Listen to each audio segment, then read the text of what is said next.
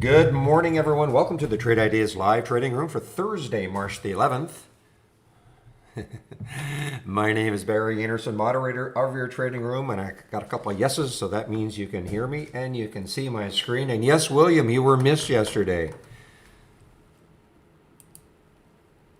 So let us see what is happening this morning. Now, just a quick look at my gap ups. Remember yesterday, the gap ups were absolutely full.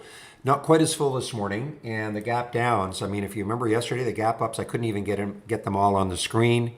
Not quite as, but there still is a bit of an imbalance between the gap ups and the gap downs this morning. So that is to start off the day anyway. So let's take a look at some of the interesting ones. You might want to really pay attention. Well, look at the ENTX, number one. ENTX released some news this morning, positive phase 2 results for their drug. And this is just, well, severe rippage. What can we say? So up here, it's at 517 right now. 510 is the next high looking left, or is a high looking left on the monthly chart. After that, we're looking at 629. Again, I'm not saying it's going to get here, but this is looking really good. It's a low float, 13.9 million in the float. This is one that is not shortable for me at Interactive Brokers, so can't even take a look at that. AVEO, actually this one, yeah, we had the news on this one. This one was actually a late entry into my option scanner. And man, what a move after hours, and kind of holding. I mean, it did get up to what, 2079, still kind of holding, and you know, relatively low float, 24 million in the float. So I'll have to see what happens with this one. Still a massive gap to potentially fill if you look at the monthly chart.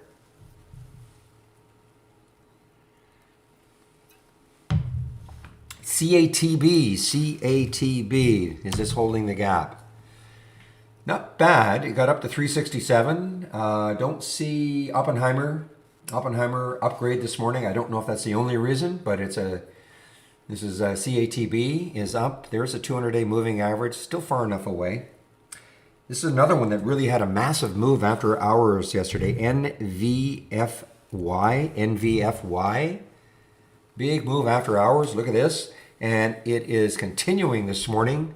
And it's giving up some of it. I mean, 864 down to 659. So that's a pretty big drop. But there's where it was in the after hours yesterday, around 546. So still looking interesting. I don't see any news on it.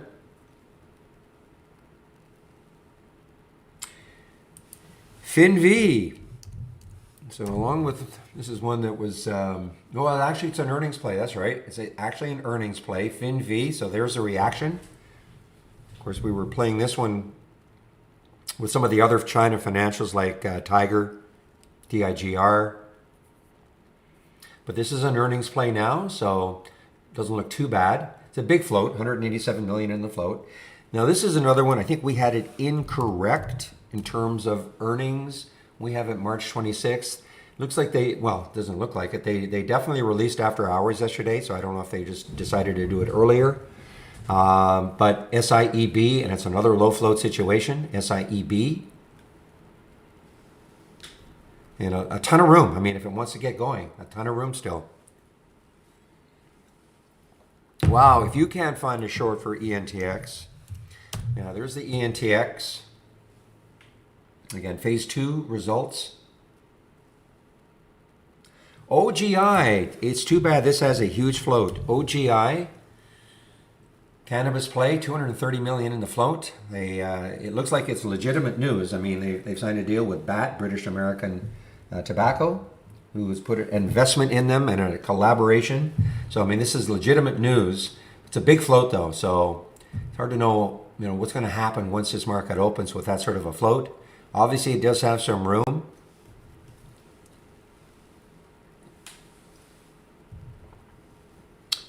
And I mentioned SLGG, guys. SLGG, definitely want to keep an eye on this one. Kind of a culty stock. Actually released earnings. Next high looking left on the daily chart is 760 or so. Now, I have no idea. I don't think this one is holding its gap. PHUN. Got up to 252. A deal with some company called Vizia. Partnership. I think it's a cannabis play.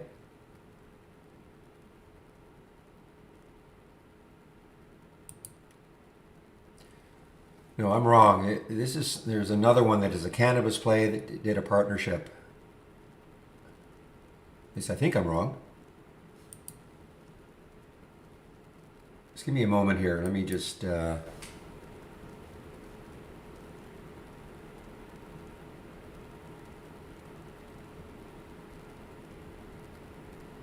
No, it's just a. It's just a. I'm sorry. It is just. There's another one that it's down on my list.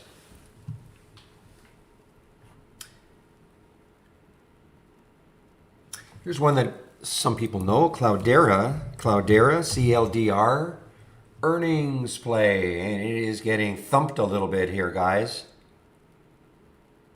It's a big area for it to try to hold. Look at that weekly chart. A lot of action right around that 1330, 1340 mark.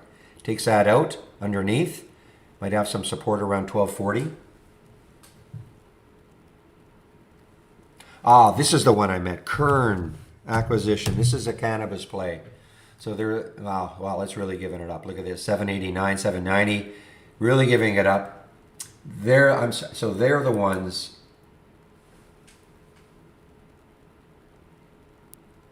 Yeah, so they've acquired some company called Viridian, compliance technology provider and developer of the cannabis industry's first seed to sale enterprise, etc., etc. That's the one I was thinking about, not the PHUN. Look at SLGG, guys, on the move. Again, culty stock for sure. There's the next high looking left on the daily chart, around 763. WORX is a move up. And lots of volume. It's a very low float. I don't see any specific reason for it. Drives me crazy. You know, you look at the news, you don't see a reason for it. But anyway, there it is. And it's through the 200-day moving average as we speak. 200-day moving average. Well, okay, I do have a line here, but it's not listed here, so I don't know what to make of that. But anyway, WORX.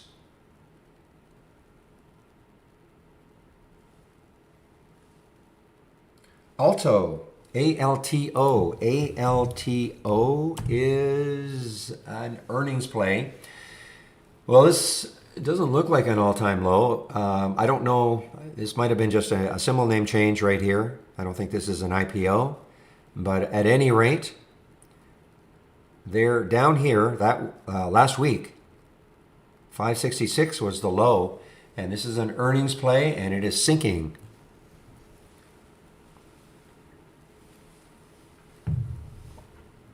CELH. This one is moving down on earnings. A way more expensive one. Look at this move. Well, when I first saw it, it was up at $61, $45 now. CELH. Nothing holding it really. I mean, if you look at the weekly chart, maybe some support around 32-ish. Again, when I say that, I'm not saying it's going to get down to 32, but you look at the chart. I mean, the next low looking left was 45.97, so it's below that low of last week. Next low looking left on the weekly is 38.77. So I mean, this is room, and it's, you know, it's a low float for a $45 stock, 30 million in the float. That is low, and it's an earnings play getting hammered. HGSH. Let's see if this is holding. HGSH. Actually, it is holding. Don't see any reason for it. China stock up 40%. Lots of volume. I mean, 3 million already. 6.7 million in the float.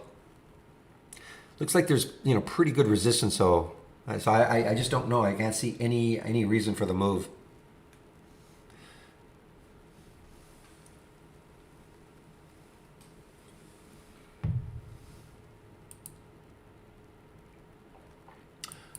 Yeah, we talked about it. That's probably the first thing I talked about.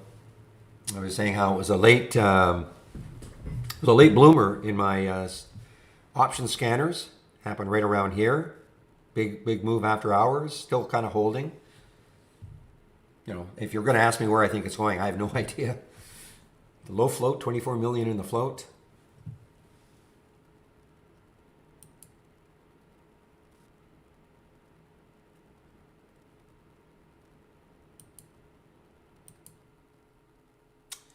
I haven't seen iClick for a while. BLNK. BEKE. Just looking to see why it's moving. Big float.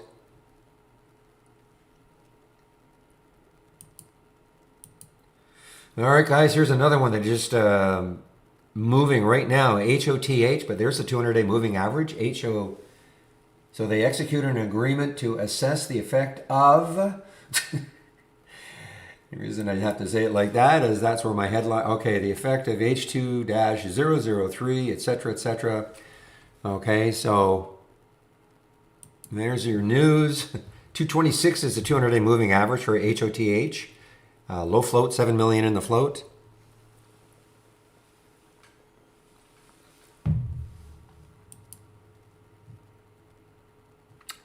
Yeah, LGVN. You guys are talking about that one, LGVN.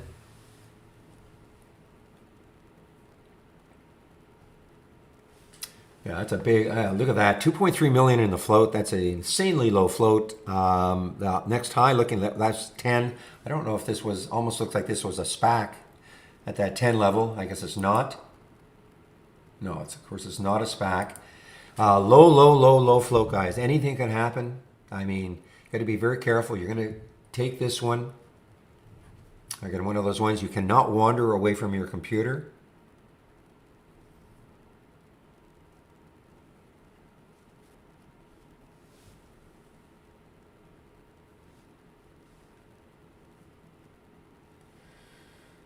Yeah, approved, FDA approved for compassionate use. So that is the news for LGVN. Wondering why a stock can do something like this. It's because of that float, 2.3 million in the float. Again, the float is the supply of stock. The lower that number when there is news, earnings, news. So there's high demand. These are the sort of things that can happen.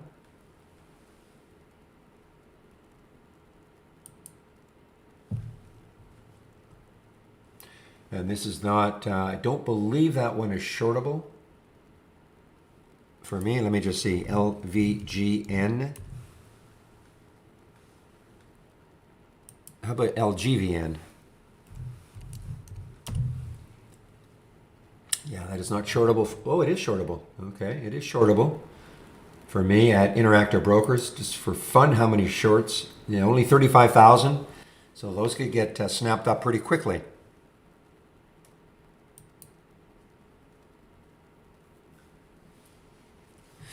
All right, let me just quickly look to see what sort of upgrades and downgrades we have this morning.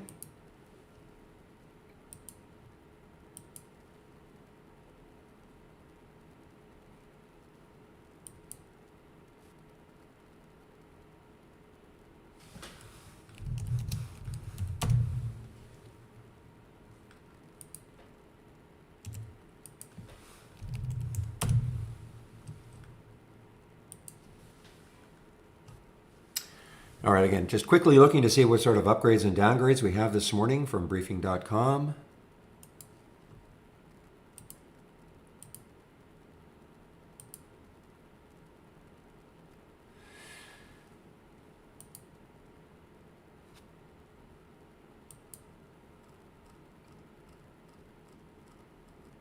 Yeah, sort of an even mix of upgrades and downgrades this morning. So let me get some of the upgrades in.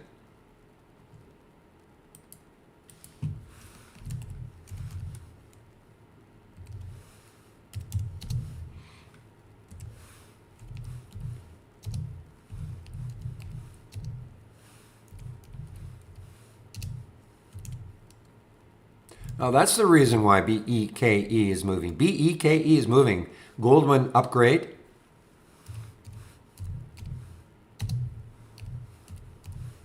Or one of the reasons anyway.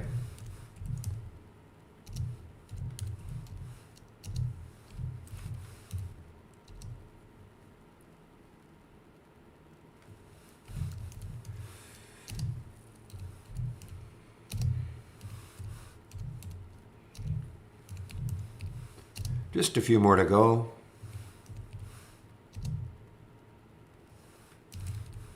All right, there are some of the upgrades, some of the downgrades. Briefing.com, okay? It's nothing to do with trade ideas. It's just briefing.com is where I'm getting my upgrades and downgrades.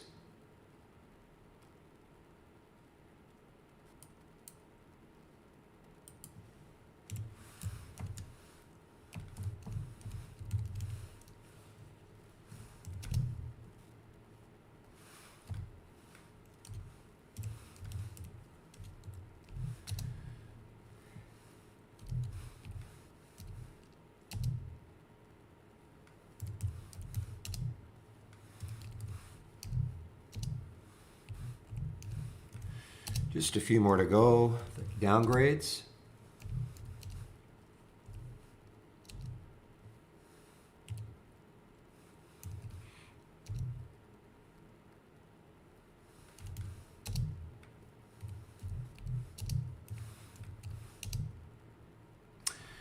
See, Goldman downgrade. I don't see any downgrades from Goldman from briefing.com anyway. Okay, there are some of the upgrades, some of the downgrades from briefing.com.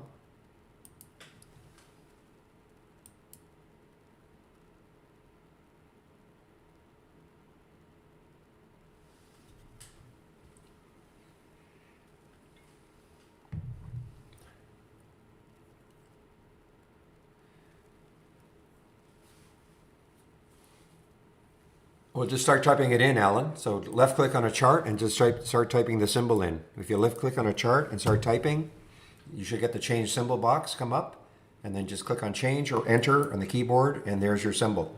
Okay, if it's not coming up anywhere else. Viot, guys, V-I-O-T. So some of these China stocks, we're getting some play in the China stocks today. V-I-O-T. Let's see, to report fourth quarter. So they're just sort of pre-announcing. They're not guiding or anything like that. They're just letting us know that, hey, we're gonna announce March the 22nd.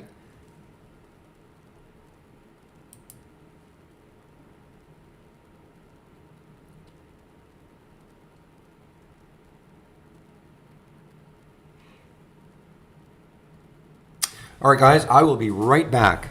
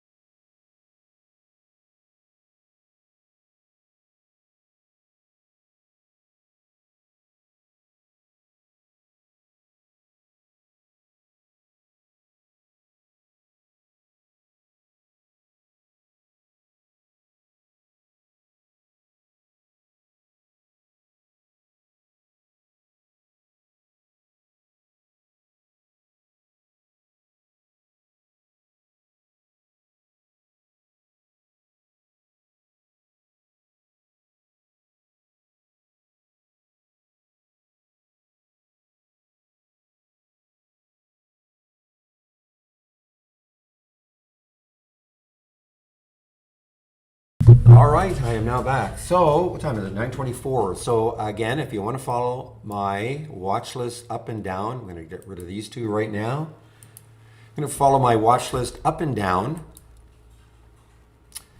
And the repeating version, if you go to our toolbar and click on new and then channel bar and then, where am I? My watch list, Barry's watch list. Remember, everything in here is a layout. So before you do that, make sure you save your layout to the cloud. You can only have one layout loaded at a time, okay? Nothing will happen in these two windows, excuse me, in these two windows until at least 9:45. That's on purpose. I put a delay. And as always, I'll be watching my moving higher with unusually strong option activity all day long.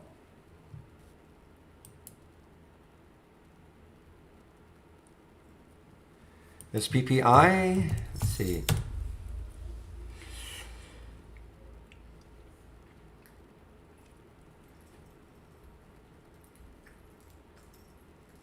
I'm just looking. Okay, so they were granted fast track designation. Okay, so that's the reason for the SPPI pop. It is through, or it was through, the 200-day moving average. Pretty messy right where it is. And we'd really have to. I mean, there's 434, the next high looking left. Next high 445. So it's kind of a little bit messy where it is. And it's starting to, I mean, look, the pop was up to 480 and now it is down to 4. So have to wait. It's not a low float either, 143 million in the float. So it's going to take a bunch to move this. I mean, it obviously that it popped on that news, but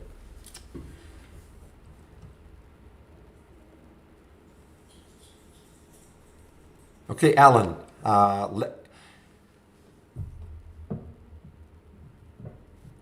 Okay, if you want to see a stock on your chart, left click on this on the chart. Okay, left click on the chart, and then excuse me, just start typing. And the change symbol box should show up. Click change, and there it is. There's your stock. And then if you want to, you can heart it, and then it'll go into your liked list.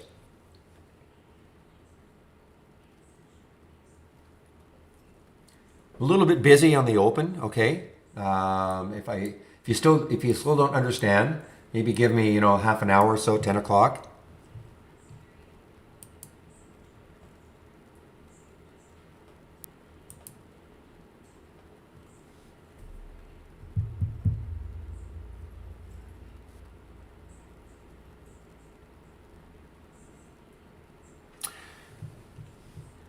Okay, one moment.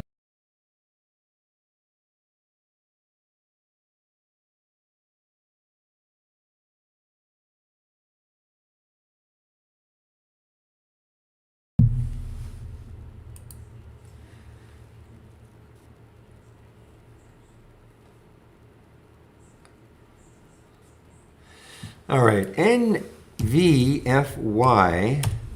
No news that I could see on why this popped like it did after hours, and great continuation, really. I mean, 551. What we have is the high. Might have gone higher. Our data stops at around 6 and for our chart, so it may have gone higher even, but all the way up to 864, and I don't see any news for it.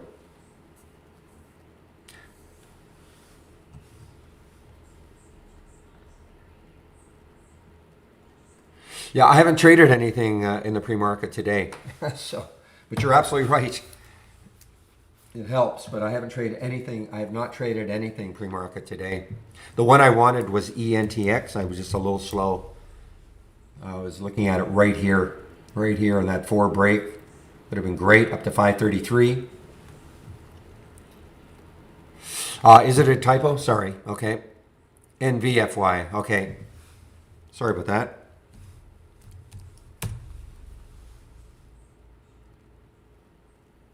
Good to see people are actually reading it.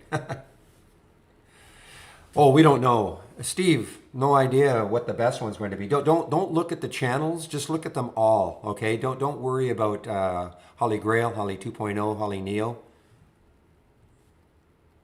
Guys, we're going to open the list in a minute. What I would do is just make sure you have this window up and running, the strategy trades all. We have no idea what are going to be the best alerts coming from those 3 versions of the AI today. No idea. The market nothing happens in this window until at least 9:35. So.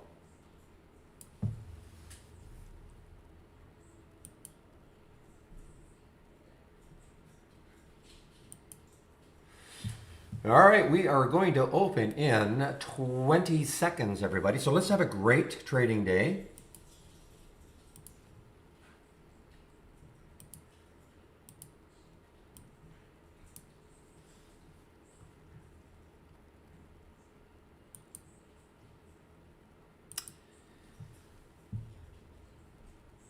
And now we're open. Okay, guys, let's see what happens.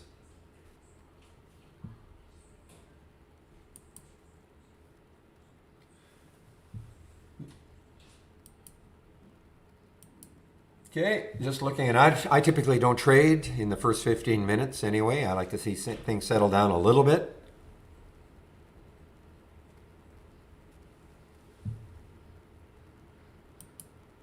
Alto continues down here, guys. Alto continues down. Earnings play. Again, I don't think this was an IPO here. I think it was just a symbol name change, so it looks like it's an IPO. But this is just getting clobbered right now, ALTO.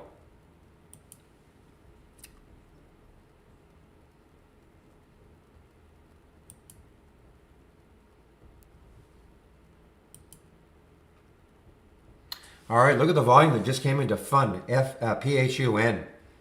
PHUN, look at that opening candle or opening volume bar right there in the 2-minute chart. PHUN. Again, they do have some kind of a partnership.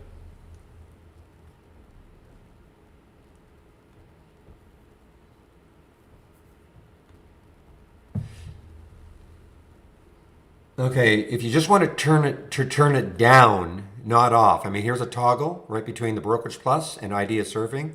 That's a toggle that turns off all the sound alerts. But if you just want to turn the volume down, if you go to whatever alert window you're looking at, right-click, Properties, and then the Actions, and then where it says Set up the sound, and then this is a slider. This is a volume slider.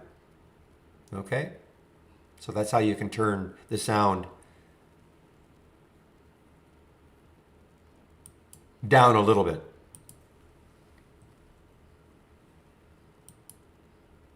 All right, well, gap up and reverse. This is SLGG.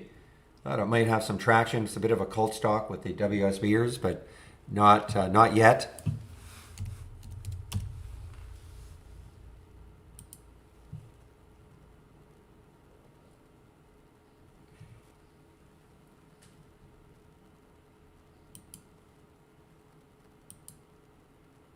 All right, Cloudera, a bit of a reversal, not much, but a bit of a reversal. Looks like they, excuse me, that 200-day moving average is trying to hold. 1253, it's an earnings play. So it looks like that is trying to hold.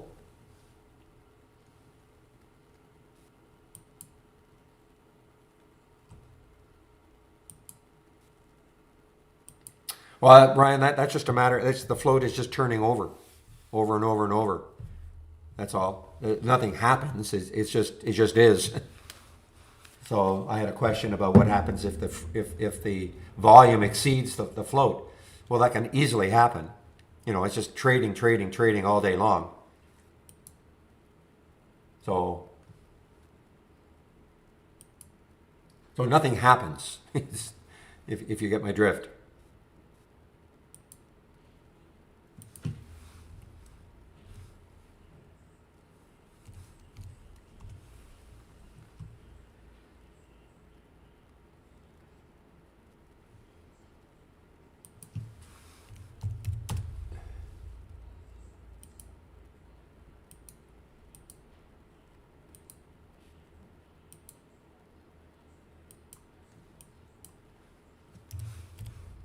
Give me a moment here, guys.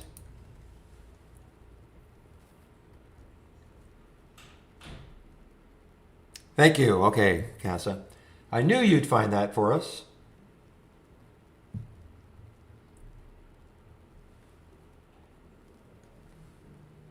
All right, gap up and go. Tiger continues here.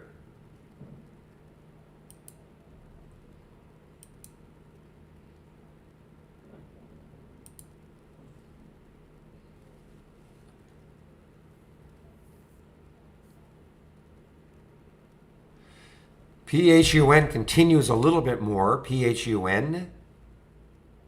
You know what? ENTX had a pretty big pullback, but it looks like it's wanting to go again. Look at that pullback all the way down to $4. All the way down to $4, and it's popped right back up to $5. And the pre-market high looks like it is 537. Let's stick an alert right there and see if it takes it out, because it really, the next highs looking left are around 635.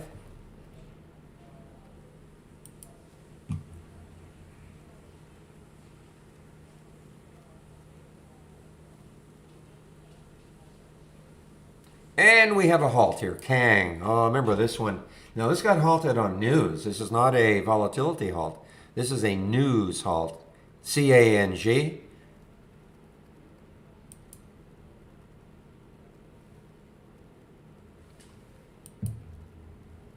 Wow, look at AVEO. Not shortable for me. AVEO really giving it up now. It's not shortable for me at Interactive Brokers, unfortunately.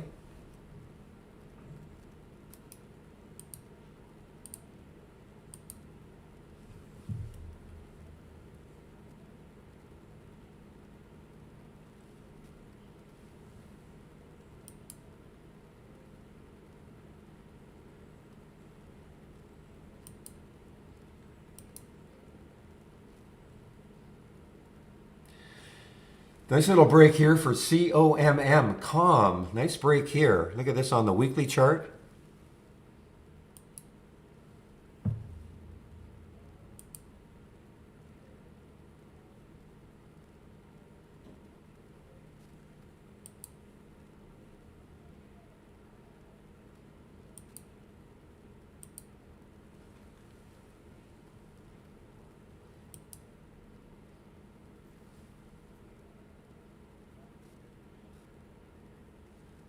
Whoops.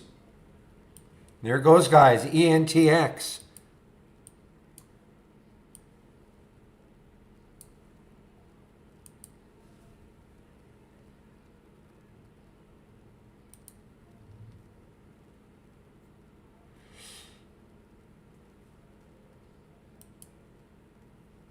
There's the high in the pre-market. What do I think about it? I don't think about it in terms of, well, is that news going to make? I mean, obviously it has ripped in the pre-market. I don't know what it's doing right now. ENTX, guys.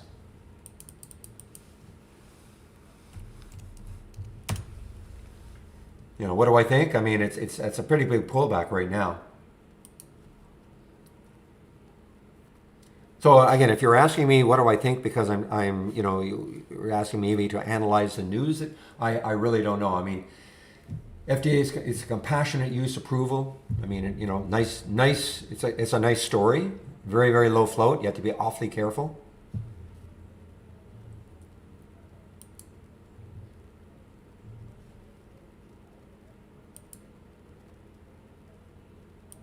Elodie, I'm fine.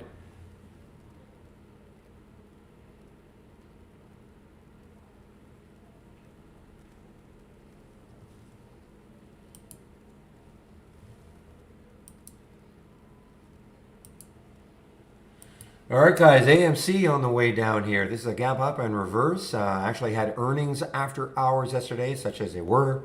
AMC starting to gap down a bit on earnings. And we just have a halt here, and this is halted on the way down. LGVN is halted on the way down. ENTX, guys. Another move here, taking out that pre-market high.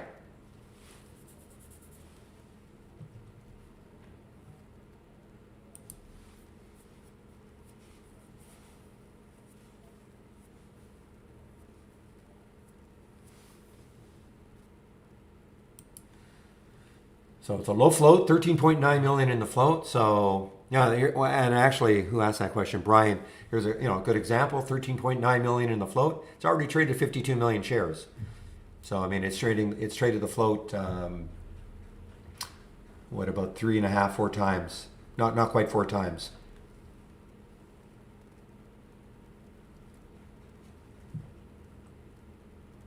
Yeah, it's just not shortable for me.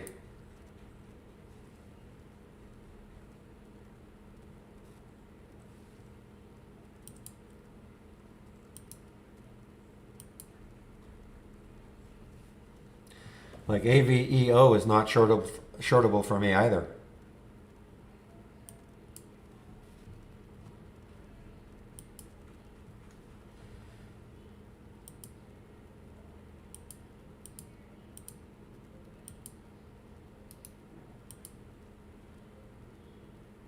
Wow.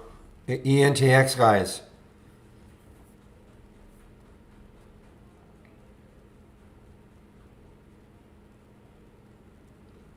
Again, the next area that may stall it is right here on that, let's see, the monthly chart. The next high looking left is 629, right up here. I'm going to back the weekly out just to see if there's anything else.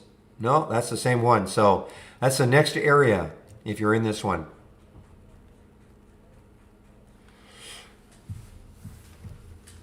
It depends on your broker, Richie. You know, I should always say it's not shortable for me at Interactive Brokers. It all depends on your broker.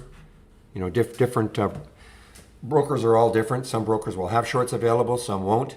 I should always add that. It's not shortable for me at Interactive Brokers. If you have Interactive Brokers, you know, just look underneath the order entry. You'll see the shortable. The big green dot, means it's readily shortable. A faded green dot means, well, we'll look for you. I don't bother. And then sometimes there's a big red dot, which means not shortable at all. So it really depends on your broker. GoGo, guys. This is actually an earnings play. GoGo. Look at GoGo. This could be really interesting. The high right there is 1346, so it's above that one. It's above that high right there, 1357. It's above that high. So the next high on the daily chart is around 14. If it can crack through 14, look.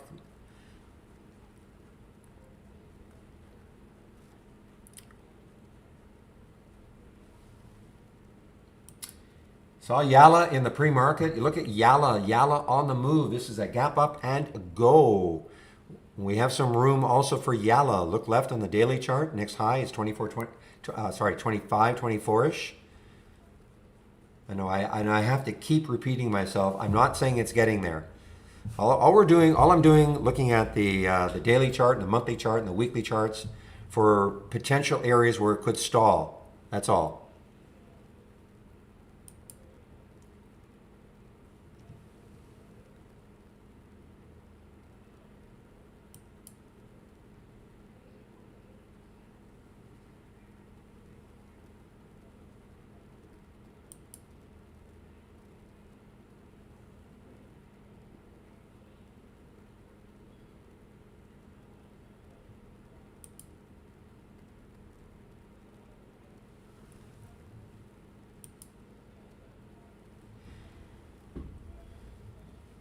COM continues. I just mentioned that one a little while ago. COMM continues.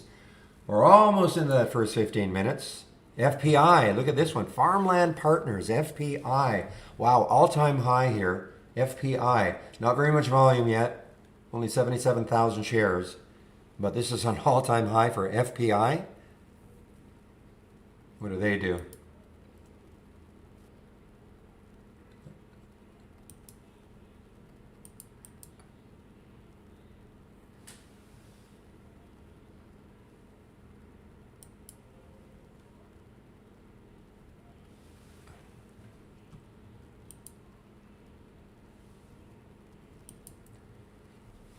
Look at ATOS. All of a sudden, the volume coming into ATOS. But, again, look left. What do we see? We see 336 as the high right there. It may stall right there, 336. You know, and up here, I mean, it's not a beautiful looking daily. What I'm looking for are more charts that have big gaps. So, yeah, you've made a new high for the day. Where could you keep going until you encounter some chart resistance? Oh, Richie, I mean, are you a Trade Idea subscriber? I mean, I'm sharing a lot of my scans, so you can take. I mean, I've got all sorts of different parameters, so depends on the scan I'm looking at.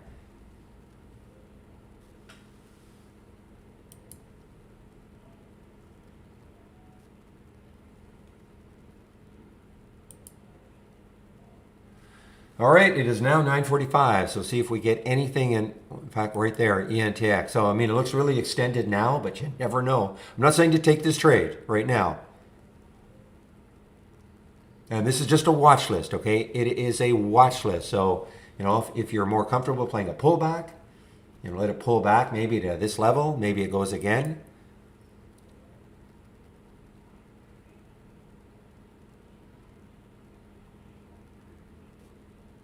Same thing with the PHUN.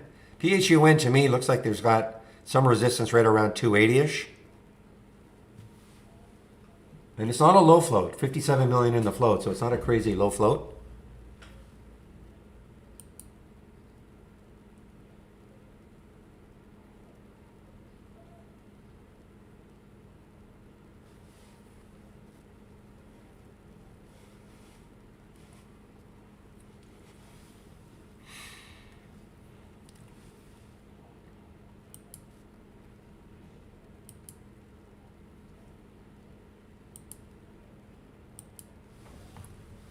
Okay, and I'm waiting for my first options alert.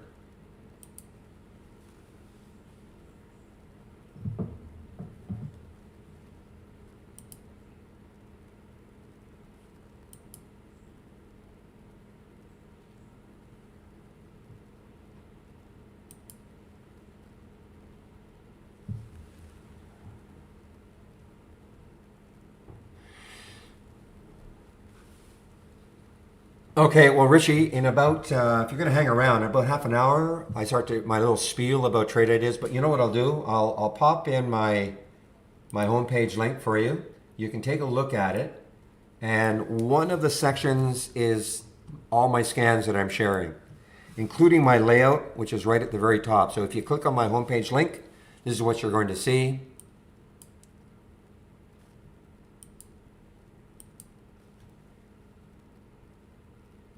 So here are the scans that I'm sharing, all right? Click here, and right up here, my layout that I'm sharing.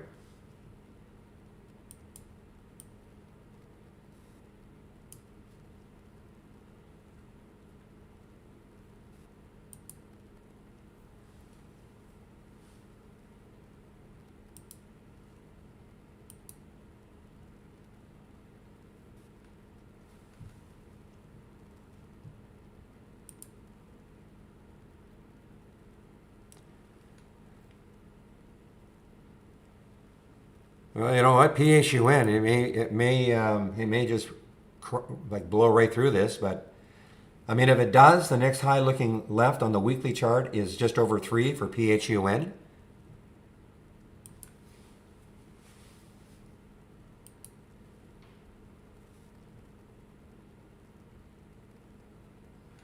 I actually tried to short the CELH. I couldn't get it. It's down 18 or 28%. I couldn't get it where I wanted to.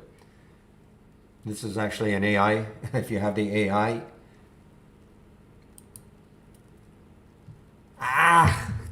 There's the alert for GoGo at 14. I mean, this has room, guys. The next high looking left is 1623. It's an earnings play, so it should be active. It'll be active all day.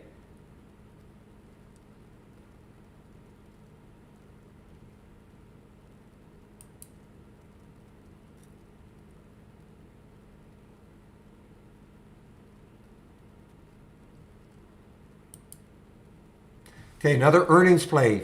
FINV, another earnings play. China stock. Be really good if it could somehow keep over 6. I'm going to stick an alert around 608, see if it takes that out a little bit later. Pre-market highs were about 623, but if you look left, it's got some room, and it is an earnings play. Well, PHUN, just rippage here. Severe rippage, guys. Severe rippage for PHUN. Look at that. $2, 273.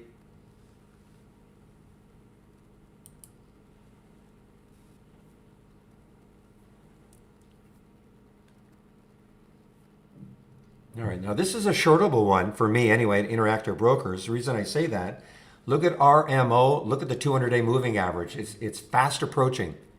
That could stall it right there. And that's RMO.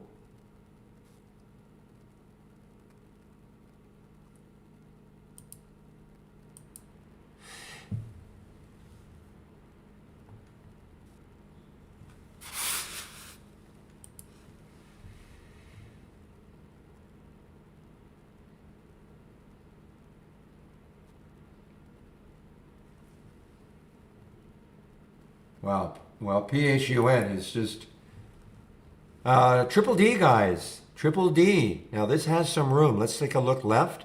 2910. Well, okay. 2910 is the next high looking left for triple D. If it can get through that, 3284. So I'm sticking an alert right there. At that high right there. 2910.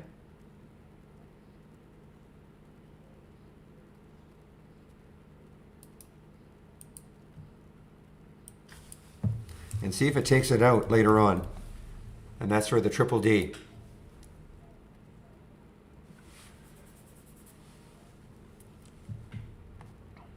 Well, I think, for me, the whole numbers, just give me a moment here. The whole numbers are always can be a stumbling block for, especially these stocks under, well, not especially, but any whole number can be a bit of a stumbling block. Come on. So, 3, it could stall it right there, but just look left. I mean, we've got some action at 304, 334, 327. So there's a little bit of maybe an area right there. If it can get through all of that, I mean, then look out. I mean, there's really nothing stopping it.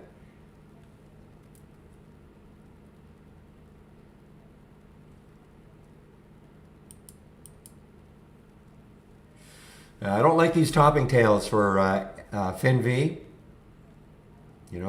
Buyers are trying, but the sellers are continuing to knock it down a bit. I just want to see if this 610 area can really hold and get some volume and really pop it up. This has room to 652, maybe. I'm sorry, that's wrong. 720 is the next high looking left on the daily chart.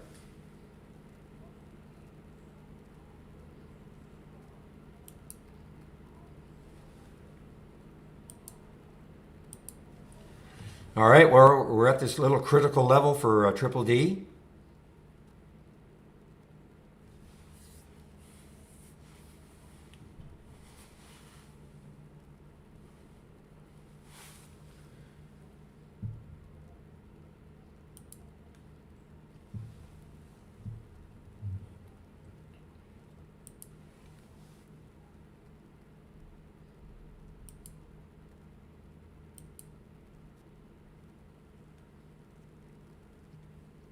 Just waiting for my first option. Alert. Again, I'm not trading the options. I'm just talking about this one, the moving higher with unusually strong option activity.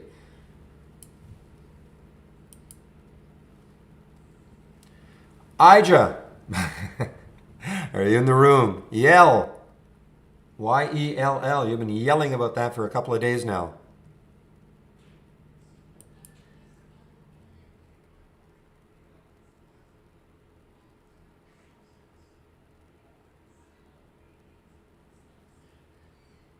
I don't even know. What do they do? Trucking.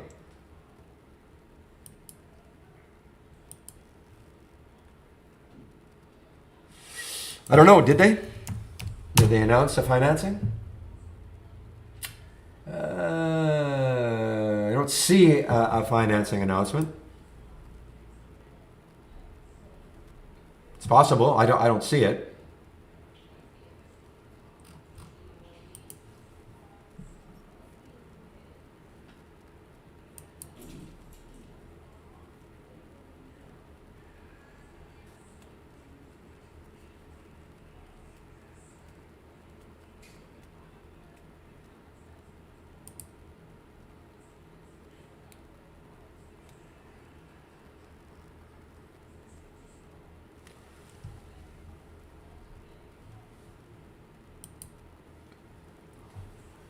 All right, LI, critical level for it also. LI is a gap up and go, and 2540 is the next high looking left. I mean, that's yesterday's high.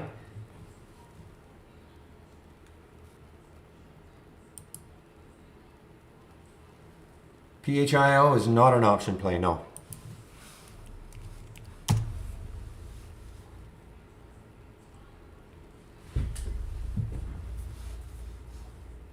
Right now, it's only traded 300 contracts. My For it to, number one, okay, I see. I mean, the 300%, yes, but it's only 316 contracts. My filter is at least 2,000 contracts, so it might turn into one later, but it would really have to pick up.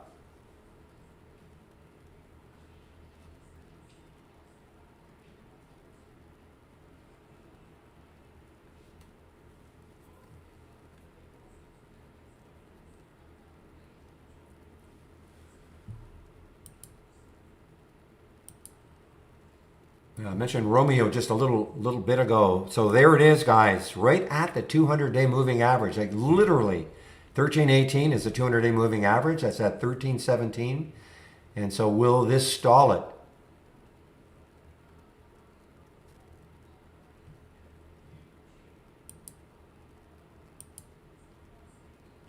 Well, our old friend GME is it's been pretty erratic this morning. You've been following it.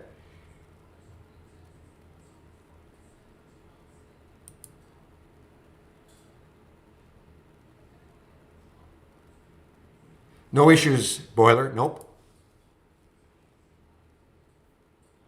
There are no issues at all.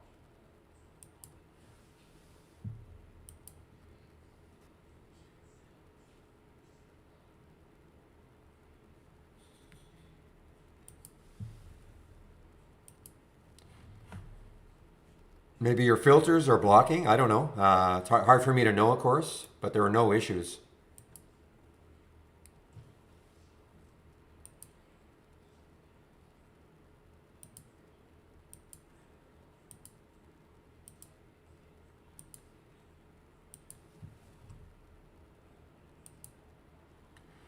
Tell you what, load. Do you have my basic new highs and lows as an example?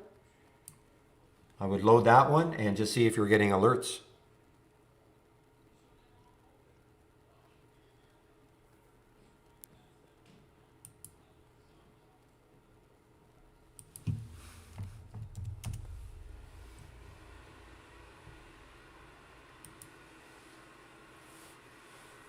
I do remember.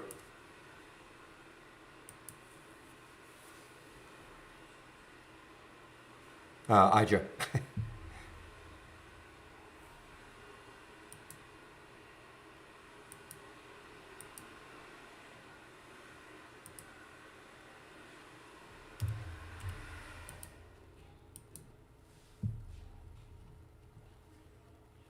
Fossil. I'm hearing fossil over and over again. I wonder if this is an earnings play. And it is an earnings play. Look at Fossil getting thumped here. Now, maybe some support around 15, maybe, for Fossil, FOSL.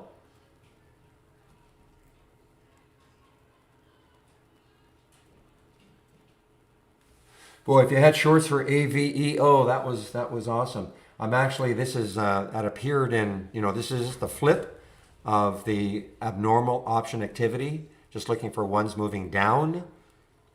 Just there were no shorts available. 1640, there are just no shorts available. Oh, it's shortable now. Miserable. It is shortable now. It's a little too late.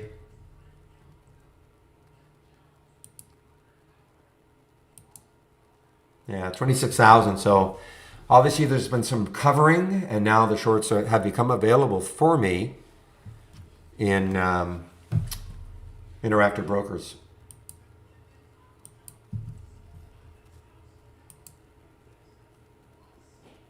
Am I in Florida? No. Almost diametrically opposite. I'm in Vancouver, Canada.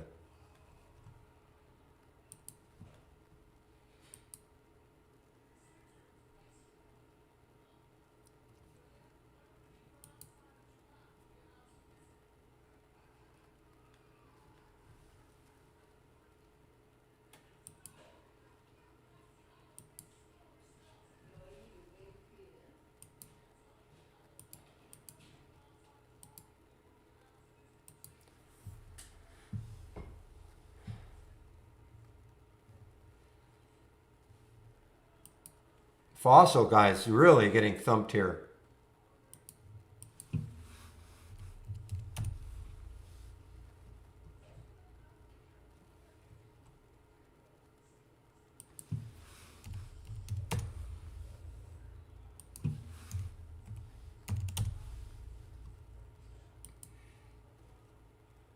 Yeah. See, remember I was telling you about these, didn't like this, didn't like these topping tails on the 2 minute chart for FE, FI, and V. You know, the buyers kept trying to move it up, but the sellers kept knocking it down. So to me, it's not ready yet.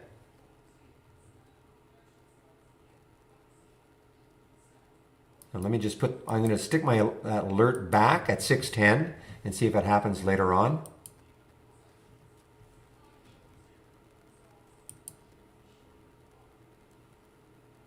Well, this fossil, I mean, the next low looking left is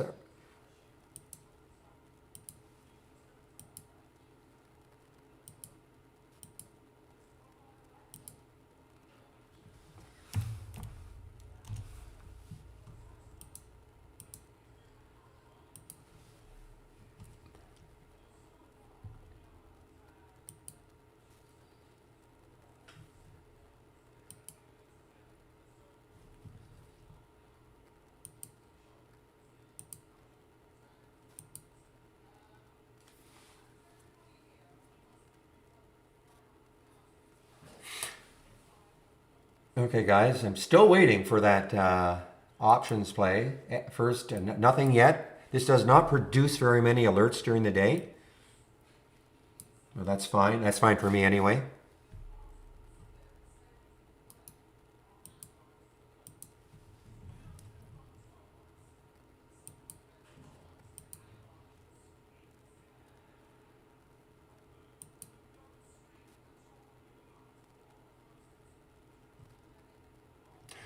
Something's going on then on your system, Boiler. I don't know how to help you. I mean, you have a green ball for sure. You're definitely connected.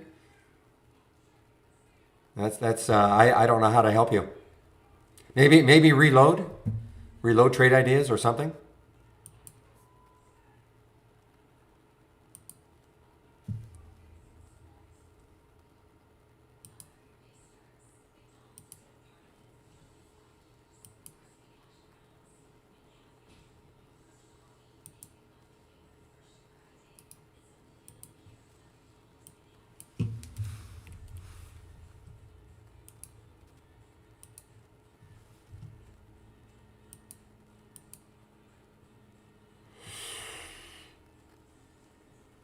No, you shouldn't have to do the whole computer. You should just have to like reload trade ideas. You might have to go to tech support, not me, because I don't know how to help you. If you have a green ball right there, if that is green, that means you're connected.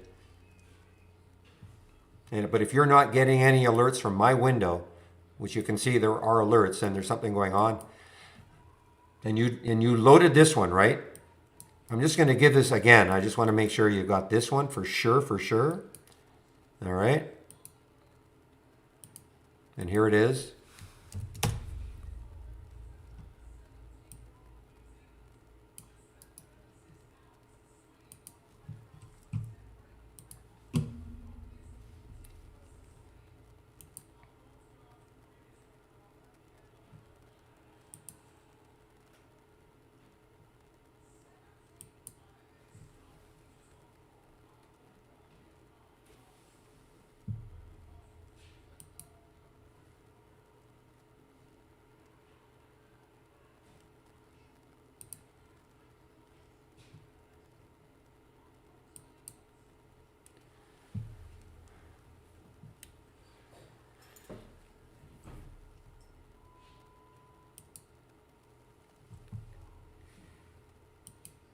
Wow, okay, this one just, what a resurgence. Look at this, SLGG.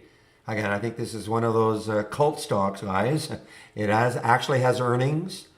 The earnings were released after, no, I'm sorry, they were this morning before the market opened. However, you know, look what it did. It got all the way down to 624 and then popped right back up.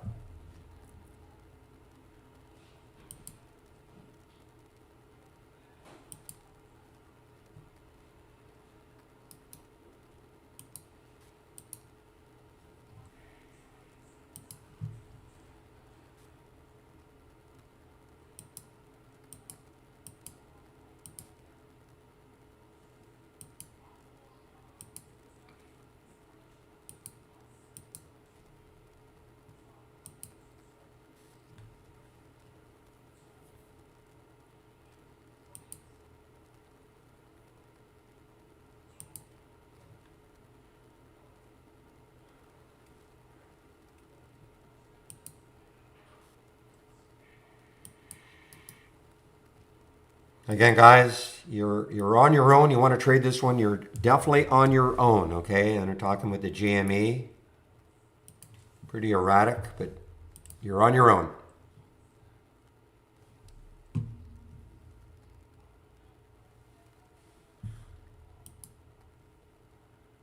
Boy, this SLGG, I mean, it's really extended now in the 2 minute, virtually all time, for not 15, but there's the pre-market high. Looks like it's around 730, and it's just looking like it wants to take it out.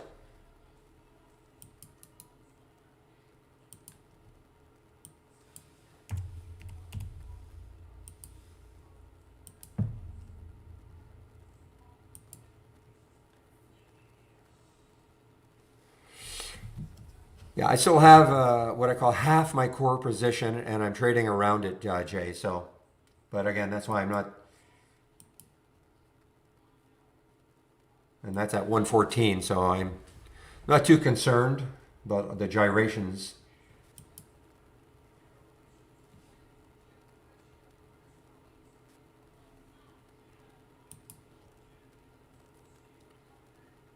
Well, it's SLGG just took out that pre-market high, I believe. So we had an alert here, 685, 756 right now. Take a look at this one, 242. Wow, got up to 275. Fossil just getting kicked here.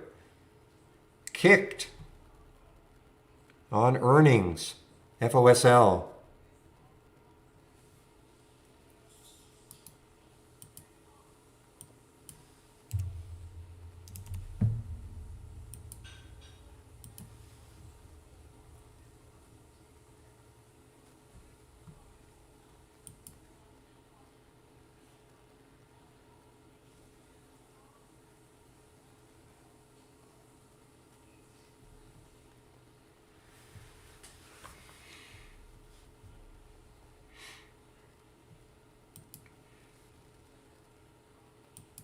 Okay, I want to just run through some of these, see what's happened.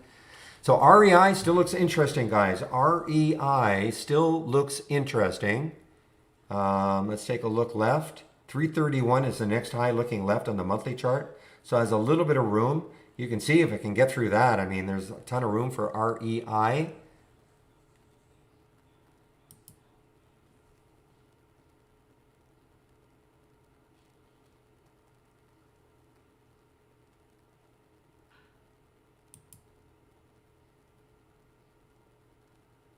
Fossil, guys, FOSL. Wow. You know, and interesting because the initial reaction, well, actually, there was no reaction. They released after hours yesterday. So that's that mauve area for Fossil, FOSL. No real reaction to earnings. This morning, though, looked good. I mean, there's a little pop. Market opens, kersplat. I mean, that's just a big, big sell-off here.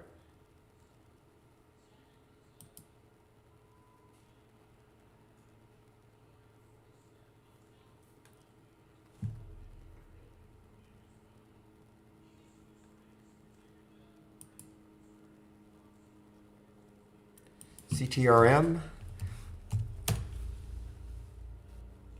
Yeah, the reason, it's okay. Well, a couple of reasons for me anyway. It's under $1, so I don't have, everything I have is over $1, number one. Number two, even though it's 18 million shares, it's only trading half normal, 0.48.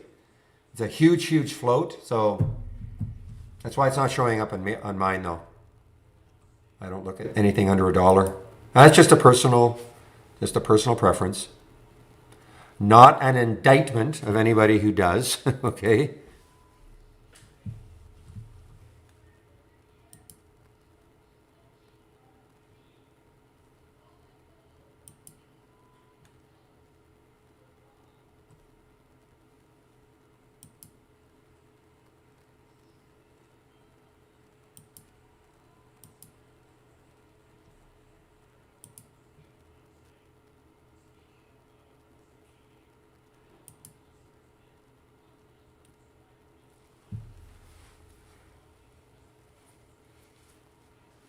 Well, I don't know. I'm just saying, I'm just looking at, are you talking, which stock are you referring to, M. Merkel? Understand, all I'm saying if you're talking about the SLGG, I mean, if it cleared that area, it doesn't mean it's going to go up a lot. It might stall right there. It's just taking away another little area of resistance. That's all. That's all I'm talking about. Areas where it could stall.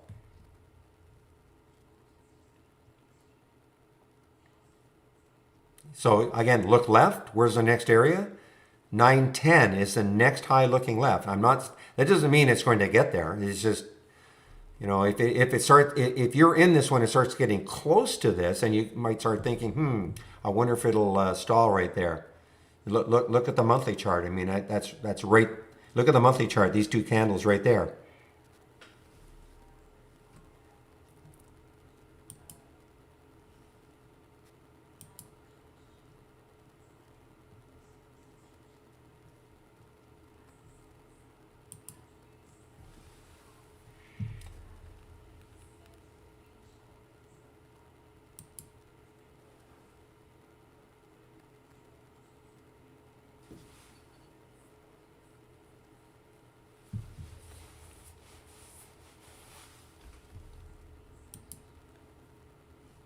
So what a great alert, guys. 685, $8 now from here. Just going to look back, 242. What did it get up to? At one point it got up to 275. After that alert, it's pulled back now, of course. 280, 292 now. I'm just looking back. 605. This is the one. Look, I'm not going to give up on it. I'm not giving up on FINV. Not going to give up on it. I just have my alert set up in this area again. Go 14. What did it do after that alert? 14. Yeah, I got up to 1440. Not bad. The fun 250. Remember I was saying 3 could block it. It got a little over 3. And ENTX, well, ENTX I got up. Didn't really move. It was already pretty extended at the time of the alert.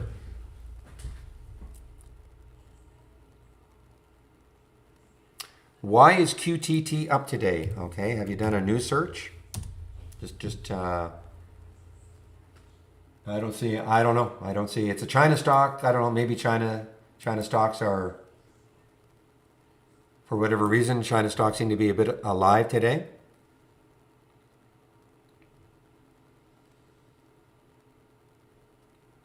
Next high looking left for QTT is 3. So right there. And then after that, 330.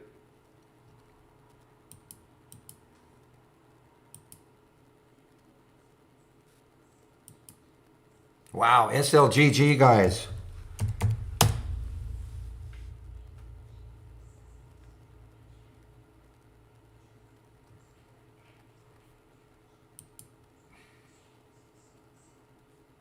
Another China stock, guys. Somebody asked me my thoughts on RYB. 5 is probably going to be tough to get through. I mean, it's one of those whole numbers. Some whole numbers, in my opinion, carry more weight than others. Thank you. And if it can get, even if it gets through, there looks like there's some decent resistance around from 520 to 530 on that weekly chart. So that could stall it also.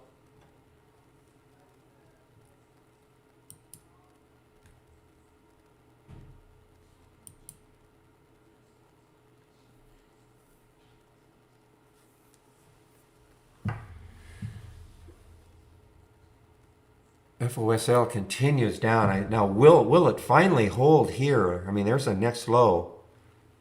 But if it doesn't, I mean, this is just a disaster so far, FOSL. I'll reorganize the open tabs. What do you mean by the open? These? Oh, these ones. You're talking about these ones? No, unfortunately not. I know it's crazy. The only way to do it, if you don't like the order, you're talking about these ones, right? The only way to do it, there's no way to reorganize. In other words, you can't grab it and, yeah, can't do it.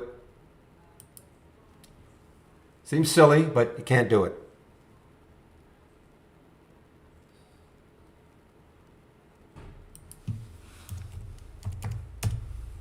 Oh, right here. My watch list was at 685. That was the alert. 685. You can't see my screen? But there's the alert right there, 685 from my watch list.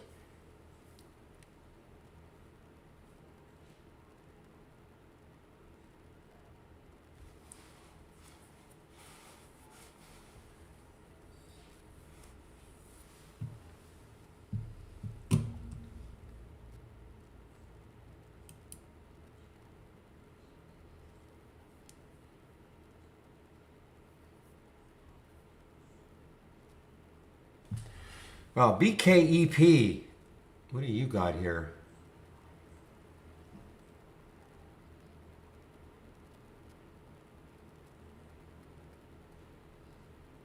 Well, this one has a little bit of room on that month. I mean, 330 is the next high looking left. This has to get through 3.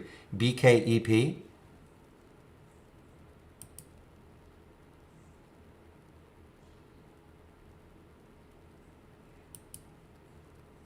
Ah, this one rears its ugly head. I haven't seen this one for a while. Remember when staff got all the way up here? I believe, yeah, no, I'm wrong. I'm wrong.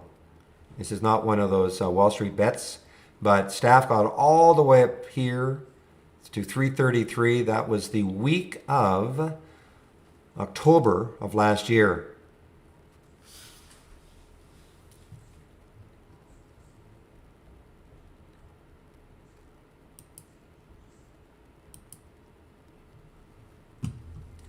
Still no option alerts.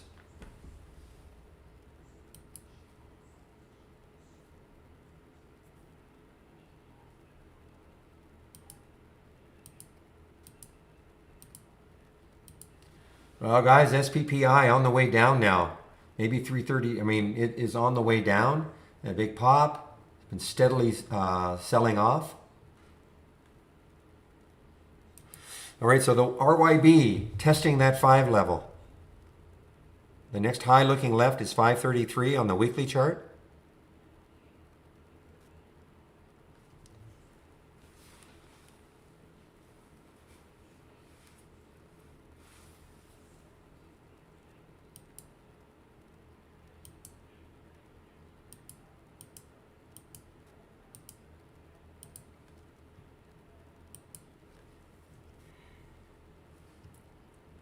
Okay, job and staff, both popping here. Job and staff. Look at job. Look at the volume coming into job, JOB. Low float, 15 million in the float. However, what do you see, guys? What do you see looking left on that daily chart? Lots of potential areas where it could get blocked.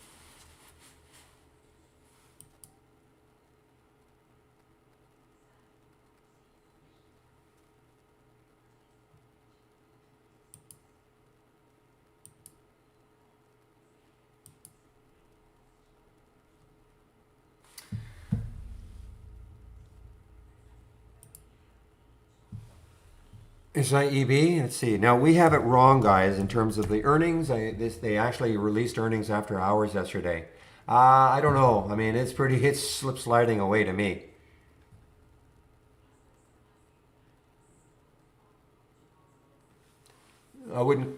Personally, I wouldn't call this hanging in there. That's another red candle. I mean, all the candles are red, so.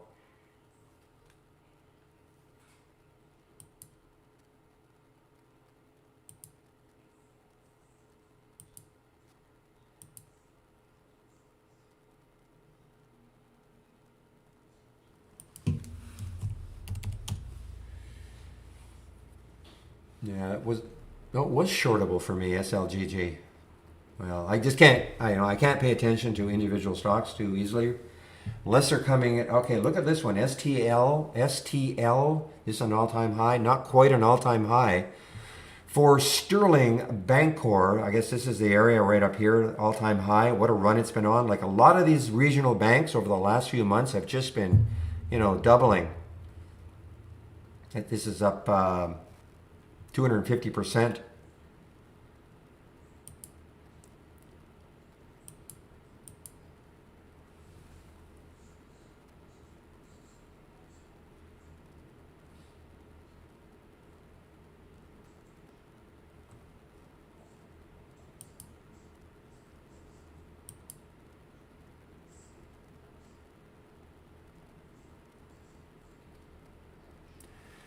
All right, well, something's screwed up here. Something screwed up here. Oh, man. Let me just do this.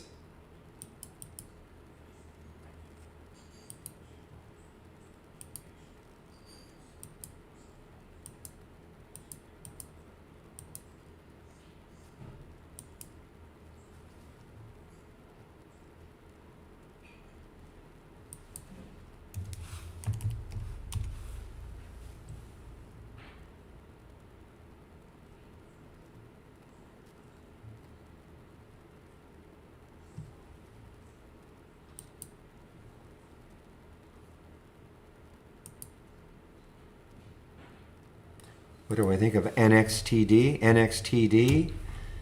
What do I think of it? Not much. I'm sorry. I'm just sorry. I mean, it's just chopping around. The volume, I mean, it's decent volume. It's only zero 0.8, so it's not trading even normally. Low float, 27 million, but I don't really know how much more I can add. Well, guys, the RYB is on the move, and what did I say? 533. Next area where it could stall. Yeah, you're in a Trade Ideas trading room, number one. So yeah, what you see here is scans that I have from Trade Ideas.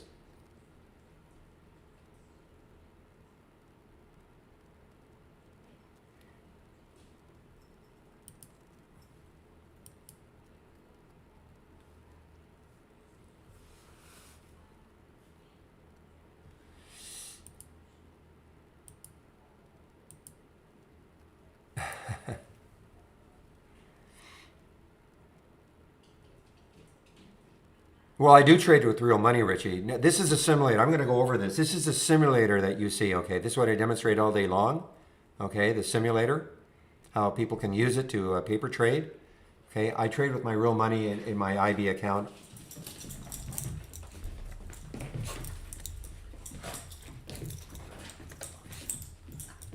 In fact, it is now 10:24, so I think what I'll do right now is go start my spiel all about Trade Ideas. First of all, welcome to my four-footed friend here, four-legged friend.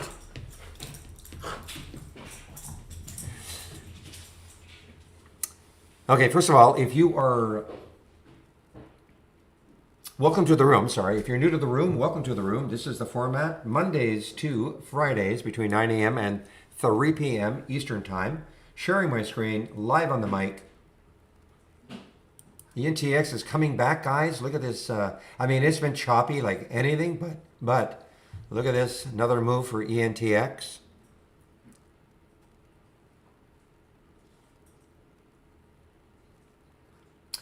So what I want to do now is go over my home page and all the links that I have on my home page.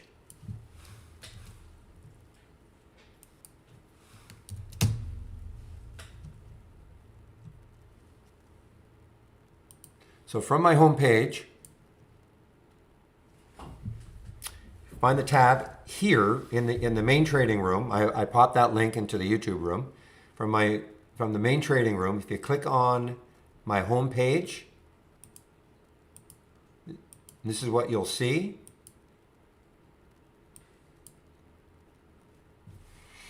So here's a way in which you can take out a subscription to Trade Ideas.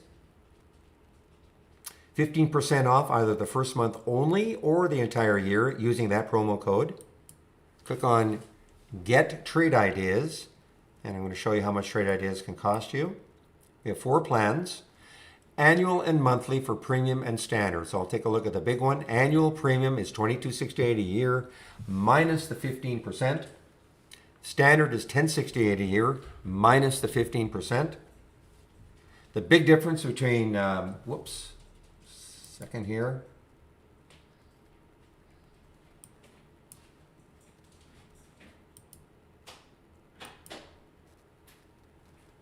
Give me a moment here.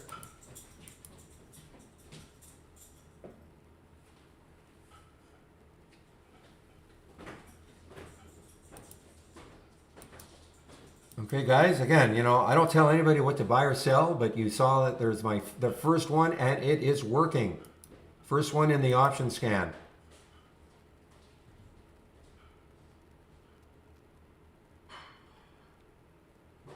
Sorry, guys, I have to interrupt my spiel. We have a winner, 1850, 1883 right now. This is what I wait for all day long. These alerts from my option scan. How you trade them is up to you.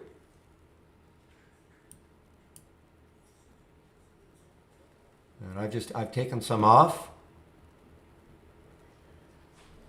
I'm not going to hang around because a couple of reasons. It's approaching that whole number.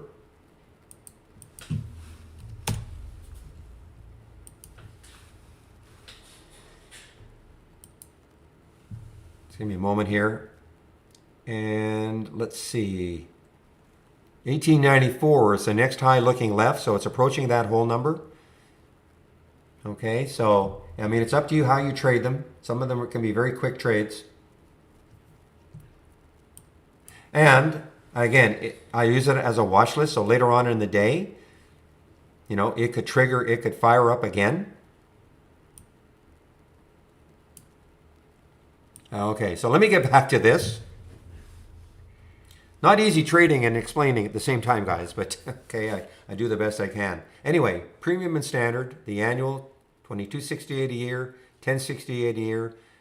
Apply that 15% discount. The big difference between premium and standard is the AI. That's the main reason why people will want to take a look at our premium service. There are some other differences, but that's the main difference.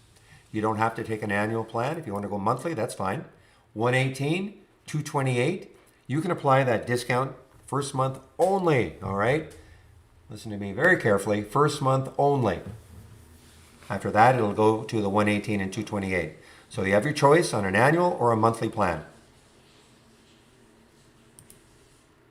Trade of the week is sent to you before the market opens every Monday morning. Again, all this is from my homepage. My homepage.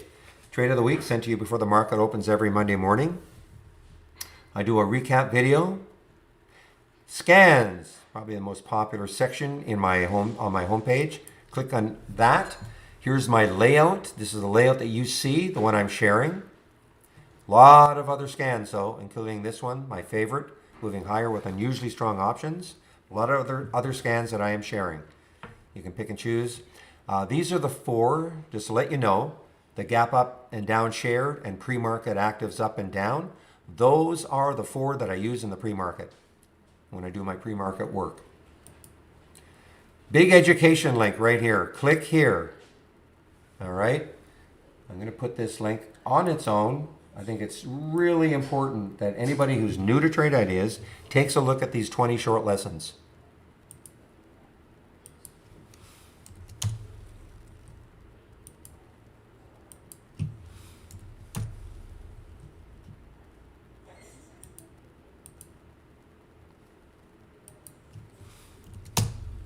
Okay, when you click on that 20 short lessons, this is what you're going to see. All the basics, how to download it, the channel bar, but what is a top list, building one, alert window, building one, etc. A lot of the basic features of Trade Ideas right here. So please, if you're new to Trade Ideas, take the time. It won't take you 20 days. And if you don't have Trade Ideas, you can look at this link and you can see some of the basic features that we have to offer.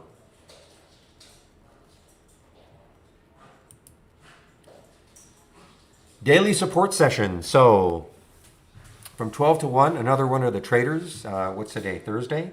I believe today it will be Jamie. I think it's Jamie today. So he takes over in the YouTube room between 12 and 1. That's when I take my break. So I will pop the link in before I take my break to the YouTube room. You can ask all sorts. It's another Q&A.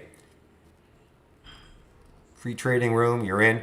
Daily webinars. You can sign up for them all right here. Monday to Thursday at 5 o'clock Eastern Time.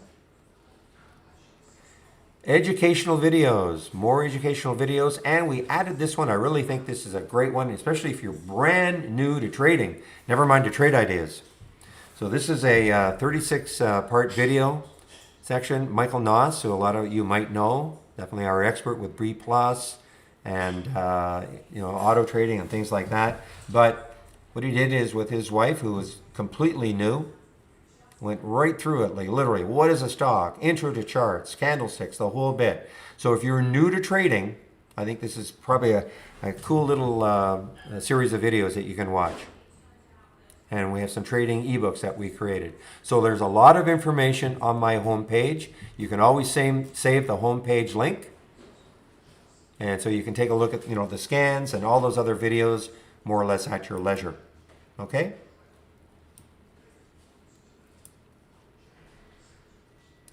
Yeah, I did change it to 300% from 500%. I should mention that every day.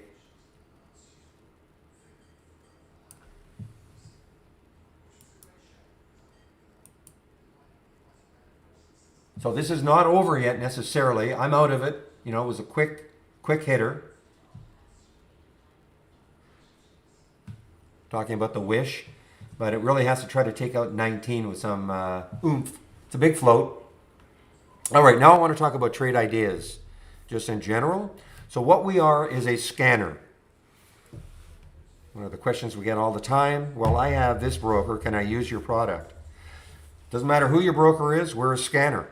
Okay, that's what we do, we scan. What you see here is a scan that I constructed, that I'm sharing. I'll just show you a bit what I'm talking about. So this is a scan that I put together. This is what I like to see. Prices between 1 and 20. Current volume of 4, that means it's trading at least 4 times normal, etc. Here are the filters that I'm using. Doesn't really matter. I'm not trying to show you exactly what I'm using. It's more the concept of building a scan yourself, if that's what you want to do. I am sharing this though. So for instance, if you looked at this and said, well, you know what, I like a different price range, go ahead and change it. Just change your price range, save it, and then you can take a look at the things you like. So, and there goes ENTX. So if these filters are met and the stock makes a new high or a new low, I get a real-time alert. That's why when seeing ENTX over and over and over again, it keeps making a new high. So that's just a very basic scan that I put together. And one of the, I think, great things about Trade Ideas is we don't force you to learn a programming language in order to put together scans that you might want to try to set up. If I right-click, configure, and search, here are all the alerts. I almost exclusively use the new high, new low, but we have a lot of different alerts that you can use. And then down here, when you see these icons, these are the filters. So I would say that for the vast majority of our customers, with the number of alerts and filters that we have, you can make a combination to see the types of things that you like to see. Okay? So we don't force you to learn a programming language. Always have to save, Renee. Always have to save your work. So, good practice. You make a change in anything. If you just exit without saving, it doesn't know that the program doesn't know you want to save it. So always save your work when you exit Trade Ideas. Okay, so that is, look at ENTX. There was the alert right here, 575. It was choppy. It had a pullback. That's why I'm saying this is a watch list. You don't have to take the trade right off the bat. It's a watch list. So look what happened. 579 There was the alert, that blue candle, upward blue candle.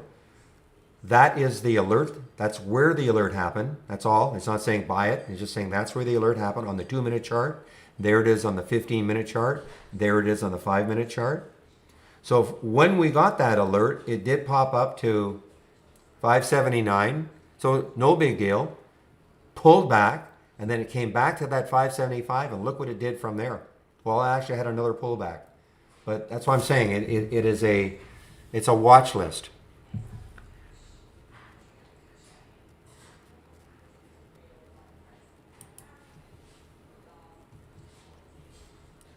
Man. So there was news on this. It was phase 2 results. Obviously, the market is reacting positively. Again, whether you think this should be happening doesn't really matter.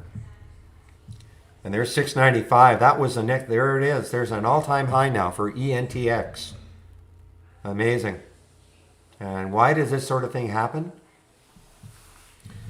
You know, I'm sort of drifting off my my spiel, but just to let you know, how can a stock go up 341%? How can that happen?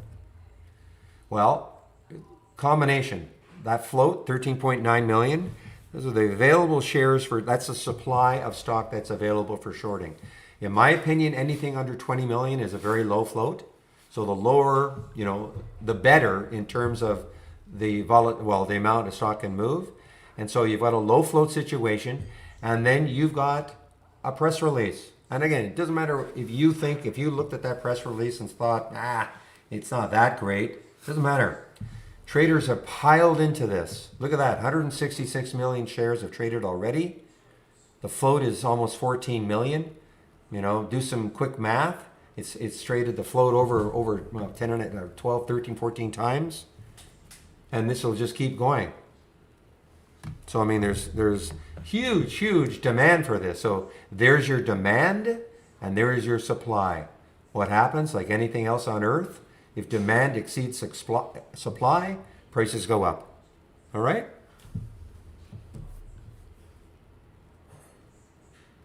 And that's what we live for at Trade Ideas, to get these sort of percentage moves.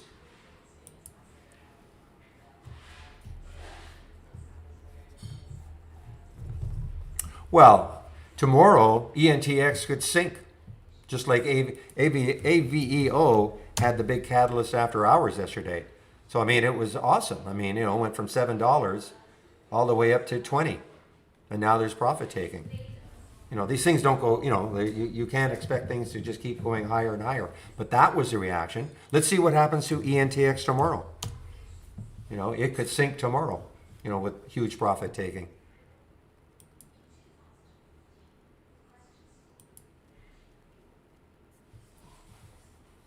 All right, so that's what we did with Trade Ideas. You don't have to learn a programming language. Now, I want to talk about the AI. So we have, I believe we have around 70 what we call baseline strategies. And what happens is the AI gets to work with an optimization program to optimize those strategies.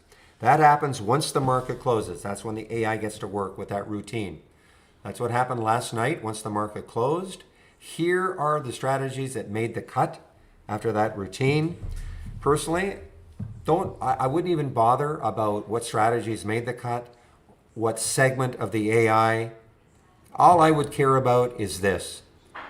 What are the alerts that I'm going to get today? To see those alerts,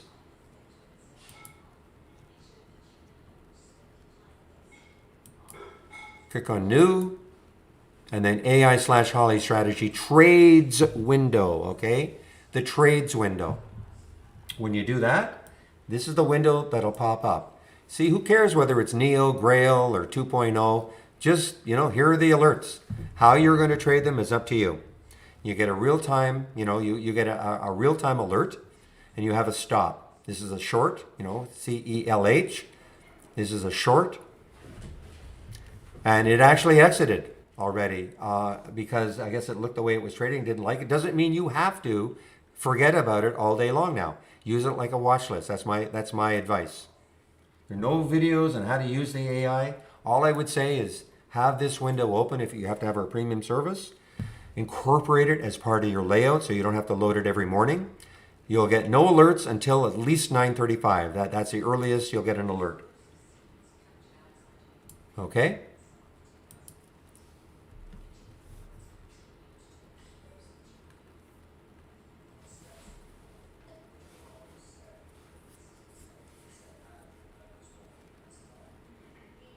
Okay, so first of all, Solon, I would not connect. I would use our simulator and that's it. Don't. I think what you're doing is, I can't comment on what's happening if you're using IB's simulator, Paper Trader. I wouldn't do that. I would just use our simulator. I'm going to get into this. You know, it's using our real-time data, so I don't know what's going on.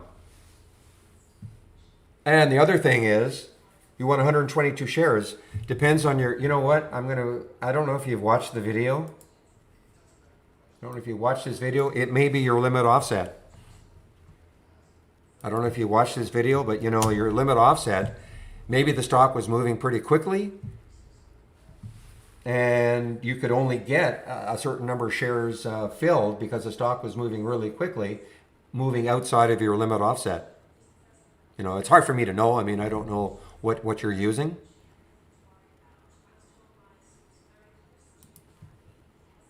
Okay, but if you haven't watched that video, please do. And now this leads me into this Brokerage Plus that you see here. This is what we call Brokerage Plus. It's a feature only available if you're using our app, not available in the web-based version. And if you have an Interactive Brokers account, welcome Ricky, or Rickster, New York. If you have an Interactive Brokers account, then you can use this window to actually trade your Interactive Brokers account, all right? You have to watch that video, the B Plus connections. I know there are a couple of sections on E-Trade and TDA. E-Trade, I hope it's really soon, maybe next week, maybe the week after. TDA is probably way down the line. So right now it only works with Interactive Brokers. If you want to use this window to trade, so and you watch that video, you would click on live, you'll get connected to your IB account, and then you can use this window to trade. So why would you want to be able to do that? Well, you can do things like this. You see, I have Mesa here. It's popping up. So let's just say I looked at Mesa. I like the way it looked. This is an all-time high now for Mesa. It's been an awesome move, airline sector move. I mean, that's just an awesome move for Mesa. And so let's just say you like this and you wanted to trade it. You could go back to Mesa, right-click. You see how this says trade, and notice I've got these buying and shorting options that I can click on. How did I do this? Well, you have to watch the video. You can set up your own, and this is what we call one-click trading. So again, I see Mesa. I think, yeah, I really like to trade that. I've examined the charts. Looks like a good area to get into. Again, right-click, and then you pick how you want to trade it. Okay? These are hotkeys. Flatten gets you out of a position. Half gets you out of half your position, and double will double your position. What you're seeing right here is, I have the simulator. I'm going to go over the simulator right now. But watch that video, and it's going to show you how you can use Brokerage Plus with your Interactive Brokers account to trade using this window.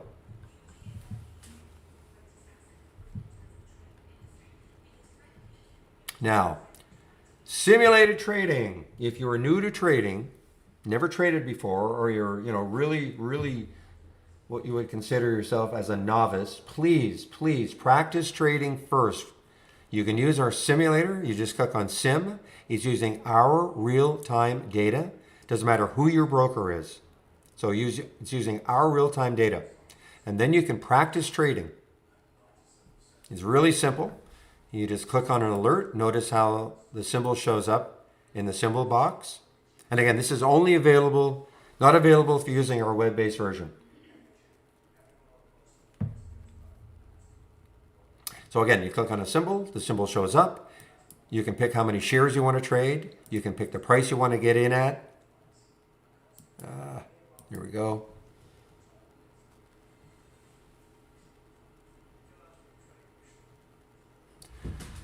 Now, how I like to demonstrate this first, though, is say in a pullback. So let's just say you did want to trade Mesa. You didn't want to take Mesa right away here. Maybe you thought you wanted to take it on a little pullback to this area on the 2-minute chart, say at 1644. All right, so you pick how many shares you'd want to do. And 1645, so I'm going to type 1645.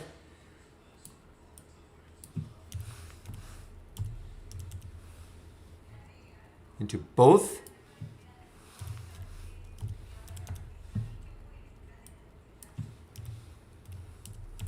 And I'm going to click on the buy, and a big blue line is going to show up on the chart.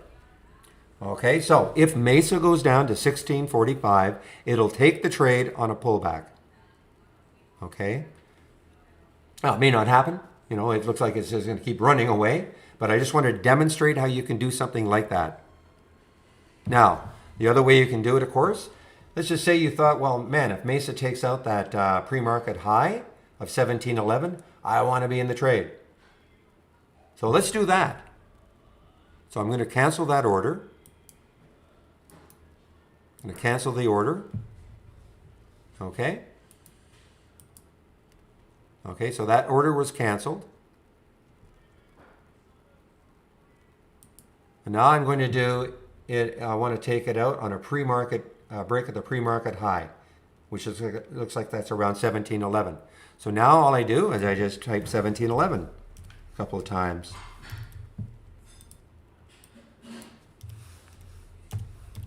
And click on buy, and that blue line will show up right here. Okay, so if it takes the trade, 1711, you know, I guess it's out of the, I'd have to expand this, but there it is right there at 1711. So if it gets up to 1711, and it might, it's going to take the trade. Okay, so you can do it a couple of ways. Again, breaking a resistance area on above the price or on a pullback. Okay, those are a couple of ways. Now, of course, you can take a trade immediately. And here's where we're really going to start talking about the idea of when you get into a trade, you have to have a price you're going to get out when the trade doesn't work for you. You know, that's what, of course, we call that a stop. Where are you going to get stopped out if the trade doesn't work for you? What is going to be that price? So now that's why you should practice, because, you know, part of this, I don't want to call it science, but maybe the art is being able to look at a chart and saying, okay, I think that's a support area, so that if it broke down through that support area, I should be out of the trade. All right, it's only going to come with chart reading experience. You know, it's going to take time. And so that's the first aspect. The second aspect is that don't get into the habit of saying, well, I'm going to take 100 shares every trade, 500 shares every trade. How many shares you take will be dictated by the price you get in and where your stop is, and you'll subtract those two. Now let's just say it's 20 cents on the stop. Your stop is 20 cents away from where you got in. And if you could risk, say, $100 based on your account size, you would divide 20 cents, or take 20 cents, divide that into 100, and you could take 500 shares. The reverse, I have 500 shares with a 20-cent stop. So if the trade didn't work, I would lose 20 cents, 500 shares, multiply it out, you get $100. Now I want to show you how that works.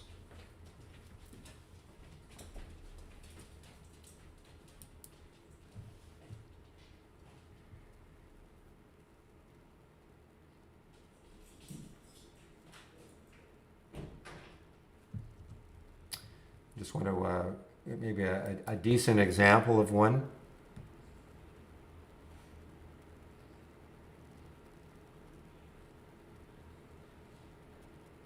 Okay, now it's not that I would take this trade. I'm just trying to demonstrate how you could do something. Okay, let's just take MRM right at the market. I think it's only a penny. Oh, it's a tough spread. Okay, guys, I have to change my headset. Just give me a moment here, okay? I'll be right back.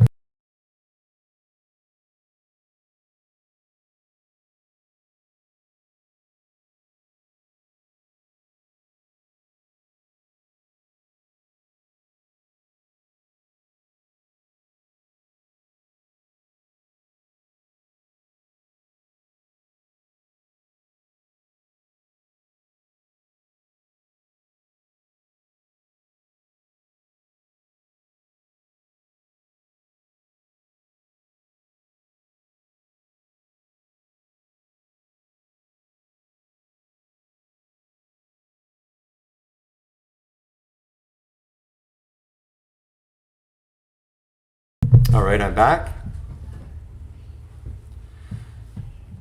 So what was the one I was looking at? I was looking at MRAM, okay? I'm just going to take the trade. I just want to show you. Okay, so if I take 300 shares, I buy. It's going to buy right at the market. So it took the trade. There, right there. Took it at 608. I'm going to put a stop. I'm going to put a stop at 588. That's not a bad area, actually. And again, before you took the trade, you have to know where your stop is, because that is going to dictate how many shares you would take. And I'm putting 588 just to make the math super easy. So I'm in at 608. My stop is at 588. That's 20 cents away. Remember what I was saying? How many? So if you had if you could risk $100 per trade, just give me a moment here.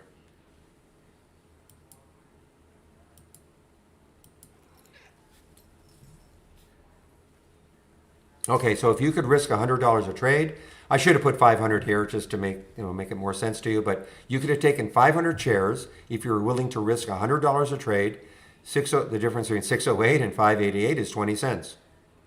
So how you will share size is by the difference between your entry and where your stop is. Divide that number into how much you're willing to risk per trade.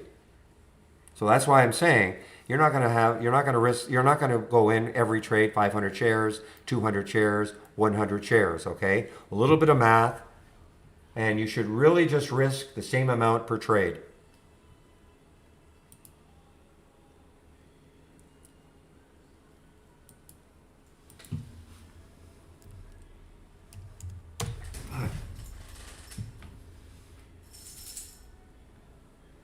I don't know what you mean by that. It doesn't recognize it. I don't know what you mean by that. FHS does not recognize, or this is just started, I guess. This is an IPO today, I'm assuming. FHS. It's definitely loading in our chart, so it should recognize it. It's here. No, just for fun. Let me just take.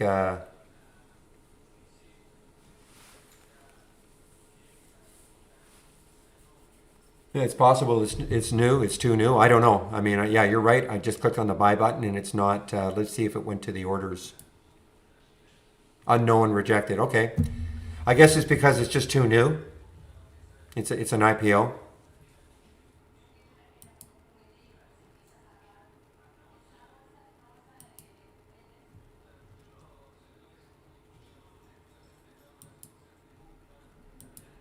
All right, now, guys. The other thing is this. I want to show you the MRAM, okay? So, here's our stop, 588, with the 300 shares that I got. If it goes down to 588, I'll be taken out for a $61 loss. So I know people have been in the room every day. I know this is probably boring to you, but I mean, it's so important for new people, new to trading, and even for old people, just to, re-emphasize. Because this is what's going to happen more than likely. Even though you've listened to me and I've talked about, the importance of having a stop, not all trades are going to work. You have to have an area where you're going to get out and just move on. So, and again, where you're going to put your stop is going to be based on, your chart reading ability. That's why it's going to take some time. So, let's just say that you do listen to me and you understand the concept of a stop, but you get stubborn. All of a sudden, this stock that you think is so great, MRAM, heard great things, lots of room, people are talking about it, and it starts moving down to your stop area, 588. Well, you start thinking maybe that stop was too tight. Maybe I didn't quite understand how to place the stop, because this is a great trade. I know it's going to be. And so you start moving your stop down, and then it starts approaching your new stop. And then you keep moving it down and down and down. So now your $100 manageable loss may start turning into $200, $300, $400, $500 before you finally give up and sell it, and you kick yourself for not obeying your stop. So listen, this takes all the emotion out of it. You just leave it there. Okay? I'm going to put it back where it was. You just leave it there and it'll take you out of the trade. That simple. It takes all the emotion out of trading. Practice it. Practice trading, guys. Practice, practice, practice. Get used to getting stopped out, and seeing how it feels. It's not the worst thing. You get stopped out for a manageable loss. You can always get back into a trade later on if it sets up again. Okay? I mean, it's such an important concept for people starting out, and even people that are been trading for a while. Money management. You can easily blow up your account if you get stubborn, pig-headed, don't obey your stops. You can easily blow up your account. The whole idea is not every trade is going to work. Get out where it makes sense for a manageable loss. Okay? Oh, yeah, you can buy it. It was just that it wasn't showing up in Brokerage Plus. Of course, yeah, I can buy it too in Interactive Brokers. It was just that when we clicked on the buy button, it just wasn't showing up. It's saying that it's not, if you look at the orders, it's saying unknown right now. So it obviously hasn't made, even though it's made our database for the charts, I'll pass that on.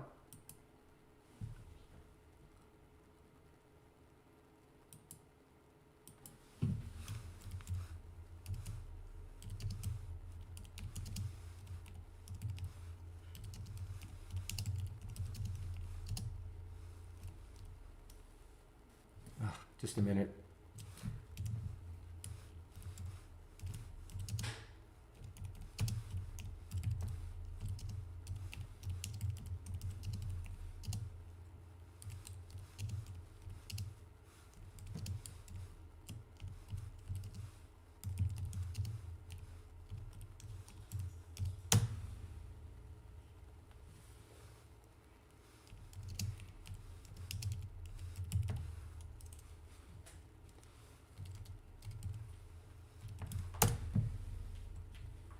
All right, I'll just pass that on.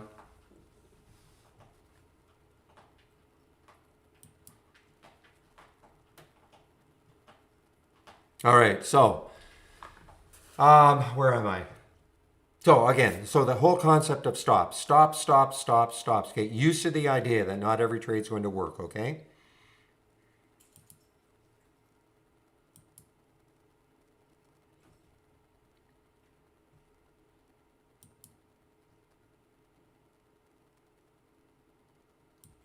All right, so remember I was saying, so the WSH, the Wish is now working again.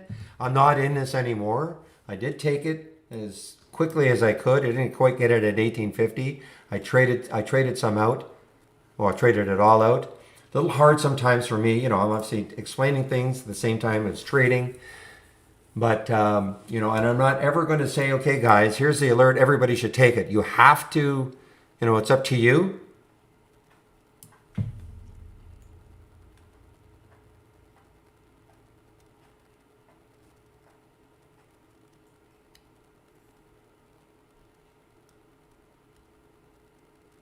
Yeah. Oh, Siri. If you're connected to Interactive Brokers, and you make the change, and actually, I should have mentioned that one too. You can use this like a trailing stop, also. Okay, that line right there. So you can use this like a trailing stop. So let's say the trade really starts to work. You can start moving your stop up to another area on the chart that might make sense because maybe there's a new area of support that looks like support that if it broke down through that new area, you should get out. So you can kind of use this like a trailing stop. But yeah, if you're connected to IB and you start moving your lines around, yeah, it's reflected that's where you'll get out of the trade in Interactive Brokers also, assuming you're connected to your Interactive Brokers account.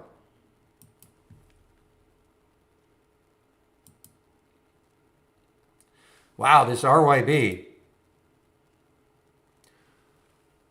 What volume ranges am I looking for?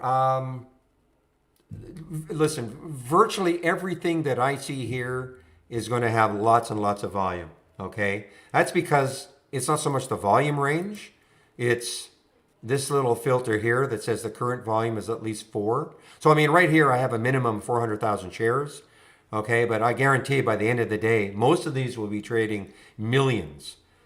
It's the current volume. That means it's trading really abnormally if the current volume is 4. Okay?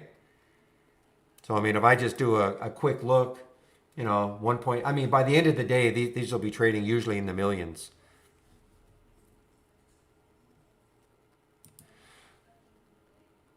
So I use Interactive Brokers memo 58. I use Interactive Brokers.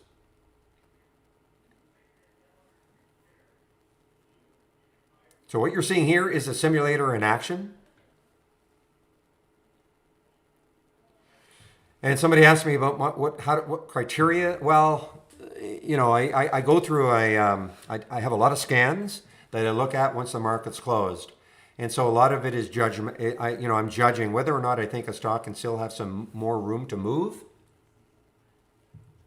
Okay, so I don't disclose the scans that I'm using. This is just the watch list that I create every day for everybody.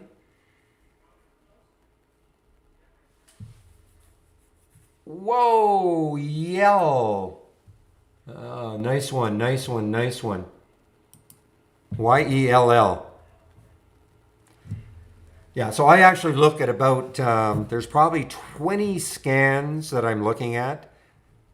And the exercise is literally clicking on every alert and then checking to see how much room it has on a weekly, daily, monthly chart.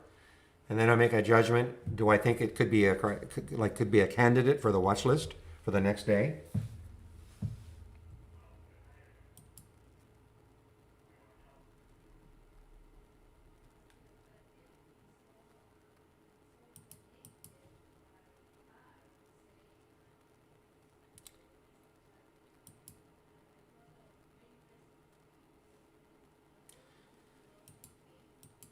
So guys, unfortunately, in my explaining,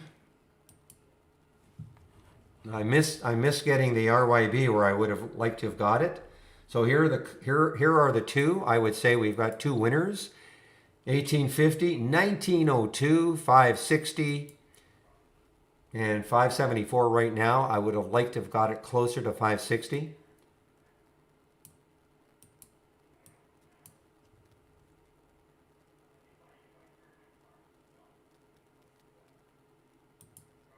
And if you're wondering what my favorite scan is,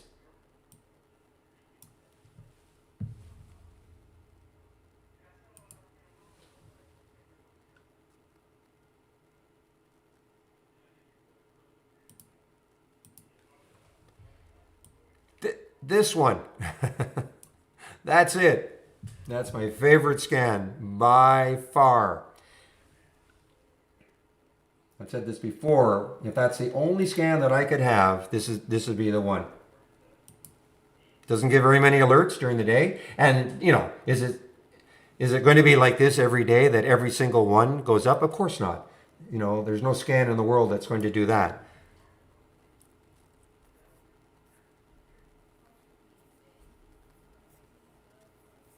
Yeah. So Siri, you're going to have to look at.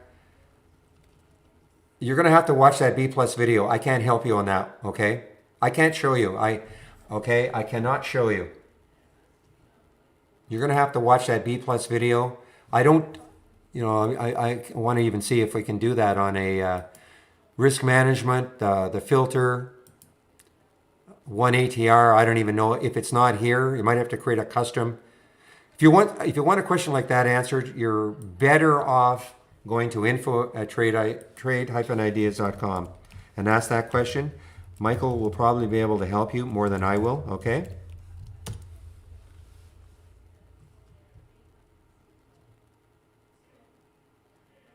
Those sorts of filters, I mean, they're here in the risk management. I don't see, there's average true range. I guess there's a dot, there's the average true range.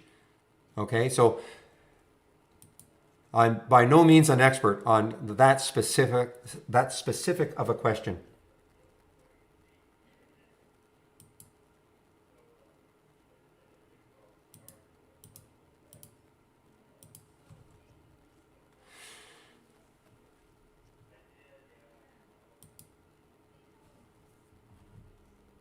Okay, guys, now, this is really important, I think.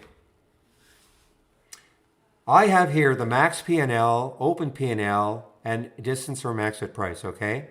Now, if I am following, this is a simulator in action, all right? But treat it like it's real money. If you're going to use a simulator, treat it like it's real money. Don't just play around like it's an arcade game. So why am I pointing this out? Because look at this. At one point with RYB, I was up $150, all right? So if I'm paying attention, like, you should, obviously if it was real money, you'd be paying attention. You should not allow something that if you're up $150 in to turn into, now I'm down 81. You should be taking some off, in my opinion. You don't have to take everything off necessarily, but if you wanted it to get out of the trade, you just flatten it. You would highlight and flatten. You could have got out a half your trade, or you could have picked a certain share amount you wanted to get out, okay? Because you cannot allow, because what if this really starts to sink and now, I'm not out of the trade in the simulator, and now all of a sudden, I'm down $500 or something because I haven't been paying attention. So hopefully that makes sense.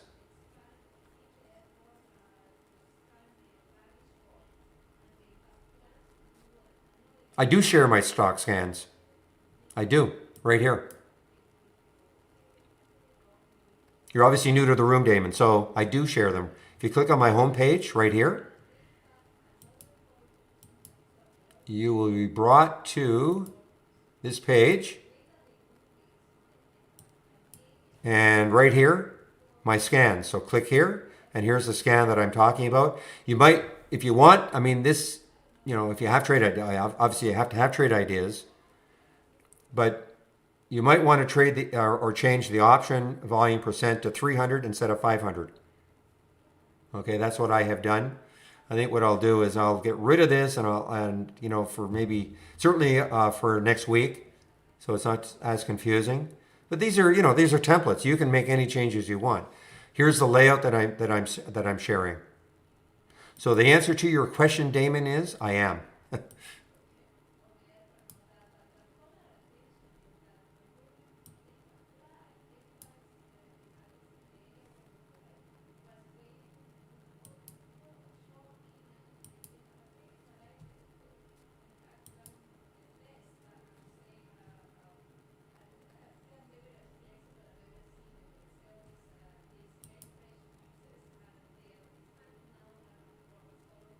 No, what I was saying is I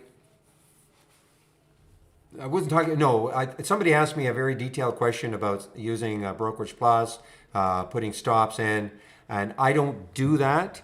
Okay, there are people a lot more accomplished than I am using Brokerage Plus, and so that's why I just directed him to send that, and somebody else will answer.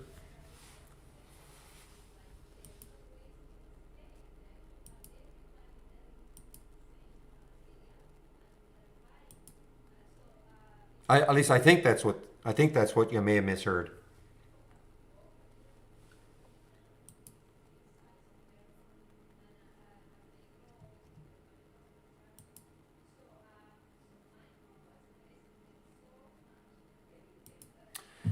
All right, so let's see what's happening here. So again, the RYB, just as I was talking about it, it went mildly positive. So I'm going to flatten out of this, okay? I'm just going to flatten out.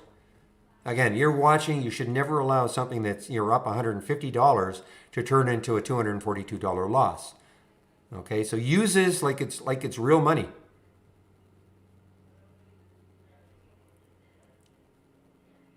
Notice the Mesa. Remember, we put a conditional buy order for Mesa if it got up to that pre-market high. So that's why it took that trade.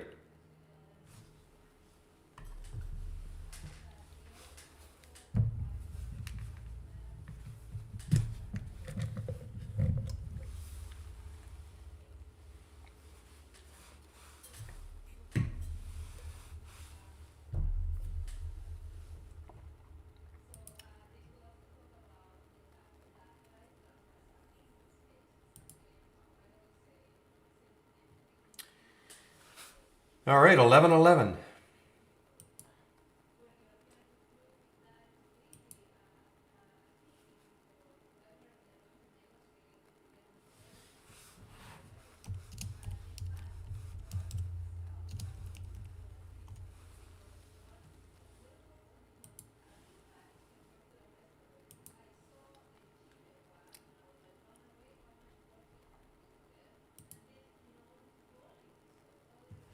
Meanwhile, I haven't even looked at the indices. Look at NAS, guys. This is encouraging.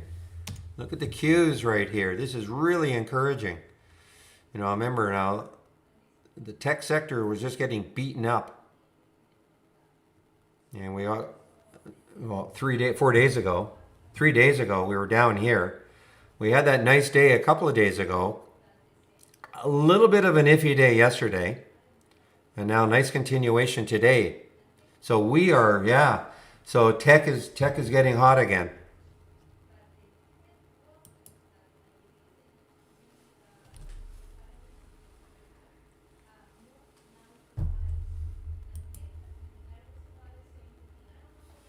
Yeah, position in your range is just, so if we're at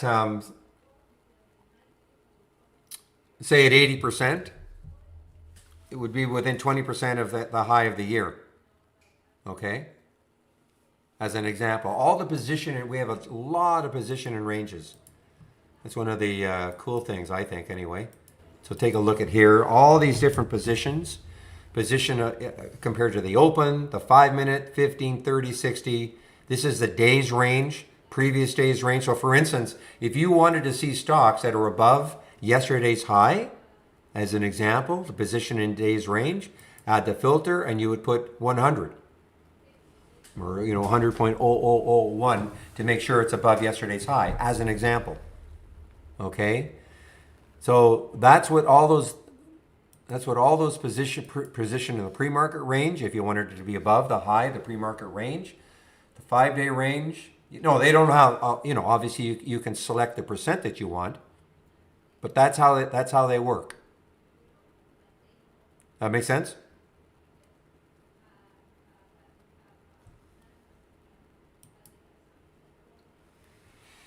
So, for instance, when I look at the Qs right here, position in the 60-minute range. So if there might be just a sliver of white here, but I mean, so it's at the high of the 60-minute range. It's at the high of the day's range. It's at the high of the five-day range, but you can't really see this. It looks like it's almost like 50%. If you look at the low and the high of the last 20 days, it looks like it's kind of right at 50%. Position in year, you see a little sliver of white there. That means it's not at the high of the year. Same thing with the 3 months. 2 year, it's not quite at the high of the 2 year. And lifetime, it's not quite lifetime high. So this is a great visual, to really quickly, without even having to look at a chart, to see how strong something might be overall. I don't trade options, no.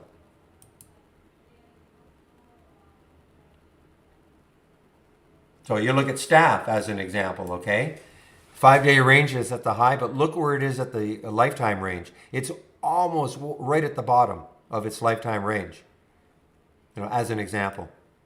No, this is just again, this window here just shows us stocks that are having abnormal option activity. I don't trade the options. I trade the stock. But there are people, I mean, if you're in the room, you can offer your opinion. These are the option filters that we do have.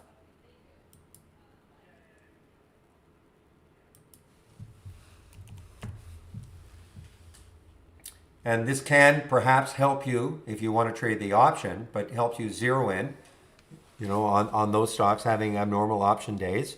So we have the put-call ratio. Option volume is the average number of contracts over the last 10 days. This is, of course, the option volume today. Put and call volume today. And this is the key metric right there, or the key filter.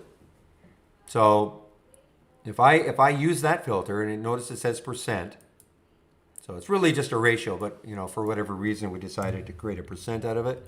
So that's 200% or double 2, okay? So if a stock normally has traded over the last 10 days, say 2,000 contracts, for you to see that stock today, it will have to have traded 4,000, double.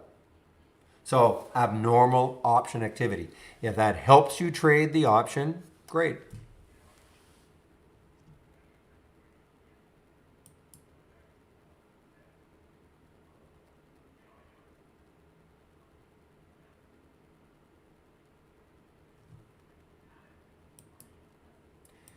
I don't understand your question as Siri. How to do time to close a market window? I don't quite understand your question. Are you talking? Now, here's another thing I do want to go over, okay? Because a lot of you are bound and determined that you want to auto trade the AI. Our recommendation is you don't do it, okay? You use it like a watch list and manage the exits on your own. But if you wanted to see how well it worked, all right, then in our simulator, you need our premium service. You would click on Holly AI and you would turn all the strategies on and let it run. Okay, you'll see running how it will work in auto trade mode. But we don't recommend it. But in the simulator, no harm. You'll see how it works.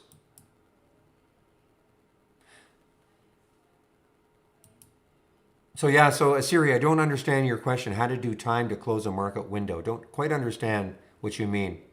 Are you talking about holding a stock for a certain amount of time and have it automatically exiting after that time?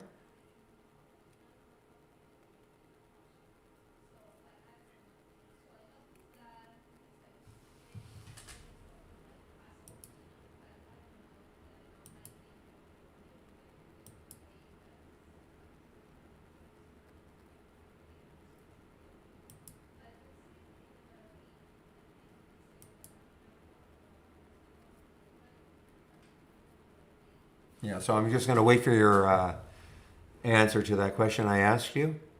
It's in the YouTube room. I'm talking to somebody there.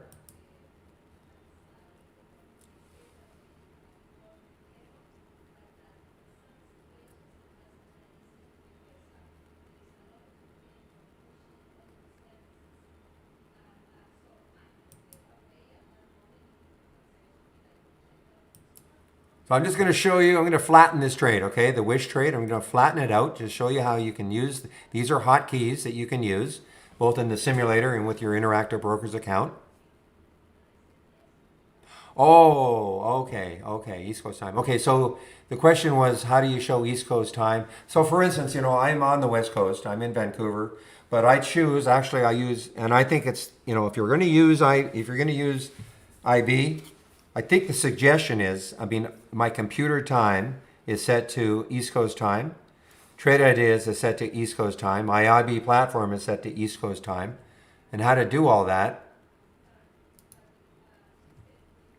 is here, tools, options, and where it says time options. And here's where you can set your time.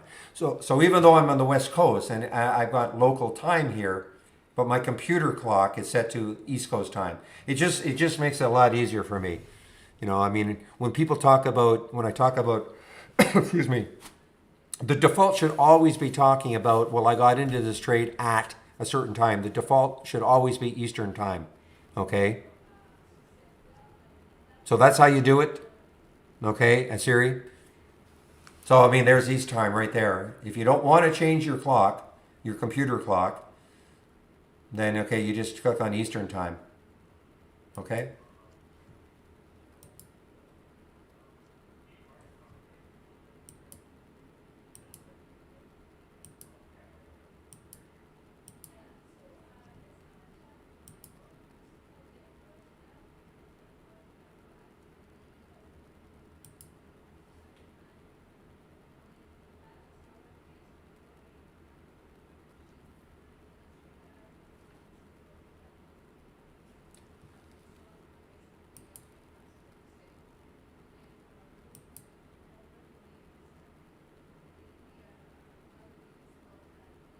So see how that worked with the Mesa?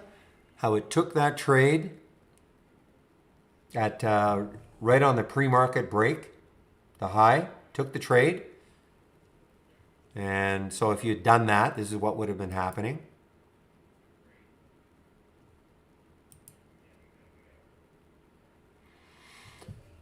So you go to Holly, have the Holly tab, and then you just highlight. You can, like some people just want to go long, so you just highlight the longs. If you want to do them all, you just highlight them. Just grab it and then enable. Enable 13 selected strategies. In this case, there are 13 that made the cut. and just enable them, and now you've turned them all on. Okay, I'm going to disable them. I do not. Okay, so that's how you do it. Just highlight them, or you can pick and choose. You know, if you thought you saw something that works that you've used before, one of these strategies, you're noticing it, you could just pick that one. Just highlight it and okay.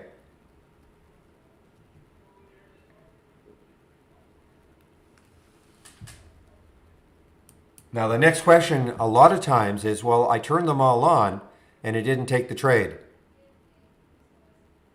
Yeah, Siri, absolutely.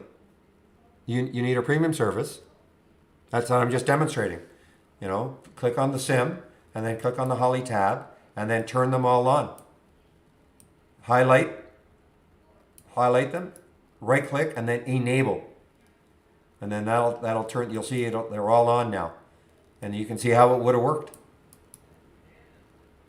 Okay? Before, listen, I mean, again, you're bound and determined that you want to auto trade the AI. I'm telling you, before you do, and don't just do it for one, I'm not just talking to you, Siri, but just don't do it for one day. Do it for a week, do it for a month to see how well it loses, or how, Freudian slip. We don't recommend auto trading the AI. So,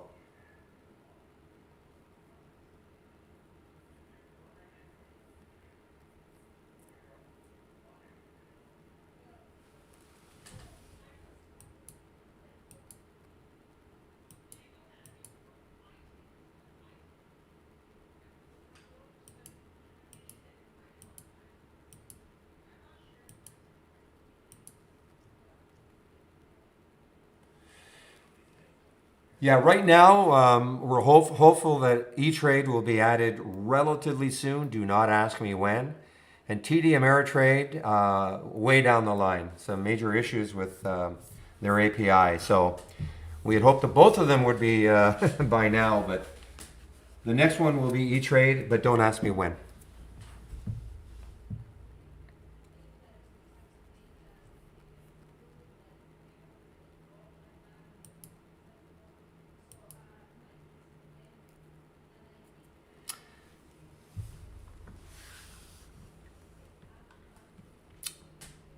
When you're going to see it? Well, the Q&A yesterday, that'll be the next beta release. When that happens, I don't know. I mean, it should be soon, but you know, I hate trying to define what soon means. Do I trade micro caps? Are you talking about like sub pennies? No, I don't trade anything under $1. So if you're talking, I don't personally. It doesn't mean that nobody should, but I just don't personally trade those.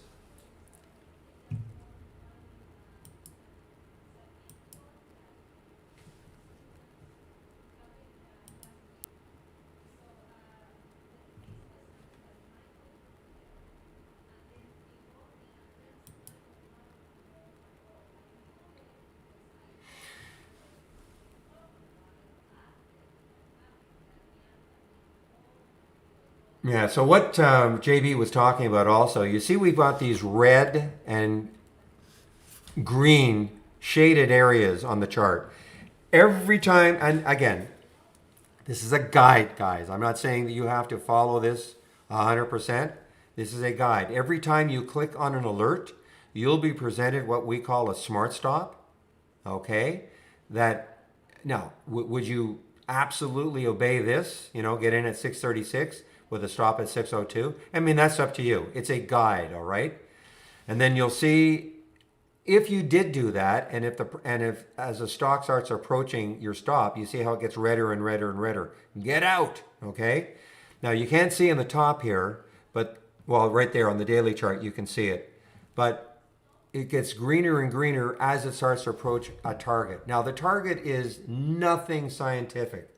It is just double wherever you got in minus the stop. So let's say the stop was 20 cents away when you got in. So your target would be 40 cents. It's just double it. Doesn't mean you have to, again, it's just a sort of a visual guide. And that should be a release fairly soon. It was talked about in yesterday's Q&A. But again, I hate to try to define fairly soon.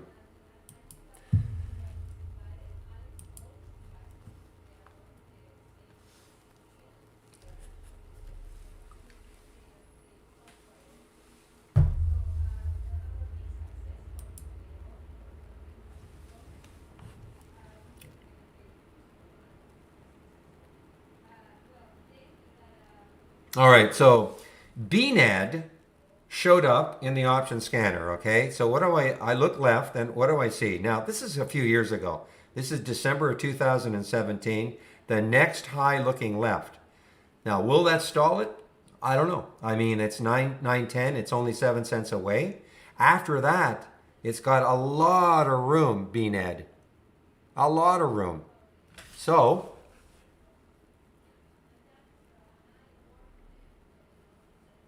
I mean, it's up to you. You want to wait for the 910 break maybe to take it? I might do that if I'm going to take it. I don't know if something that happened, in December of 2017 is really going to affect it that much. I would think all this would, but that's far enough away.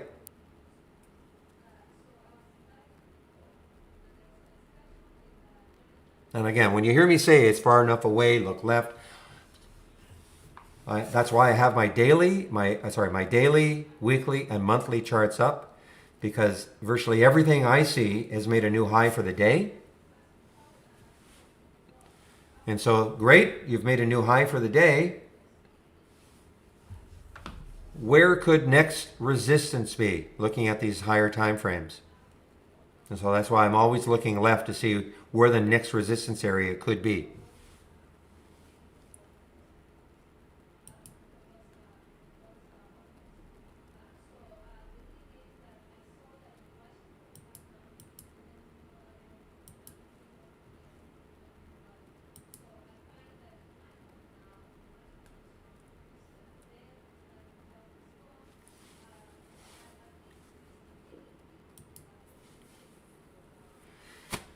All right, guys. Wow, 11:30 already. I seem to say that every day. The time just shoots by the first 2 hours, 2.5 hours that I'm open the room.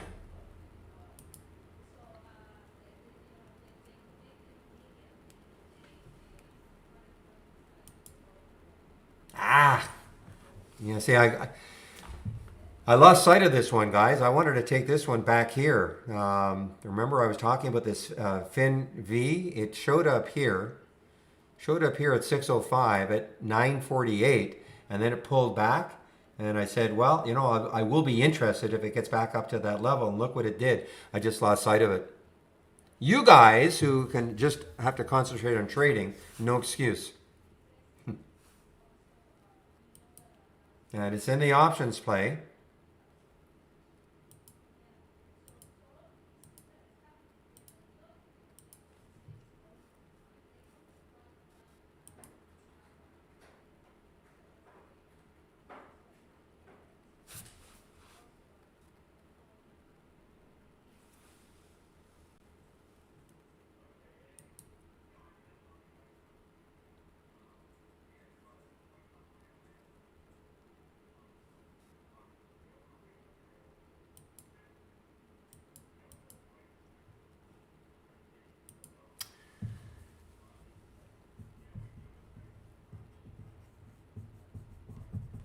That's exactly right, JB. I mean, it did get a little scary for the tech stocks, but the tech stocks is it's a huge component of the market, but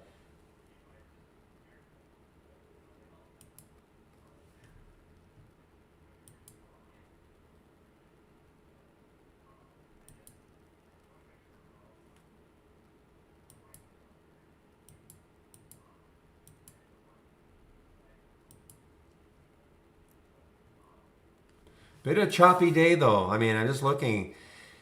Some of the things I've been following anyway. You get a lot of you're getting some choppiness. Choppiness meaning instead of, I mean, they don't have to shoot up straight up. I don't like these pullbacks though. And then and a lot of you like the pullbacks because that's where you want to take the trade, and that's great. But I'd rather see things like now NND like this, okay? NNDM. Though only one little pullback here on the 5-minute chart. This was an earnings play, NNDM. Pre-market, yeah, released earnings. Not a great reaction to start. Interesting. I mean, look at the reaction. That tan area right here is the pre-market mauve area after hours yesterday.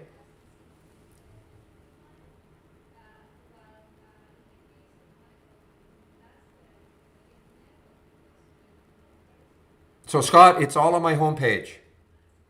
Okay, it's all on my homepage. The reason why I don't drop links in all day long is because I'd be doing that all day long. So I just all I ask is that you go to my homepage and go to the scan section. I'll put the link in for my homepage. Okay, and go to the scan section, and you'll see the one that's called Moving Higher with Unusual Option Activity. Okay. Okay, just one moment, please.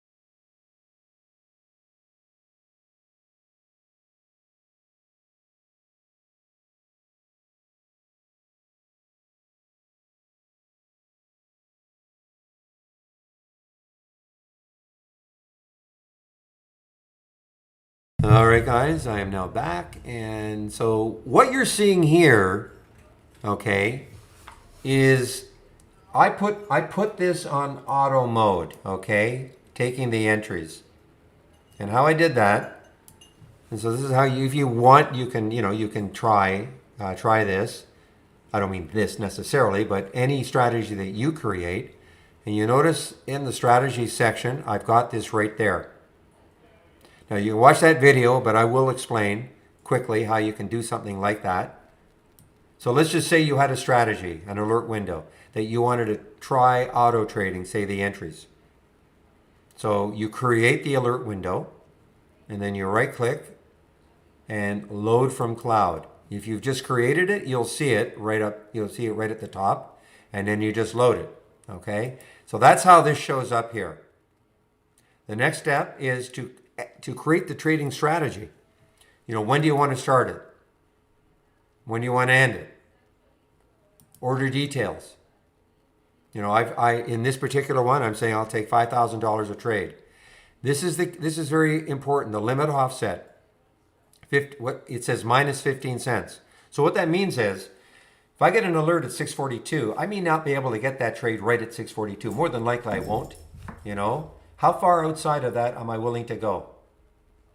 And so if I use 15 cents, that means I'd literally be willing to take this trade up to 6:57, 15 cents away. Now that doesn't generally happen, and it's up to you.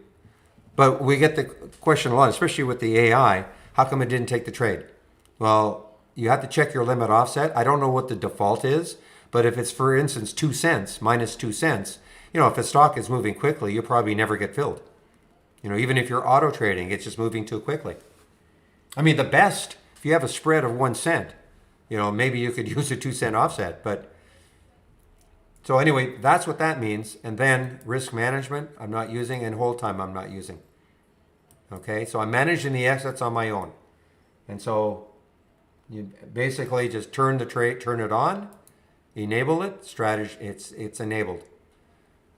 And you have to do this every day. Okay, you have to make a conscious decision whether you're going to do it with the AI or one of your strategies to turn the strategy on. Don't think that, okay, I'm going to save my work, exit, and then this is going to be on tomorrow. And it's for a very good reason. You may not want to auto trade. And you might forget it's on. Okay, so we force you to put it on. Or to turn it on if that's what you want to do. Every day. Remember, it's your money.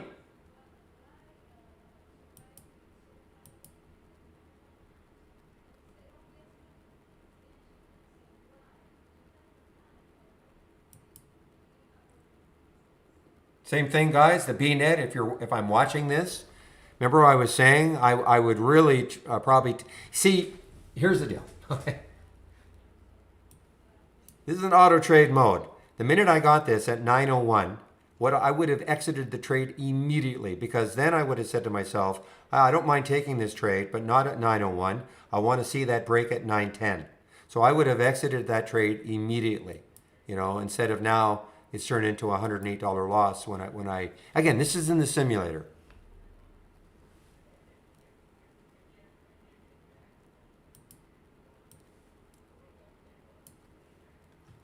Just because I get an alert in that option scan doesn't mean, I'm going to take every trade right at the time.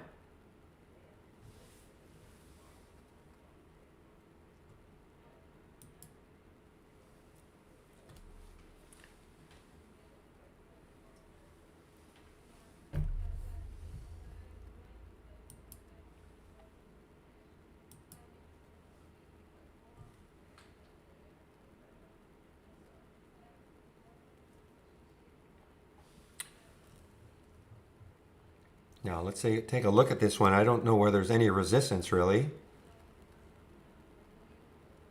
Yeah, I have to go back to 2018. I think, it's even then. I'm not sure where there's any resistance. I mean, you probably have to go back, I'm back in 2015 or this area. I don't care. I mean, that's 6 years ago. I don't think that's a big deal. No, that's not, again, don't misinterpret what I'm saying. I'm not saying, therefore, you should take this trade. But that is the analysis that I'd be doing.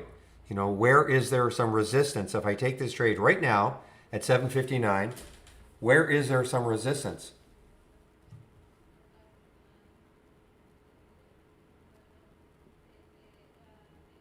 Actually, right there.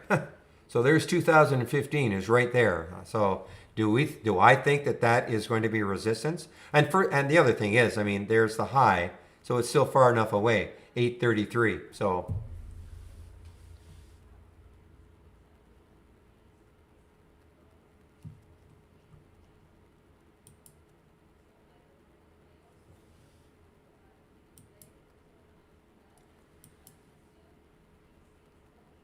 even though the SPY is just taking a tremendous run here, I'm just finding today to be a bit of a choppy day.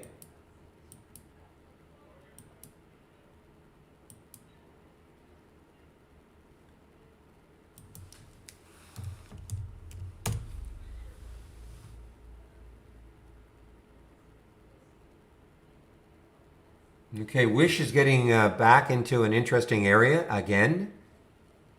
This is the only trade I've taken, guys. I took, in my real account today was the Wish trade.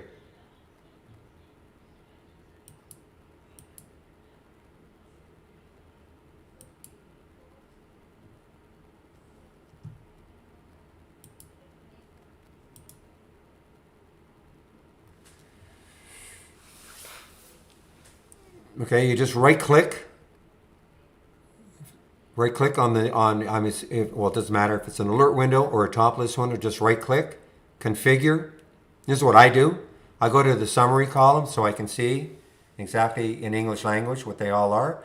And if I wanted to change this to say, 150,000, I just left click on the icon. It'll bring me right there. I can make a change right here if I want. And then don't forget to say okay to save it. And then save your layout, save everything at the end. So did I run through that? Did you get what I did? Or did I do it too quickly?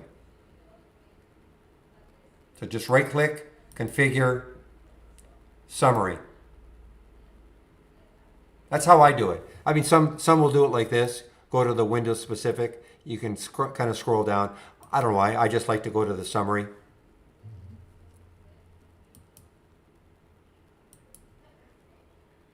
Yeah, it's very simple when you know what to do.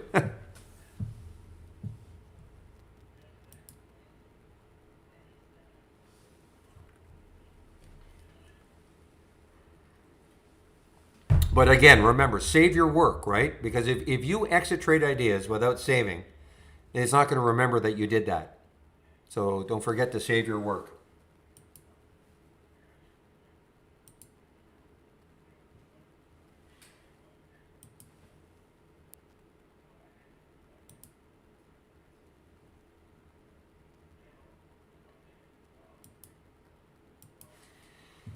You know, and this is for everybody. Get into the habit of saving each individual window to the cloud.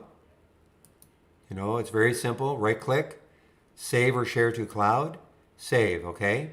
So you save each individual window to the cloud, save your layout to the cloud, file, save or share to cloud, click on entire, give it a name, and save it. So why do that?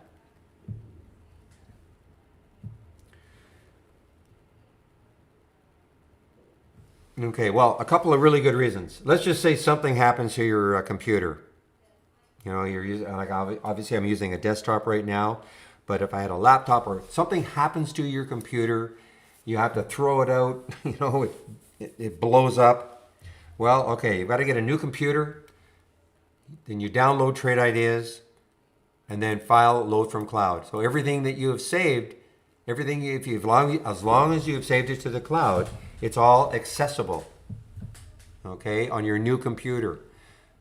But also, you can have Trade Ideas loaded on as many devices as you want. You can only have Trade Ideas loaded one device at a time, but you can have it on as many devices as you want. So you get a new laptop, and again, you download the program, and then file load from cloud. So you don't have to recreate everything. Okay, so just get into the habit.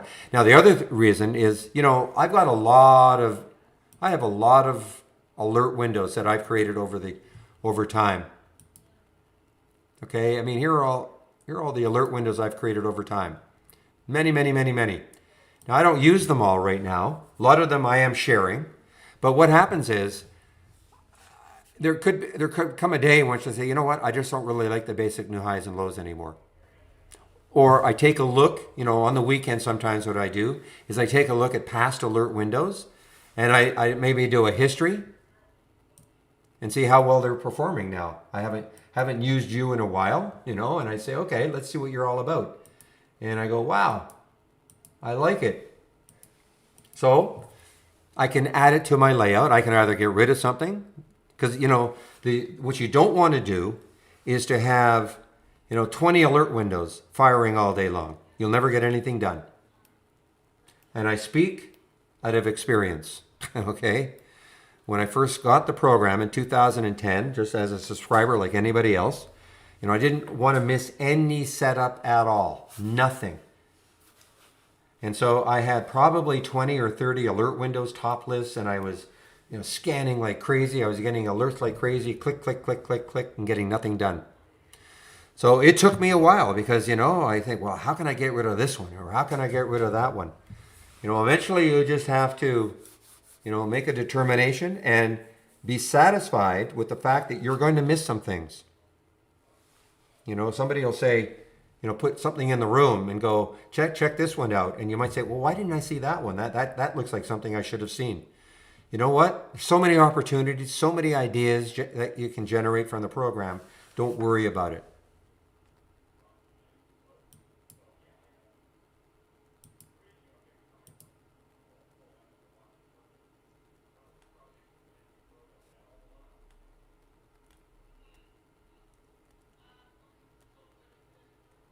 No, you cannot add notes. You can only add notes into a price alert window. So if I have so for instance, if I decided, I don't know, wanted to put a note here for AFMD, create price alert, I could put a note in here. You know, take this one now at that price. You know, something. I don't usually use notes, but the only way you can have notes with our system is using our price alerts.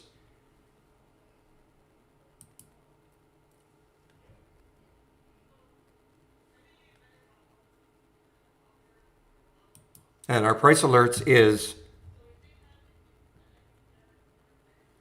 right here, new price alerts. Sorry, right here, price alerts window, okay? All right, I am going to say that AFMD is a winner so far. 758. I'm going to love to see it get close. I am in this one, okay? I did take this one. It's only the second one. I'm really interested in FINV. I want to see if it can pop through the 650 with any volume. That probably gets me into it.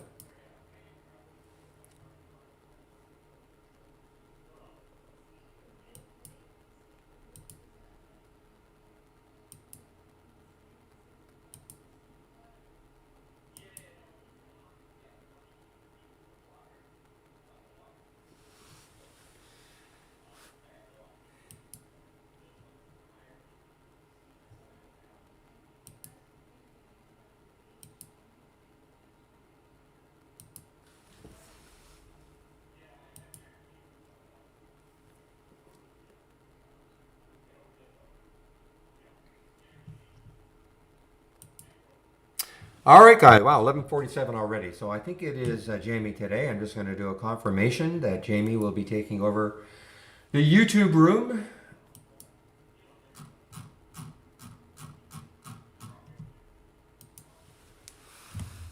at noon. Let me just do a quick check.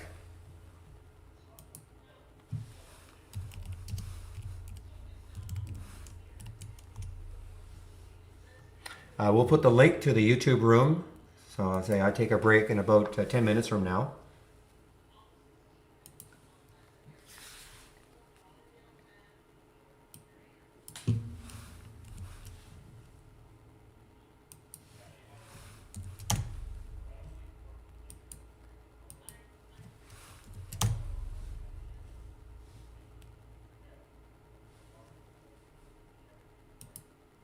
Okay, yeah, it is Jamie. So Jamie is more of a swing trader than I am. So, excuse me. So and this is what I'm talking about. Okay, this is the YouTube room, and they see my screen, they hear me the same. It's just that the main room, as I call it, is way more active with traders, etc. It's easier for me to hand out, get people to look at tabs and things like that. So that's why I call this the main room. But at noon, when I take a break, then Jamie will be in here, and it's more of a general Q&A session. He's more of a swing trader than I am. So you might want to ask some questions about swing trading.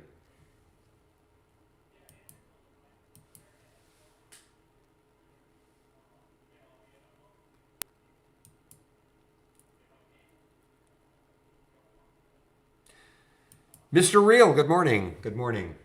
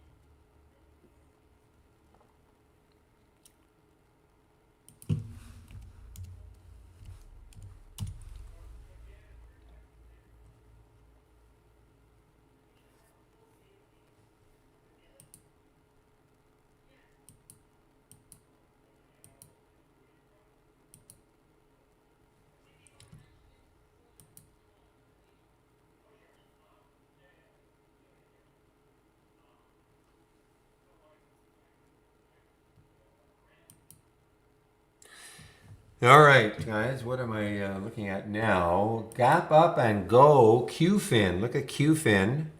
This is a gap up and go, kept going. There's a nice little trend in the 15.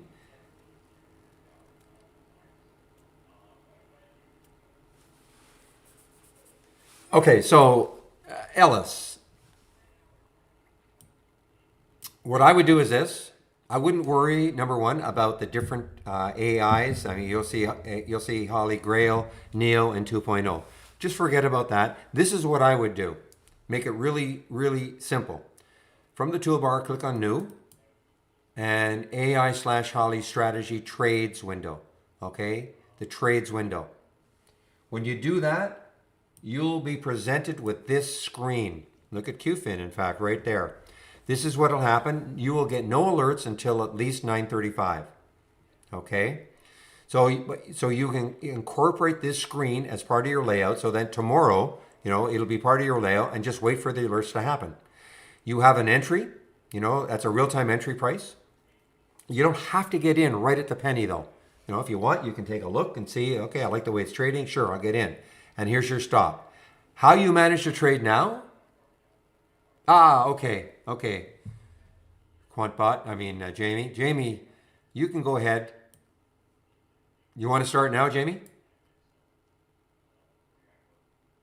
You want to start streaming now? That's great. Give me an extra 8 minutes of break. But that's how I would look at it. I wouldn't worry at all, from where it's coming from, whether it's Holly Grail, Holly Neo, what the differences are. I wouldn't care about what strategies made the cut. All I care about is show me the alerts. Show me the money, but show me the alerts. And then I use it as a watch list. I can't, because of what I'm doing, really concentrate and spend, as much time as I normally would if I were just trading. But if you have the premium service, you can watch this. There could be areas in which, let's just say 28.88. I don't know what happened from 28.88. It might have dipped a bit. Might have given, in fact, it did. Gave you an opportunity, came right back, and then it took off. So as a watch list, you could have waited for the dip, and there's no guarantee it's going to dip. It could have just taken off immediately. But you could have waited a little bit to see how it was trading. What is the market doing? And then you could decide whether or not you wanted to get into the trade.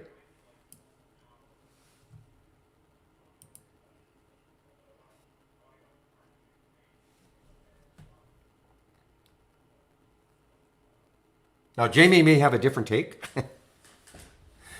and he's going to be joining pretty soon, I think.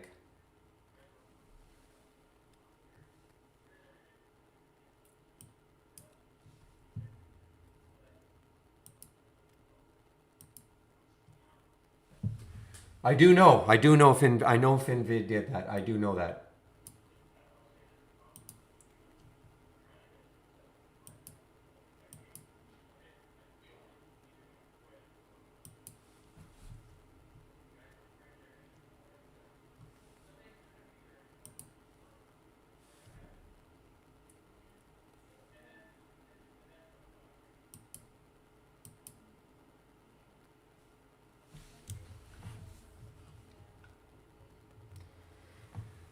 All right, guys. So let's see what is happening with the Mesa. So again, you're up $79. Now you're down 31. Okay, again, you shouldn't let that happen. And Jamie will be there, Ellis, if you stick around. I take a break in about. I'm just waiting for Jamie to start streaming, and he'll go over it probably in even more detail than I just did. But that's how I like to do it. I keep it really, really simple.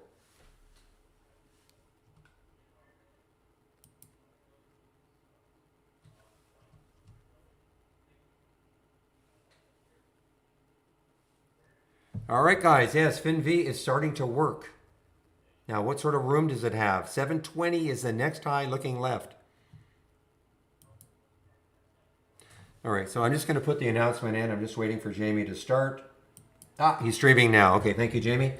Okay, guys, I'll stop just a second, Jamie. I'll stop the YouTube stream, and then you can take over completely.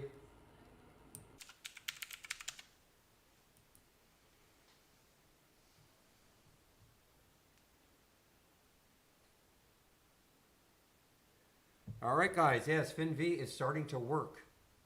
Now, what sort of room does it have? 720 is the next high looking left. All right, so I'm just going to put the announcement in. I'm just waiting for Jamie to start. He's streaming now. Okay, thank you, Jamie. Okay, guys, I'll stop just a second, Jamie. I'll stop the YouTube stream, and then. Okay, thank you, Barry. I think I've got it. I think my desktop should be visible to everyone. Just to check if someone out there could just let me know in the message panel or the chat panel if you can see my screen okay and hear me as well.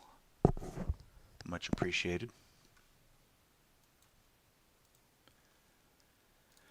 Testing 1, 2, 3.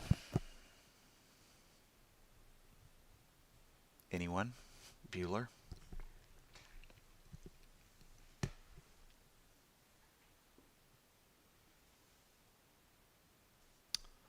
Okay, well, let me re-pop out. Okay, thanks, Aya.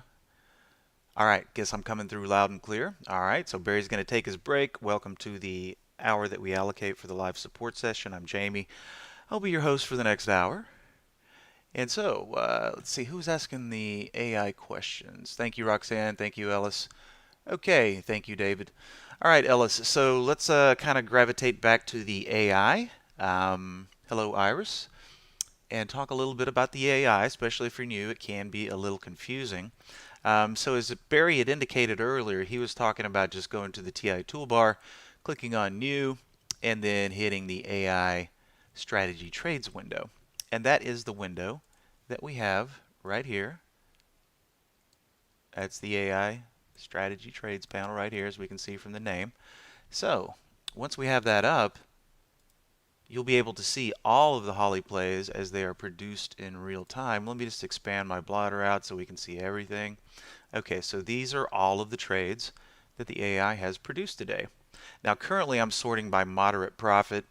We could come over here and just sort by time to see the very latest, and then we'll have the very first trades at the bottom and the very latest at the top and the applicable P&Ls.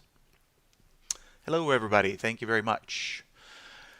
Okay, so what do all of these columns mean as far as moderate profit? I think everybody knows what open profit probably is, but we've got conservative profit here, we've got moderate profit here, we've even got aggressive profit over here. So these are all three different risk modes that the AI keeps track of on a daily basis. So conservative mode is using one of 5 exit reasons.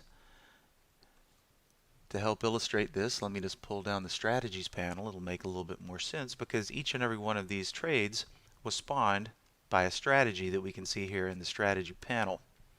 So since all of these trades are geared for intraday, then we can see the applicable hold times down here. Time stop for the hold times. We can see what our stop loss risk values are per each strategy, right? So if we look at nice chart up here, which spawned the trade in open, we can see that the timed hold, assuming it does not get stopped out or any profit target gets hit, the goal is to hold it until 15 minutes before the close. Now, if we notice the conservative exit reason up here, when the AI is tracking in conservative mode, the 3 primary reasons why it might exit a trade would be the stop loss got hit. As we can see, we do have a stop loss hit down here on ACAD, and we can see right here, stop loss. So the conservative exit column is always going to show you the reason why the AI exited. If we see a blank, well, it's still open. So profit target, stop loss, or timed hold. Those are the 3 primary reasons why the AI will exit a trade in conservative mode. And then we've got a couple of what I like to refer to as audibles. Okay, one of those is profit save, which we can see right here in the HESM trade. Let's just go ahead and take a peek at that one. And we can see that the AI shorted this stock right here at the blue arrow, right? Went in our direction, got a little bit in the money, then started kind of just gyrating around the entry line. But the shaded area is going to coincide with the time spent in the trade in conservative mode before the AI pulled the plug in the form of profit save. And this is typically done when the trade starts to move sideways. In other words, stops moving in the direction for a period of time that it's intended, or that we hope that it's going to move. And then the AI will pull an early exit in the form of profit save. Now we also have one called reduce risk, which none of those conservative exits are present today. It's pretty much the same thing as profit save. It just applies to when a trade is in the red and it might close it out before the stop actually gets hit or the timed hold. But we don't have any examples of those today. So all in all, in conservative mode, 5 reasons why the AI will exit. Now moderate is a little bit different. Okay. Once again, let's use the HESM as an example. It's showing us in conservative mode, it basically flatted the trade. Got in here, got out here, 4 flat. All right. Hey, we humans also do that sometimes. We're like, might as well take that flat because I think it might move against me. Sometimes it does. Sometimes we make that flat or take a small loss only to see the stock do what we hoped it would. So that's why we're seeing a different value here in moderate profit. This is showing us what would have happened or where we would be if we did not take the AI exit and stayed in the trade. We'd be up 46 bucks. Now a quick word about these values that you're seeing here. All of these values are based on risking $100 per trade. Okay, so with a risk of 100, if we would have ignored the AI exit on the profit save, we'd currently be up 46 bucks on this short play. So whereas there are 5 different reasons why the AI will exit in conservative mode, moderate profit simply puts in a stop loss. If the stop loss gets hit, we're out. Otherwise, it's going to stay in the trade for the rest of the day. And lastly, aggressive is simply showing us the same values in essence as moderate profit, but it doesn't use a stop loss. It's just going to show you this is where you would be in this trade if you just took the trade and let it ride with no stop loss, no profit targets, or anything of that nature. So hopefully, Ellis, that gives you a little bit of information regarding all of the different stop loss, or excuse me, risk modes that are involved: conservative, moderate, and aggressive. And then kind of going back to just the general philosophy of the AI, you know, as Barry was saying, he uses it, doesn't quite use it as intensely as some people. But the way I like to view the AI is, you know, the old man and machine combination. You know, it would be nice if we could just turn on the machine and go do something else and come back and count the money. And on some days that's possible. It's just not possible every day. So, you know, the true advantage of the AI is the statistically weighted strategies that the AI generates. We have statistical probability on our side, and while that's a very good thing, it certainly does not ensure success on a daily basis. It's kind of like the old counting cards analogy, you know, and that's why they don't like card counters in Vegas, because if you're proficient at it over the long term, you'll probably come out ahead, but you'll still have your losing sessions, just like in the market.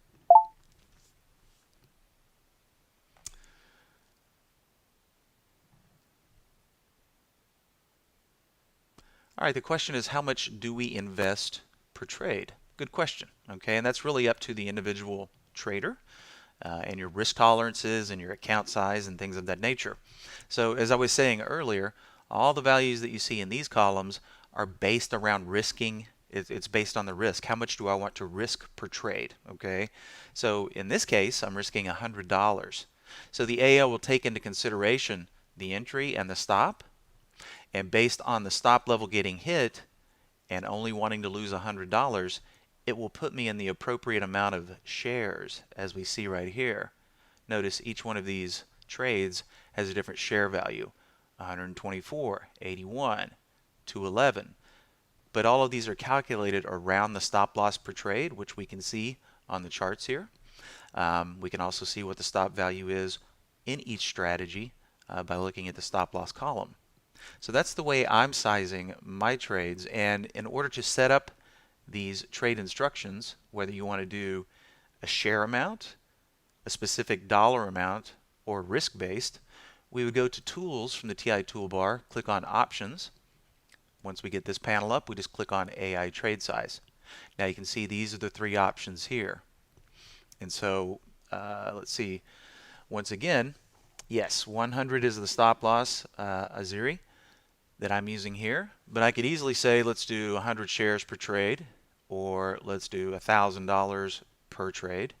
It's really just based on your own personal preference there.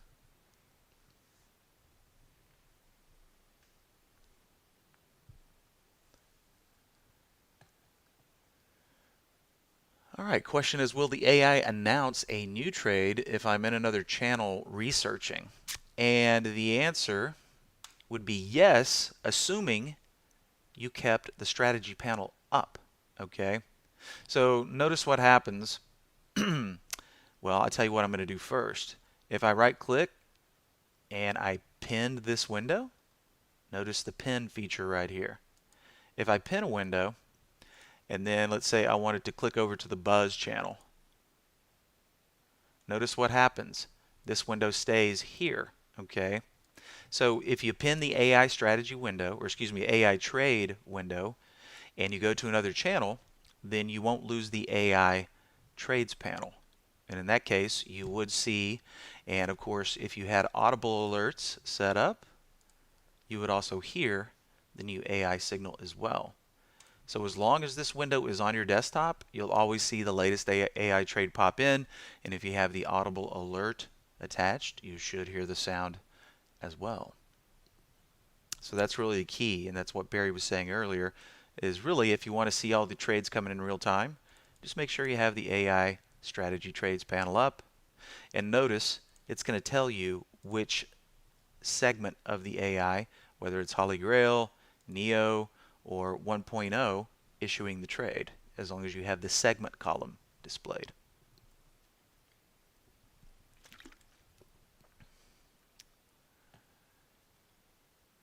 All right, if you risked 1,000 per trade, will the screen change or apply it to the next trade? Good question. So once again, all of these values are based around 100. Okay.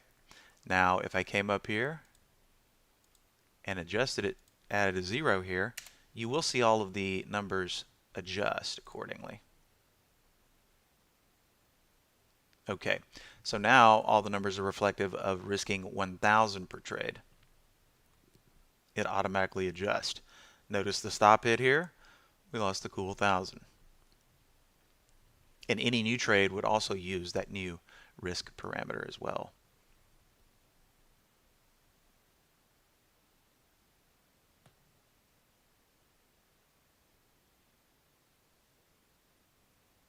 And any other adjustment that you make, if you came up here and said, well, you know what, I don't want to do risk-based anymore. I just like to chunk 5 grand into each trade.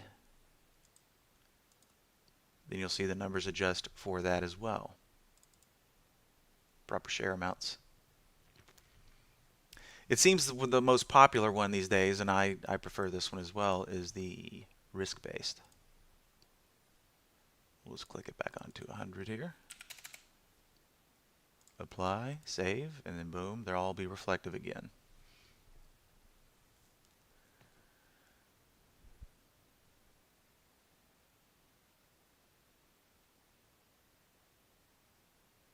All right, just reading your question there, JT.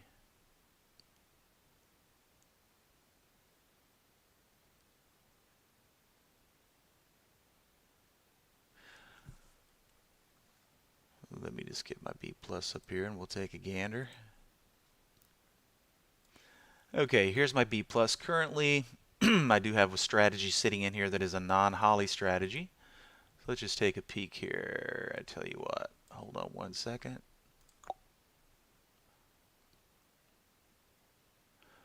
Just making sure I don't have any account numbers visible. Okay, so we go to the strategy. We right click, edit that trading strategy, and then we can see right here, and this is a strategy that I'd been testing out a couple of weeks ago.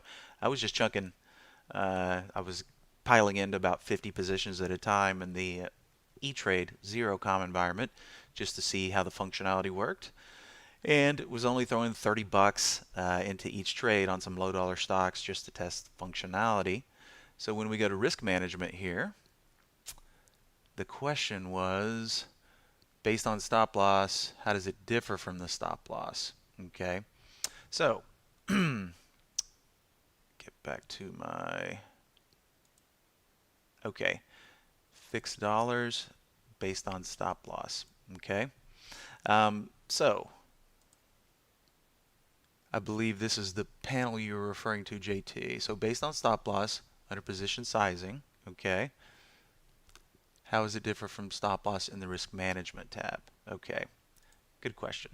So if we weren't using this option here, so if we change this to 100, the system would get me as many shares as possible and only use a $100 risk value based on what we were using here. Okay, so if you're using based on stop loss, then you wouldn't want to tangle it up with this. Okay, but if we were doing fixed dollars and then coming over here, well, then we would want to apply our applicable stop loss. It's just for more traditional means, you know.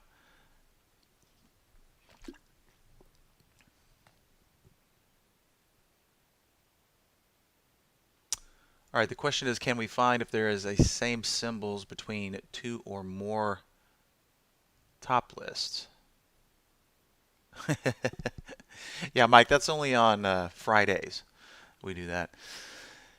Can we find if there's the same symbol between two or more top lists? Okay, so let's say we have two top lists. We want to know if the same symbol is showing up on each respective top list, I guess. Let me just gravitate back to my original layout here, where I've got a few top lists up. And that's not the one I wanted. Hold on one second.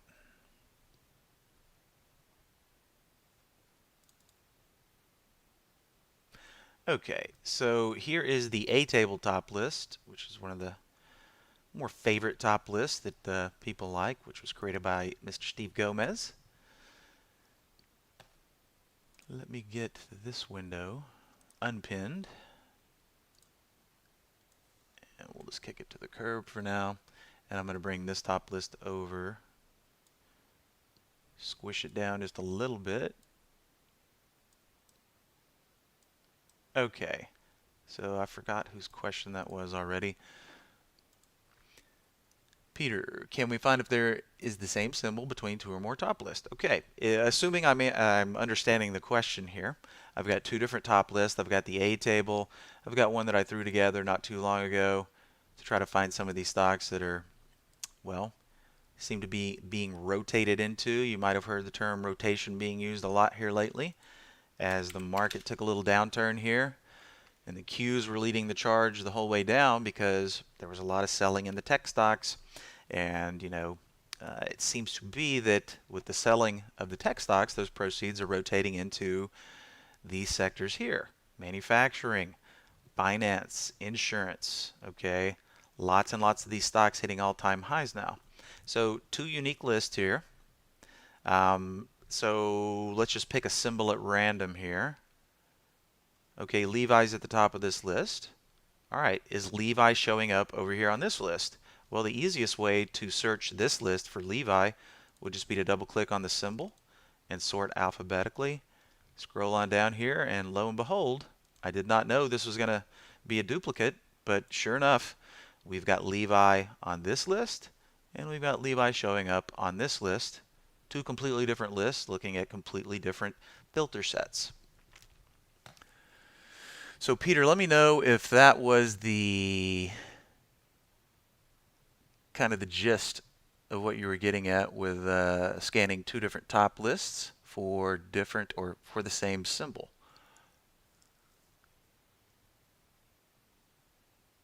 I think that was it.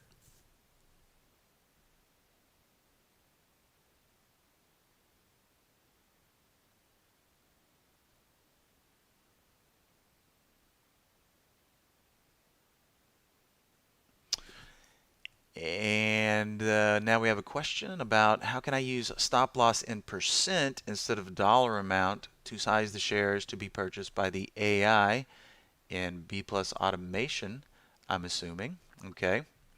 So once again, here's B plus. Notice I'm on the AI tab here. Okay. So, and you may or may not have noticed that when we right click in here, it's a lot different than editing a free floating strategy that we've created. We don't have near as many options, but let's just take the long side for example, edit long trading instructions. Okay, so the question was based around using percent instead of dollar amount. Okay, so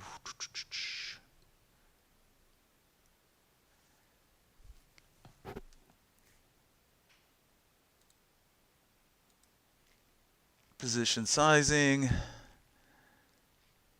stop loss fixed dollars. Okay. Unfortunately, we can just pick the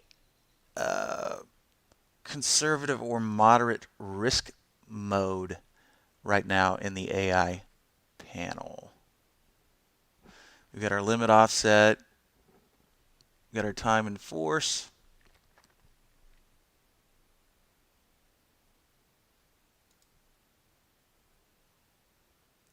So notice there is no option like what we have over here. Pop in here, I've got all these options as far as my risk management goes. Stop loss, percent dollars. but when we come back to the AI tab, we have a lot more limited functionality. Okay, just making sure I haven't missed anything here. So we can only pick our conservative or moderate risk mode, right? Fixed dollars for sizing, fixed shares for sizing, or based on our stop loss.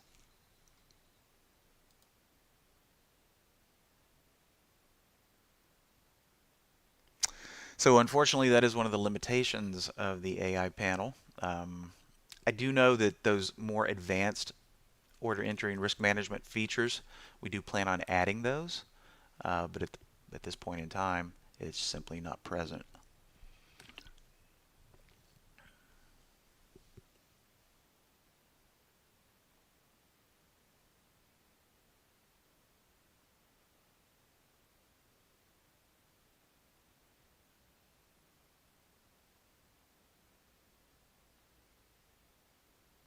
To your question, Iris, stocks in an uptrend, volume, whatever that is, 2 million through the year.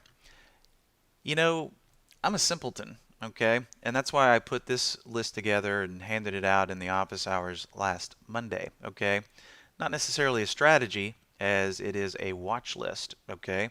And this is showing me some pretty good candidates for continued movement to the upside. Not necessarily a huge filter set, okay? But it's showing me stocks that may meet the criteria that I'm looking for. And so the simplicity of this list, number one, if we right click, go into configure and take a look at my list here, okay, I'm pointing to a few lists. Finance and insurance, information, which is also broadcasting, which the broadcasting companies, Disney, Viacom, they've all been blasting off to, and manufacturing, okay, retail trade. So we're looking at a specialized list. So keeping in mind, hey, by the way, ladies and gentlemen, the party is back on. We're at all-time highs again. You know, the sky was falling not too long ago, and now we're back to all-time highs in what, 1, 2, 3, 4, 5, 6 days, like nothing ever happened. So notice my position and lifetime range over here. And by the way, these should all be fairly liquid stocks, other than the custom list that I'm pointing to, or the custom lists that I'm pointing to. I've got some average daily volume. But here's the key, okay? Simple between, simple minimum maximum price, 10 and 500, but position and lifetime range. And keep in mind, these are allegedly the stocks that are being rotated into. So if we sort by lifetime range, if the bar is solid, that means they're currently experiencing new all-time highs. And we can see some of them are very far past, some of them are not very far past, all right? But if we scroll down a little bit and we start to try and find the ones that might just be about to break out, we'd want to find a little bit of daylight here. And if you squint real hard, you can see there's just a little bit of daylight at the end of those cylinders, a little bit of open space. So if we start looking at these, well, VIPs, nice little upturn there. I mean, wow, that thing's on a nice uptrend. Would have been nicer to have found it back here as it was basing out a little bit to give us a little bit of a pattern to play off of. But the key is just scrolling through here. BPOP, it's taken a nice little run up here. It might base out here and keep going. However, eventually, all right, here's one that I'd probably like to keep my eyes on moving forward. We're not too far away from all-time highs. We don't have all this swooning. We're trying to reclaim this area up here, and we're currently, I don't know, not too far from it. So this would definitely be one that I would put on my watch list because, once again, these are all the companies that are being rotated into. CMCSA, broadcast, breaking out. Disney, in the same vein. Disney percolating, definitely taking a little sideways action here, and wouldn't be too surprised to see Disney taking a run at that all-time high. But keep in mind there's a lot of stocks on this list. Hey, that would have been nice. That's what we're looking for. Something that does that, but it would have been nice to find it before it actually broke out. You know, look at that bottoming wick right there. It's always a good sign, and then riding that 10 period on up. But rather than try to create the magic scan, Iris, with where the market is now, it's all about finding the stocks that haven't gone yet, in my opinion. Assuming, who knows? Tomorrow's Friday, right? Um, it's going to be crucial that we get a nice close up here and see what tomorrow brings. If we don't get a nice close up here, we might be right back down here in the muck, doing a little retrace, right? But assuming we get a nice strong close today, this is the list that I would be focusing on and creating price alerts from.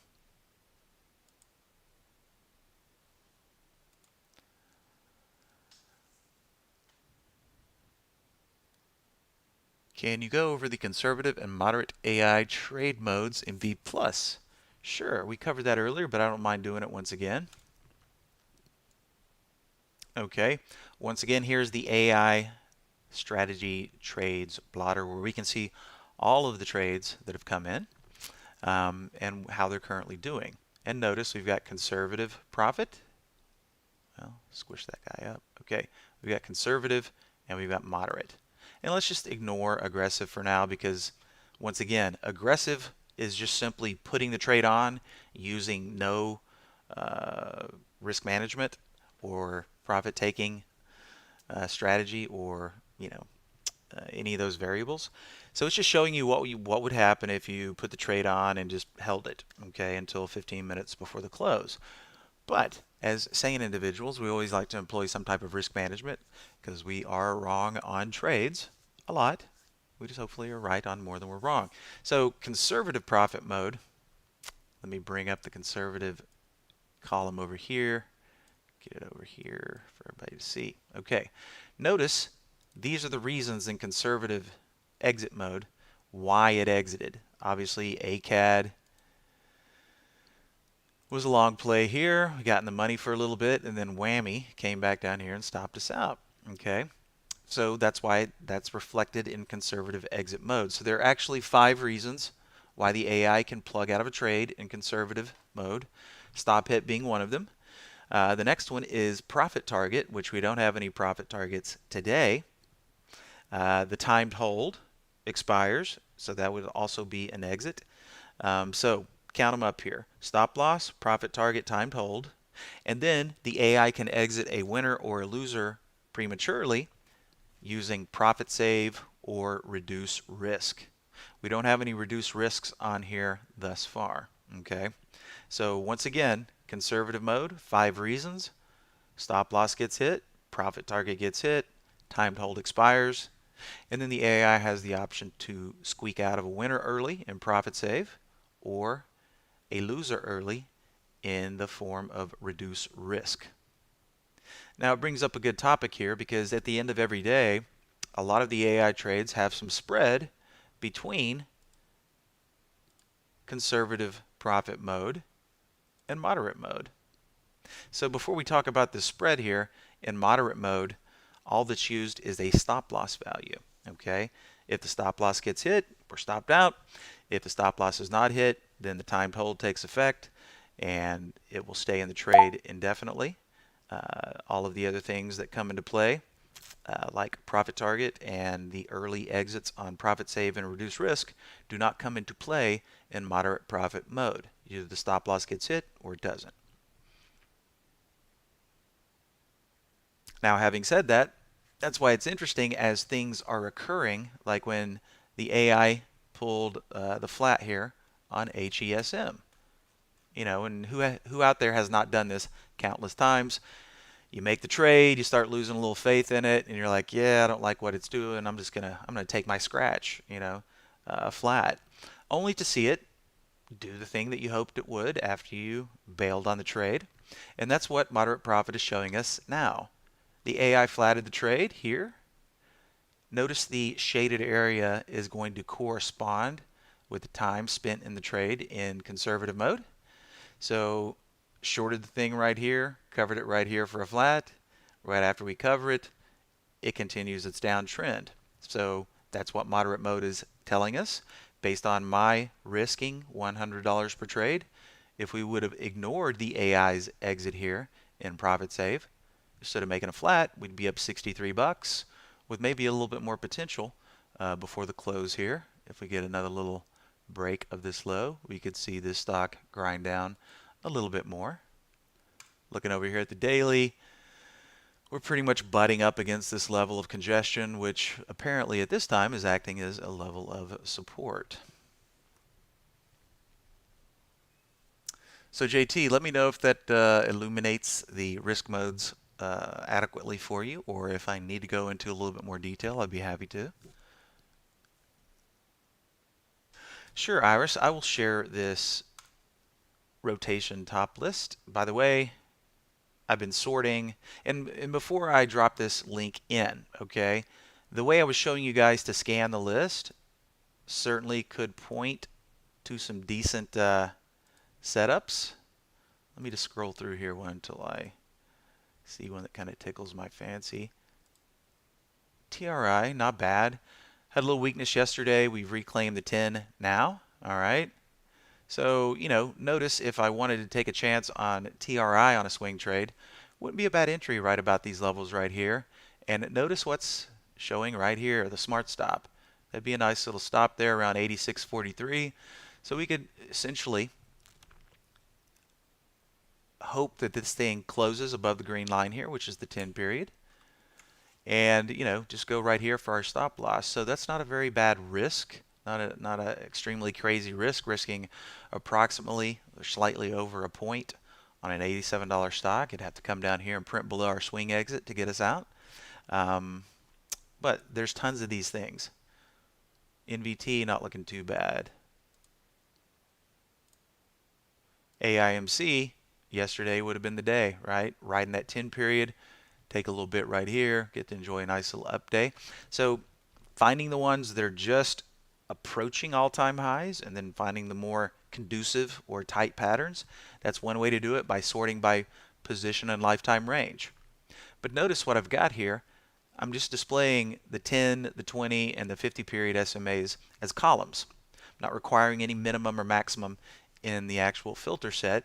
So maybe you want to go about looking at the list through a different lens, say things that are just butting up against the 10 period. So let's sort the other way. Okay, not seeing any zero values here. But for example, when I click on VAR, it's going to be just slightly above that 10 period. So maybe you want to find things that are right at the 10 period. TRI, the same thing that we were just looking at earlier. It's right, just resting on that 10 period. Or maybe you're a 20 period person or a 50 period person. All you'd have to do to zero in is resort by each of these columns and find the things that are close to zero, and that's going to show you things that are right at those specific SMAs. And of course, everybody likes a little bit different of a flavor. I'm more partial to the 10, but you might be a 20 or a 50 person, or 20 or a 50 person. So this list, the color gradient is going to be sorted by relative volume. So I'll just put it back on relative volume as the sort, and now I'll drop this into the chat panel.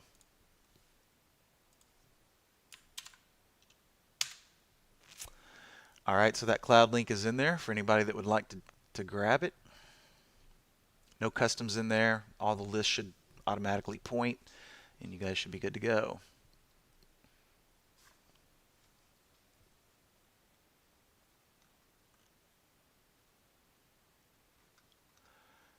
All right, Peter. So once again, I see you asking about the same symbol on a different top list, right? There's no automated way to find it, but let's use the Levi example again at the top of this list. So I would just sort alphabetically, find the L's, and I can see Levi is here on this list as well, and it's also on this list. but there's not really an automated way to find that, Peter.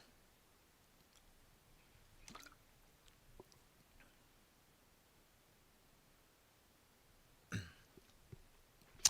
right, Mike, I see your question there about placing an order on a chart to open or longer chart. Where do you set the share quantity and the total price?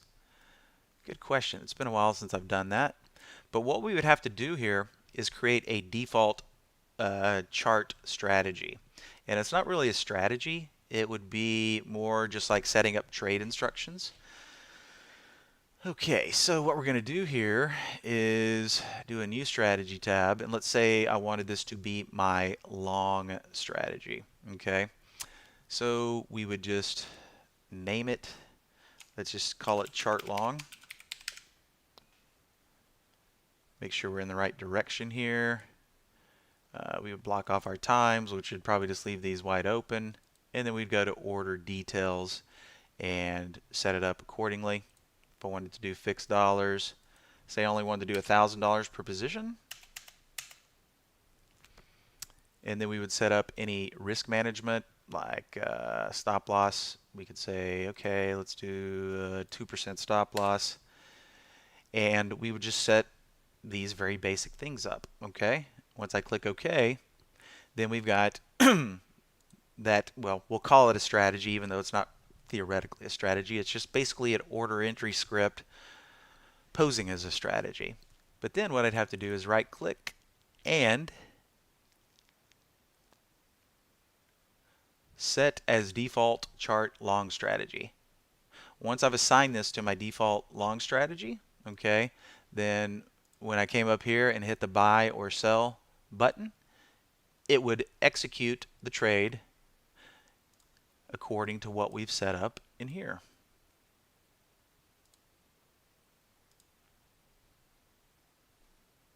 So let me know if that makes sense for you.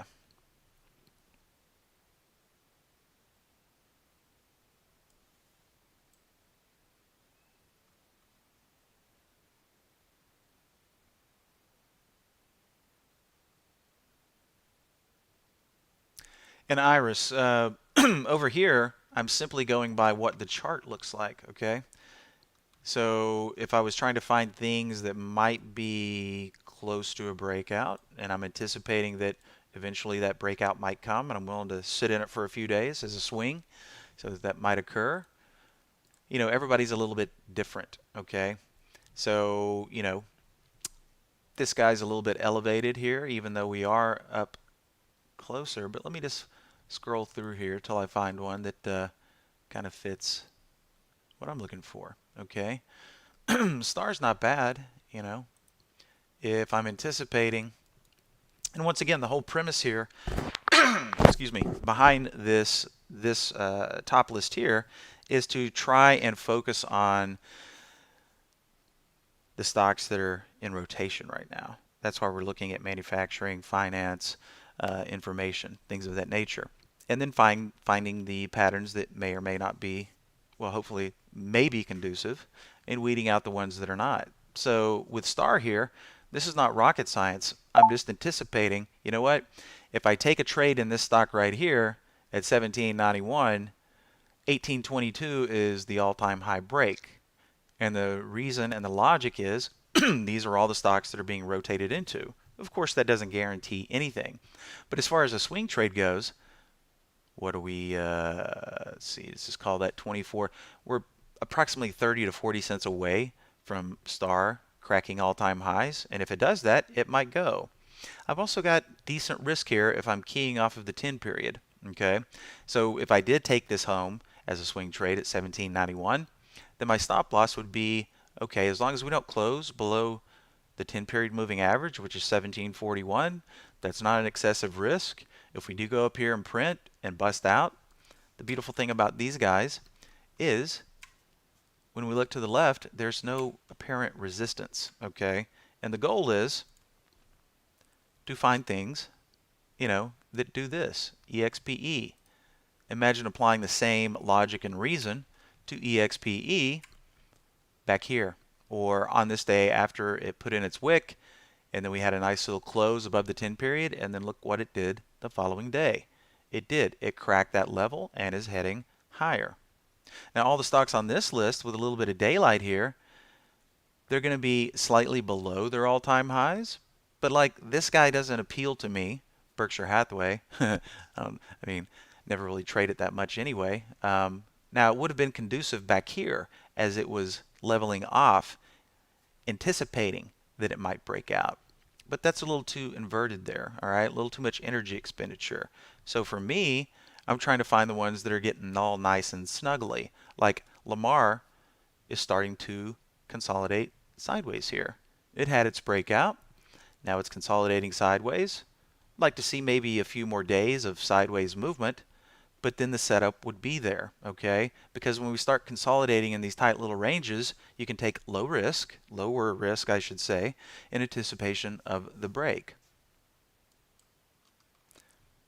So you can call this a strategy, or you can just call it a window that's going to point you to stocks that are conducive, that are being rotated into, and then it's up to us to scan through all of these to find the stocks that are exhibiting the topping patterns that you like.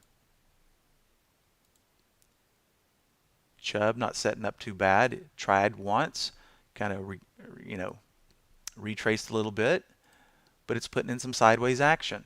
10 period is up and coming, so a few more days of consolidation might go attack this high again.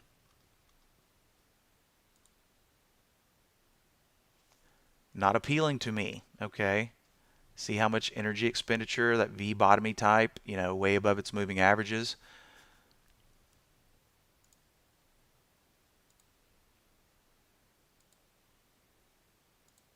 There's try again. So I thought I had more stocks on this list. Let's look here. Okay, well, 250. I guess there's just not that many coming through at this point in time.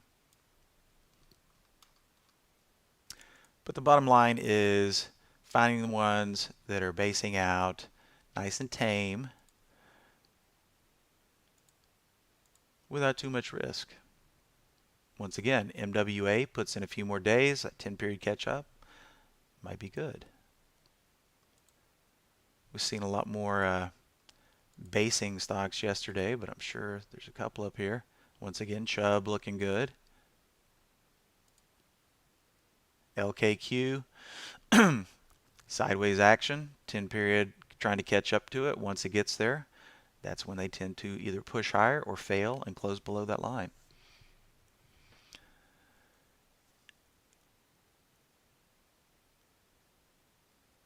Is IB the only broker compatible for auto trading entries? Zelly, yes, at current time.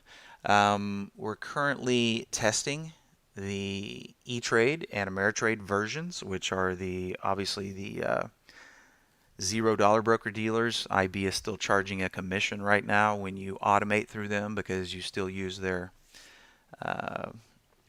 API is what it's called, and they're still charging for trades that use the API. So yes, Interactive Brokers is still the only choice for production. We released a version a little prematurely for E-Trade, and we had to kind of pull it back and do a little bit more bug work on it, which is what we're currently doing. But hopefully once we get the bugs worked out of the E-Trade version, that will be another option for you. And the good part about the E-Trade environment is it is a zero commission environment, which certainly helps the bottom line.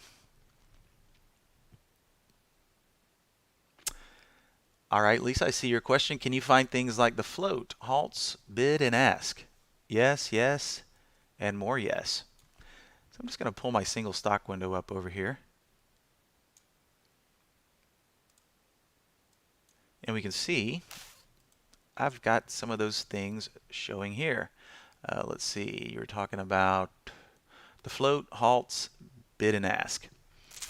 Now, notice right here, I'm showing the bid. I'm showing the offer, which is the ask. We've got the float, And really, all of these metrics are really just filters. So we can show them in a single stock window, or we can build them into strategies and or top lists as well. Now, as far as the halts go, that will be relegated to an alert window. So watch what I do here. I'm just going to duplicate this alert window. I'm going to hit configure. I'm going to say start it from scratch. All I have to do is come here and type in halt. There's my halt alert. Going to add that guy. And then, of course, it's always nice to see when they resume as well. Don't really have to put any filters in here unless you really want to, because if we just have the halt and resume alert, then it's just going to tell us anything that's going to get halted and anything that gets resumed. Okay, so I'm sure this is a very thinly traded, looks like something having a birthday. Okay, looks like the first day of trading. Maybe it's an IPO or some other SPAC, don't know. Yep, Acquisition Corp. But if we wanted to see everything that was halted today, we could review that history. And now it's showing us every stock that has been halted and its applicable resume as well. Those of you who were keeping an eye on GME yesterday saw quite a few halts and resumes. I think one of the resumes lasted for 40 seconds yesterday before they halted it again, but no big surprise when we look at that crazy candle right there. So when you're wanting to see halts and resumes, that has to be in an alert window, because these two guys are both alerts. No way to articulate those into a top list. And then, of course, bid and offer and float and all of those filters. Once again, as soon as we go to the search field and type float, we can find the short float filter, the float filter. As far as bid and ask go, we have bid. Oh yeah, bid size is the resident filter. But if you want the actual bid and the actual offer, you'll notice my U prefixes down here. Then we have to set up a custom filter.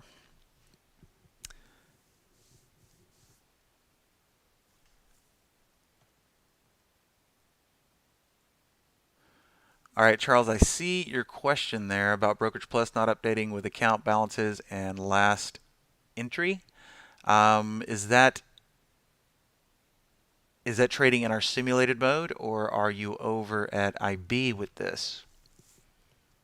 And if you are at IB, is it simulated or live?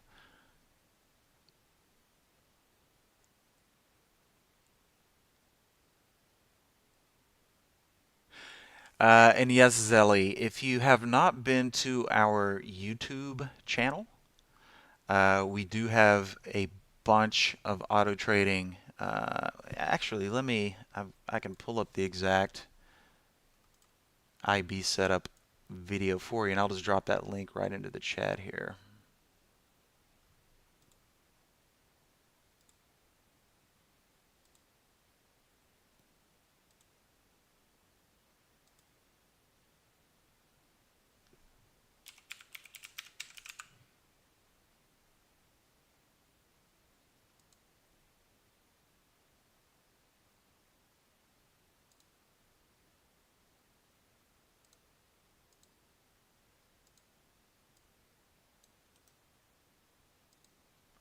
Let's make sure I got the right one here.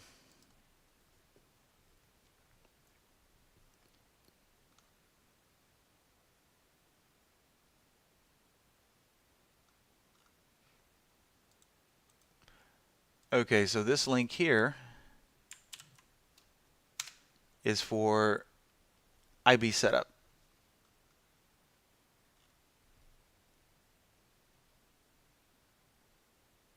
Okay, Charles, you're live in IB. And it's not updating with your account balances and last entry. Okay, so is this a problem that just cropped up, or did you just connect recently and it's just not showing that right from the get-go?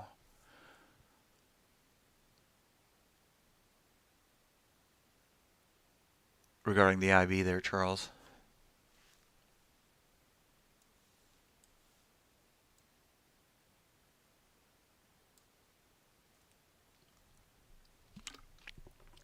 Pardon me while I wet my whistle.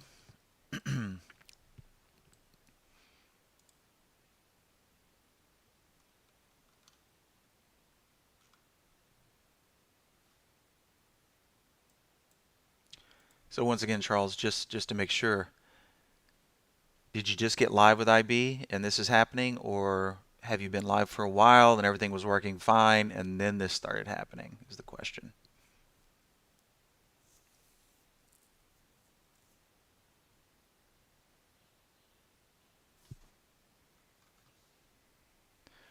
All right, let's just do a little quick pulse check. Yep, as we can see here on the SPY, it's going to be kind of crucial for us to maintain this 10 period here on the 15 intraday.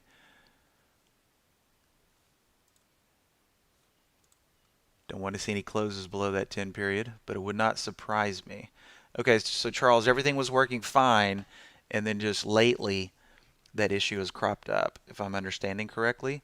So that tells me, obviously, you've got a good data plan. Otherwise, nothing would have been working in the first place. So I'd love to, let me just take a look at my live IB account real quick here, because the account that I trade, I would have noticed this morning, and I'm looking at it right now, and I'm seeing everything function as it should. So off the top of my head here, I wouldn't know what your issue might be. Is this the first day, or has this been going on for multiple days, or is it just today, or multiple days?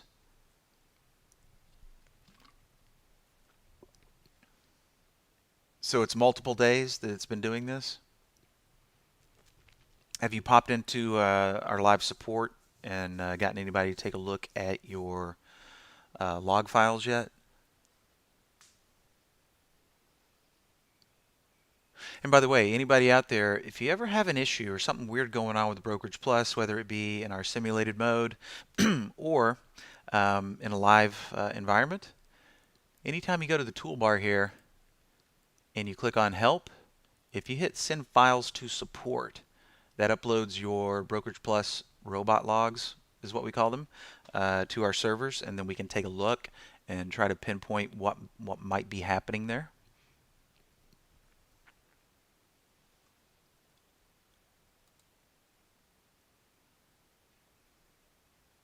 So Charles, if you haven't already done so, you might want to upload your logs and then hit us up on the live support via the website, and we could attempt to help you troubleshoot that.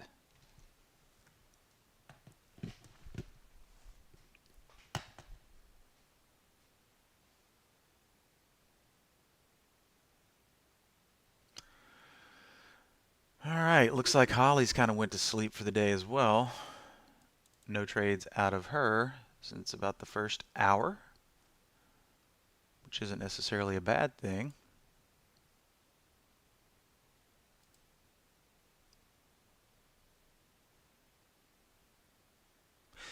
This one's kind of a classic thing that happens with Holly from time to time. These two trades here, let me take a look at open. Okay, so open pretty early in the day, first 30 minutes or so. We get the buy signal at 25.17. We start moving sideways. That wick's been put in. So whether I'm in the trade initially with the AI or maybe later I'm just scrolling through the AI trades to see what I personally might find interesting. And even if you're not in this trade initially with Holly, and then you look at open 30 minutes later and you see what's going on here, okay, we had statistical viability brought to us just in the opening 30 minutes based on the AI. AI's made an entry here, 25.17, but now what do we also have happening? we've got a little sideways action. Okay, so imagine if we just see open right here. AI's been in it, sitting in it for 30 minutes to an hour already. We're going sideways. Hey, well, you know what? It's kind of setting up perfectly for a potential opening range break. Put in its high, put in its low. Now it's going sideways. The AI is already in it. So this is an auxiliary pattern that might play out. And it's looking very conducive, right? Nice and tight. So I might tell myself, you know what? I'm going to go ahead and get a little bit the same price that the AI is. But if it comes over here later and breaks this level, then I might add to the position because that's an auxiliary pattern playing out that I personally like based on statistical probability back here, potential of a secondary pattern. Nice time to add to the position here, in which case you'd enjoy a little bit more profit.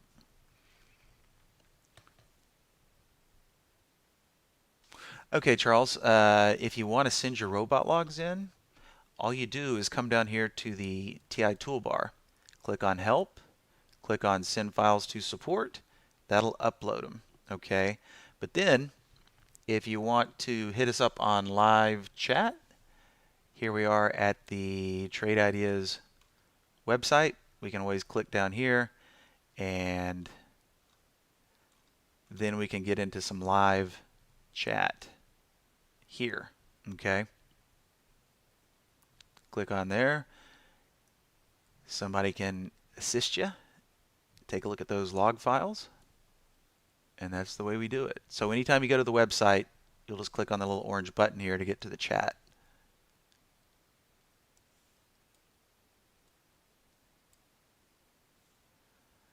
And it's okay if you're not too techy.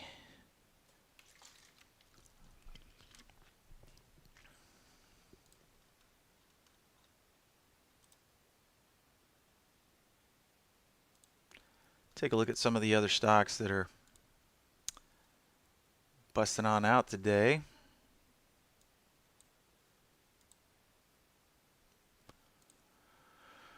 Four enjoying a decent little breakout here.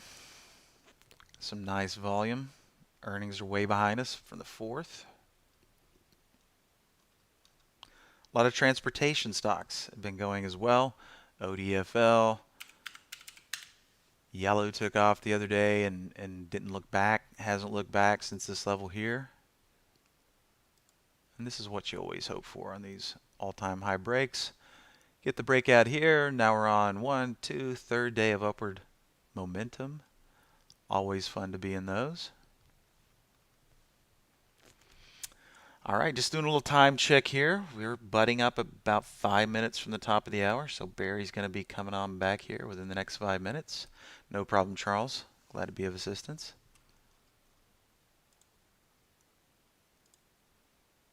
Things coming through in yellow are the smaller caps. That's why we're going to see some of these guys with some nice conducive patterns.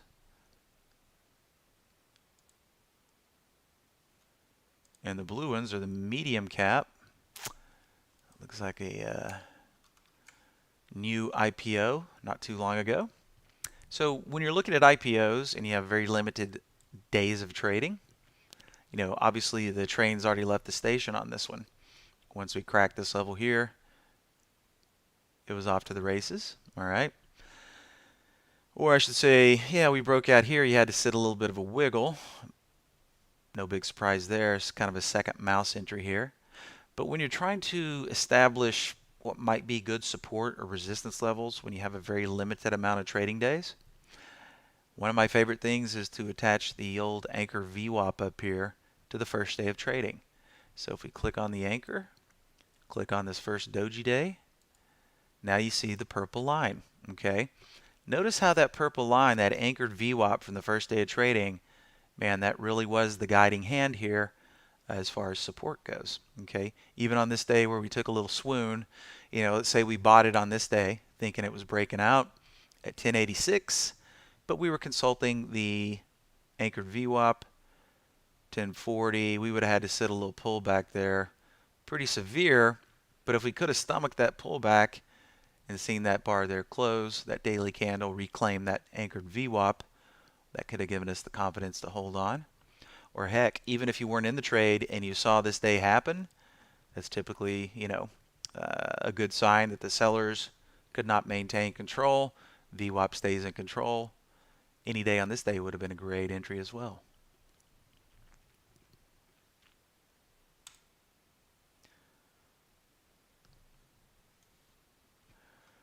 All right, questions panel is blank for the time being. You got about 3 minutes to squeeze one in if you've been sitting on a question.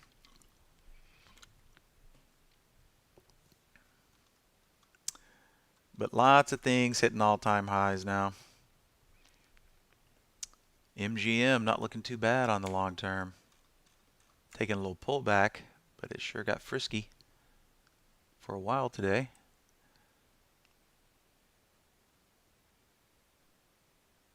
Uncanny how some of these wicks work, right? Perfectly down to the swing exit level, and then whoosh right back up. Mike, thanks for attending. Always a pleasure, sir. You are a scholar and a gentleman.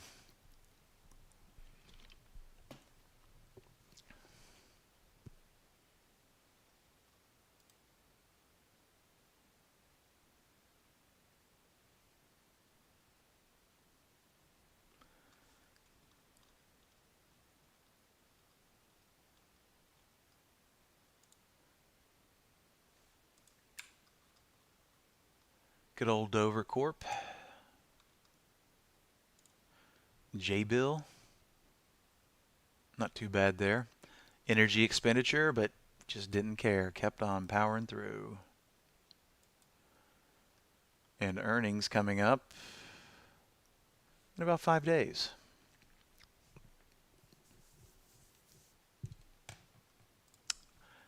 Yeah, let's take a look at Government Motors real quick. GM flirting with the ATH. Let's see what the weekly looks like. And not too bad on the weekly either. Notice 10 periods in charge on the week as well. Sellers try. Keep bouncing off that little 10 period moving average there on the weekly. Looking pretty healthy. Looking pretty healthy.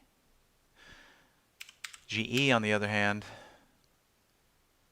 getting punished today, or this week.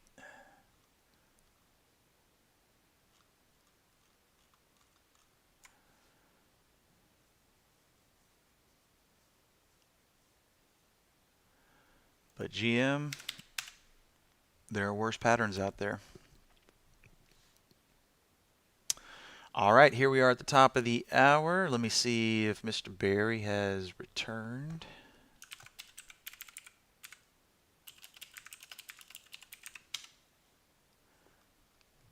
And I'll wait for the handoff from Mr. Barry.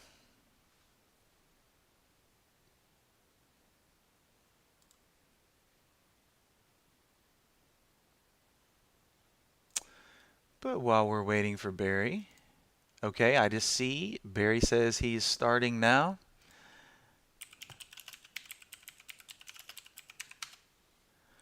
All right, ladies and gents, thanks for showing up. Always a pleasure. Hope everybody has a nice green day, and we'll see you guys tomorrow. Video.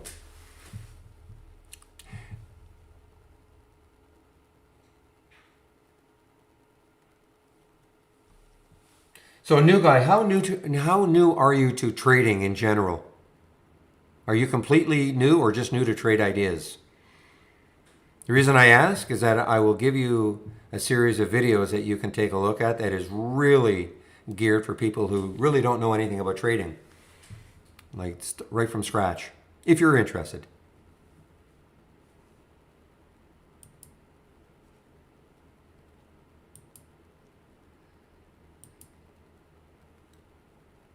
Whoa! Guys, FINV, so after that pullback, it just popped up. Woohoo! Okay, they are here, okay? So if you click on my homepage, Rickster, click on my homepage. Hopefully you can find that tab right up here. And then when you do that, you'll be brought to this page.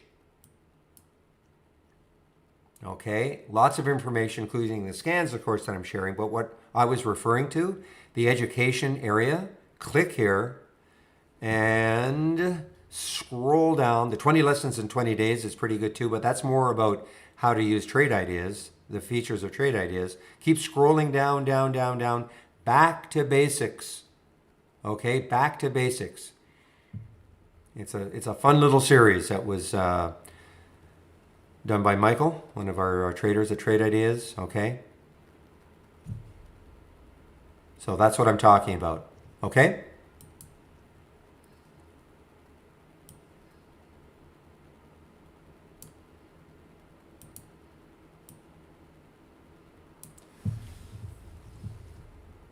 Well, guys, this is a certified winner now. Now, the next level, I got to do my video, but the next level is up here, 768.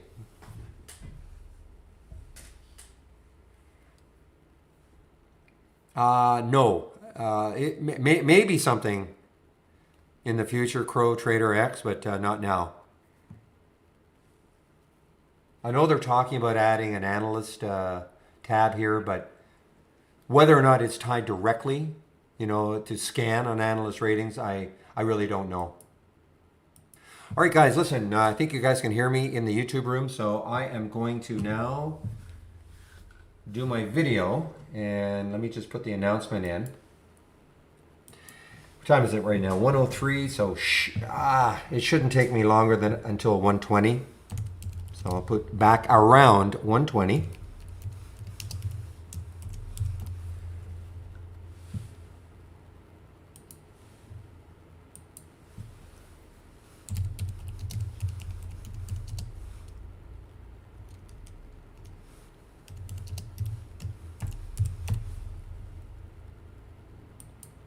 Okay, back around 1:20.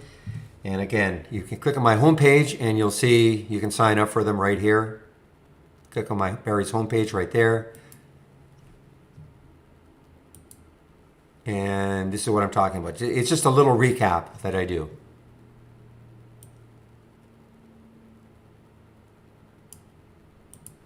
All right, I will put myself on mute. As I say, I should be back, should be no later than 1:20. So I'll put myself on mute right now.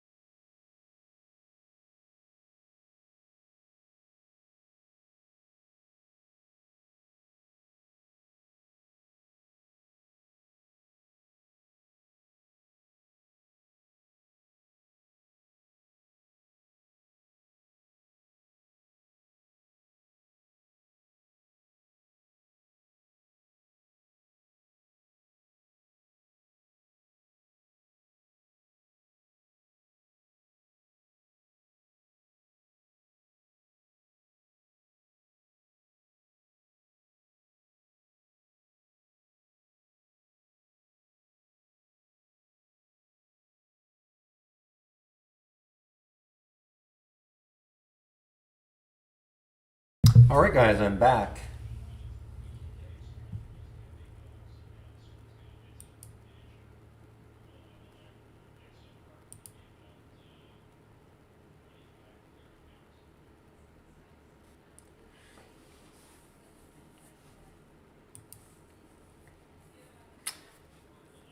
Okay, well, that CSTM is still kind of a dog. You know, I thought maybe on that 1650 break it might, or hold, and then start moving from there, but evidently not. So I'm just going to not even pay attention to it. It's just, right now anyway, it's just too erratic.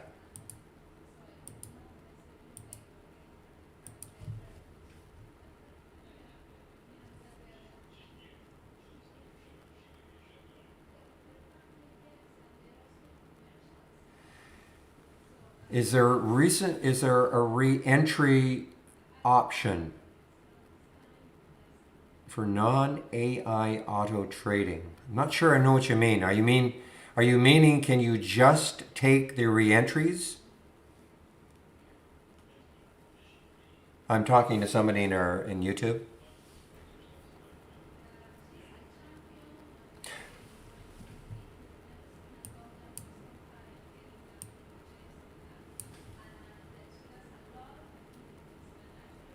I'm not sure I understand what you mean exactly. The only re-entry options, if you will, is in the AI. So there was one today. I don't even know what it did. 2686. So nothing really shaking. 2683.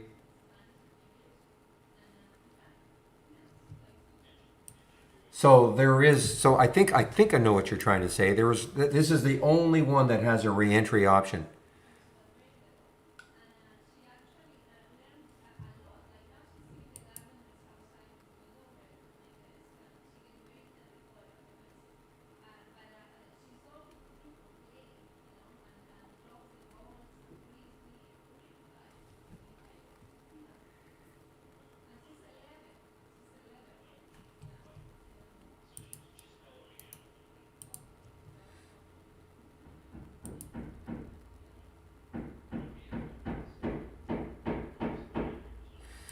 All right, guys, you're going to hear some thumping in the background, I think.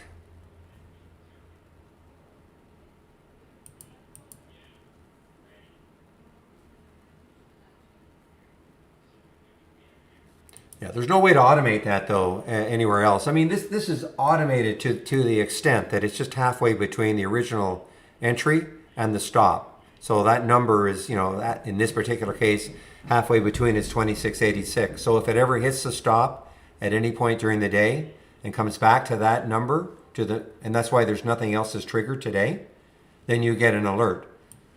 But as far as any other your own personal strategies are concerned, no.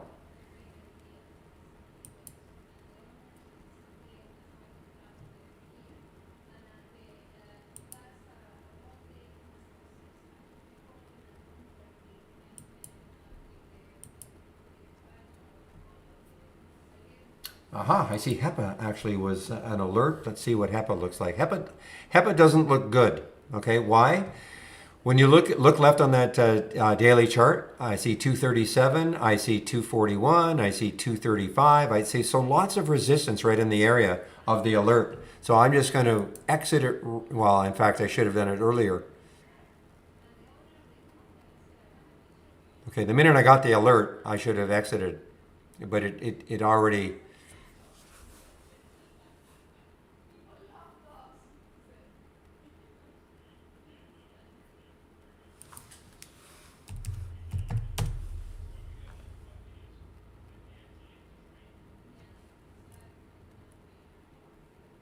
So again, you know, using this on auto entry, you know, I'm just sort of, I don't want to say playing around with it, but I mean, if I get an alert and I don't like the way it looks, I would get out of the trade immediately.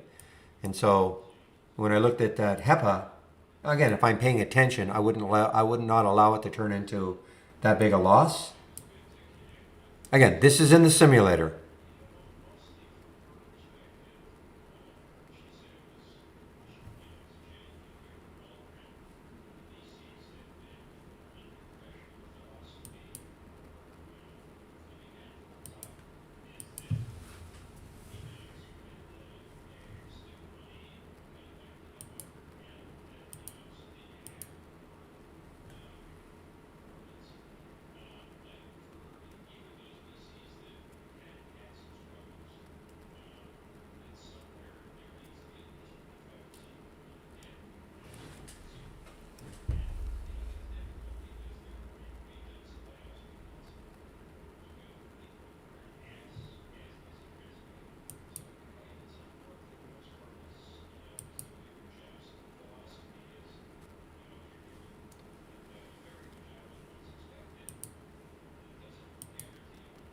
Well, timber was a bit of a timber, but now it's right back up. MBR. Wow, FinV. Boy, it is still strong, guys. Still have some of this left. I mean, it is still super strong. Again, look left. What do we have? 767. That's right, 767. Maybe that'll block it for a while. You would think this area would, but it's been a great. Look at the volume. Look at the volume bar compared to, all those previous days. I mean, look, what are we, the 11th? So here's the monthly volume, and we're only at the 11th. Look at previous months. So, I mean, this is a big volume pop.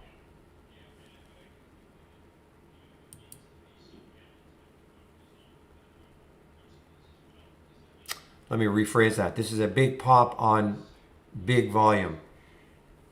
It's a big float, 187 million in the float. So I mean, that's pretty good, moving 45% with 187 million in the float. But again, as I always say, why? Because it has earnings, and a company that has usually the day of earnings is when you get a lot of volume. Now, it doesn't mean the stock's going to go up. A lot of volume, and it could be pushing it down.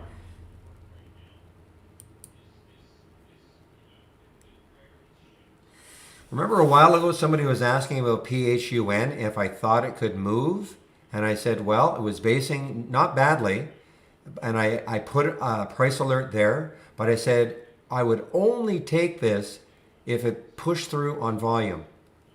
Look at that. No volume, guys. So yeah, it pushed through a little bit, had the price alert, but there was no volume. I mean, and when I look for volume, it's not the absolute number. It's in relation to the previous candles. I mean, there's plenty of volume, 150 million shares. This is easily going to trade 3 times the float today. But, and a lot of that was at the beginning of the day right here. But there's just no volume. So, yeah, pushed, no volume.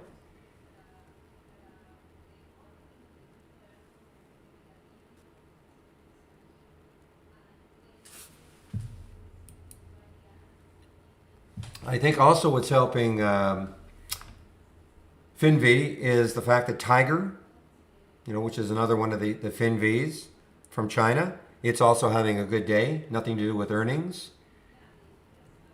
So it is very possible that FinV would have had a good move anyway. I think it's just accelerated because of the fact that it has earnings and the reaction has been good.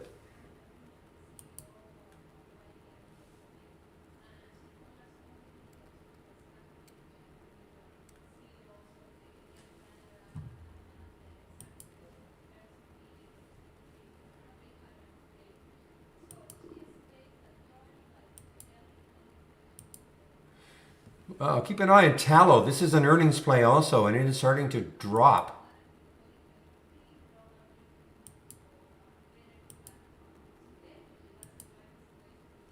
Yeah, keep an eye on tallow. Look underneath, guys. There's no real support. This is an earnings play, and it's already been dropping. Let's see if it just continues here. There's the low in the pre-market at around 1260. Wow. Only need one good trade, guys.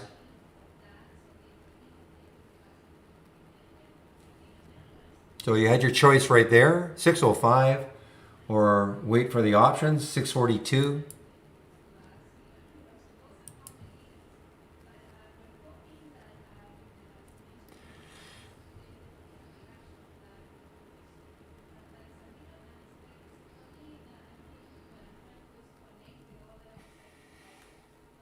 Look at that volume. It's just starting to almost to that level here. What is my opinion on SLGG? Well, I'm pretty crazy today. Yeah, it's been very choppy. Look, even on the 15-minute chart, chopping up and down. It's an earnings play, so I mean, it's going to be active all day. 33 million. It's going to easily trade the float a couple of times.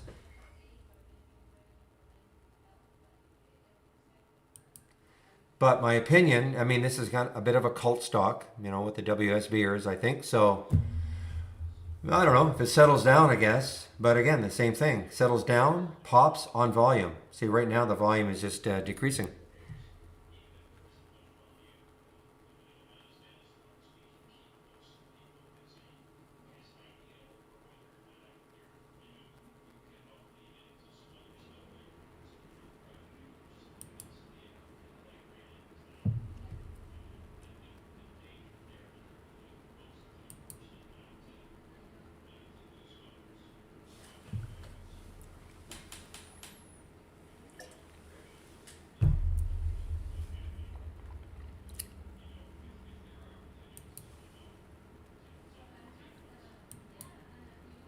Wow, Avio is just getting taken to the cleaners now too.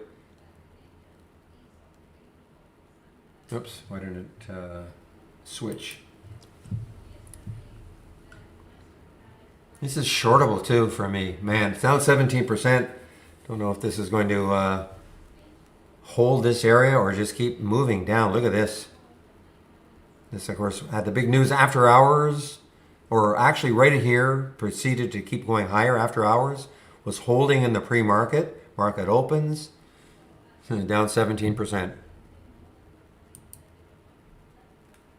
I didn't see it. I did not see that. I know somebody said there was a financing. Excuse me. I could not see that that news.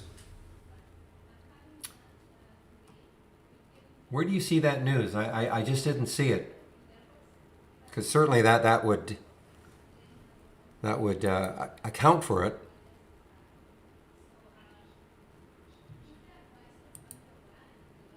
Oh, for last August, okay, but it's nothing new.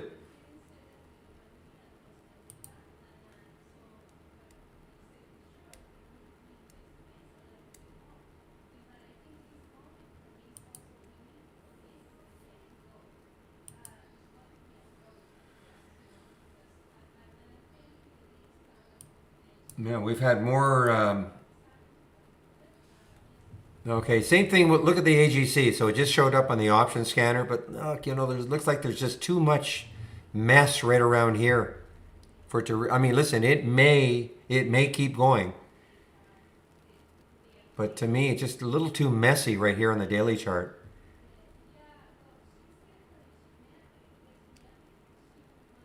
Yeah, so you can't say you can't do it. We don't have I know it sounds crazy. We have post-market volume data. We don't separate though the pre-market from the normal. Now, if you want, this is what you could do. Okay, this is sort of a workaround. So first of all, can you hear me? And can you see what I'm going to do? This is kind of a workaround.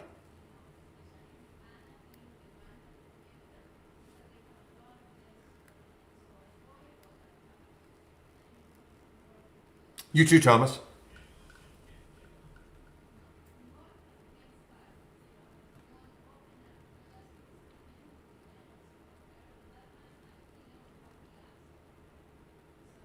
There's nothing. There's no such thing as too low, Steve. The question was, what's too low of a float for low float trading?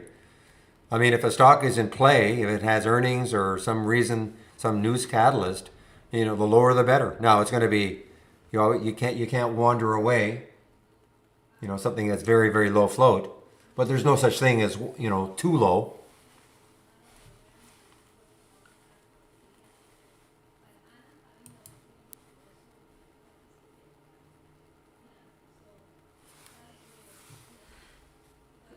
Yeah, great call by Ija in the in our YouTube room with the PDSP.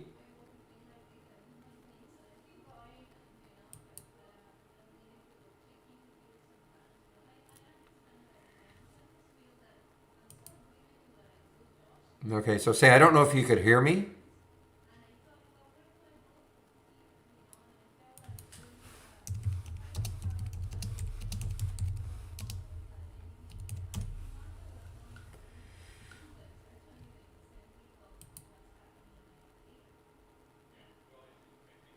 Ah, okay. I haven't seen a SPAC for a while. Okay. So there is no, we don't separate we don't separate pre-market volume from the volume of the day. Okay, but what you can do, and it's it's a bit of a workaround. You tell me if it's going to make sense. So you could have a top list, okay, and you could create a top list for the pre-market. Make sure you don't have relative volume. Put volume as one of your, of course, as one of your columns, and put a minimum volume of 1 million as one of the filters. And then at 9:29 or so, you could freeze the top list window. We have a freeze. Okay, right click, freeze. So you could freeze it, before 9:30, and then track those stocks. Does that make sense? I mean, it's a workaround. I don't know why we don't. I don't know why, to be honest, we can't separate. We can separate the post-market volume, but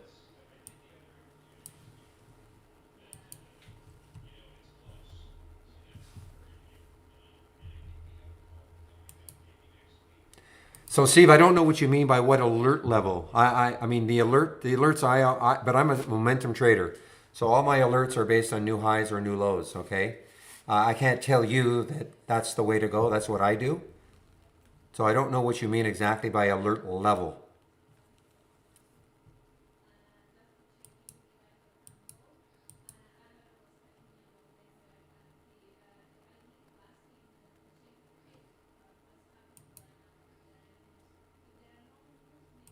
If you're talking about a filter level for floats, my max, and it's not. I'm not saying everybody has to do the same thing, but my max, if I'm looking for low floats, if that's what you're talking about, will be 20 million.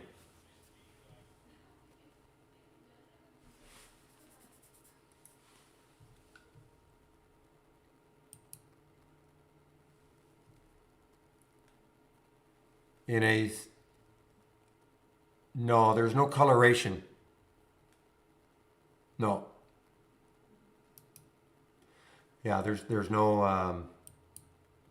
options to separate the colors.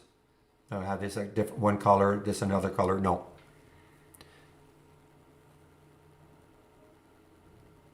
Okay, so Steve, I don't know if you've watched. If you're just talking about setting up an alert window in general, then what I would do is I would watch or take a look at the 20 short lessons. One of the lessons is creating an alert window, if that's what you're talking about. You're just talking about something very general. So one of the lessons, and this is what you'll see when you click on that link, and you'll go to the education. Well, I've actually got the link there right for you, but general education though, right here, and then this is the 20 lessons. And so I think what you were talking about, you should look at them all, but what is an alert window and creating one? What is a top list building one? Okay, this I think is a great, if you're just starting out with trade ideas, I think this is a must to take a look. And if you don't have trade ideas, you can still click on the link and you can see what we can do, some of the basic things that we can do. And the other thing is I'm really glad they added, is in that education section, if you scroll all the way down to the bottom, if you're brand new to trading, brand spanking new, back to basics, okay? It's a pretty cool little series that Michael did with his wife, okay? Like literally, what is a stock? Okay, so we're talking. You don't know anything about the stock market.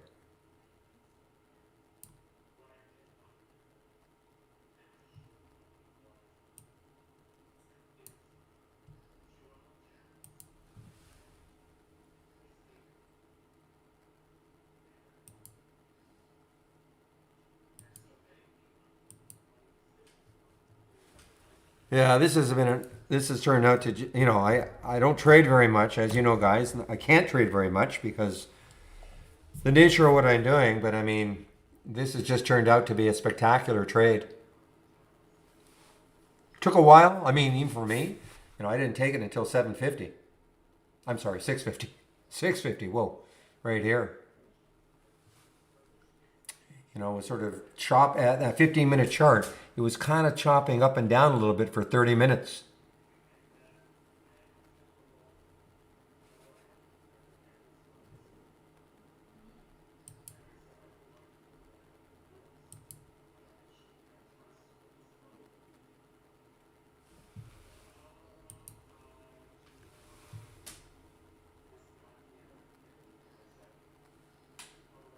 Wow. Okay, well, let's take a look left. 804, so we're through that. The next high looking left, 816. The next high, 805. So we're right in this area here. I mean, this was when these other China fins were going crazy.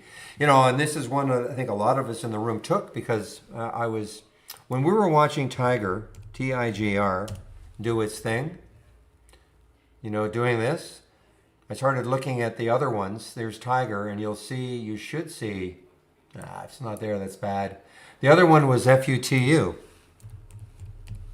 FUTU was another one that was doing sort of the same thing that Tiger was doing. So I looked to try to find another China fin financial, and came up with this one, and it had lagged the other two. So I think a lot of us got into it, you know, in this week, and before eventually the entire tech sector it just crashed.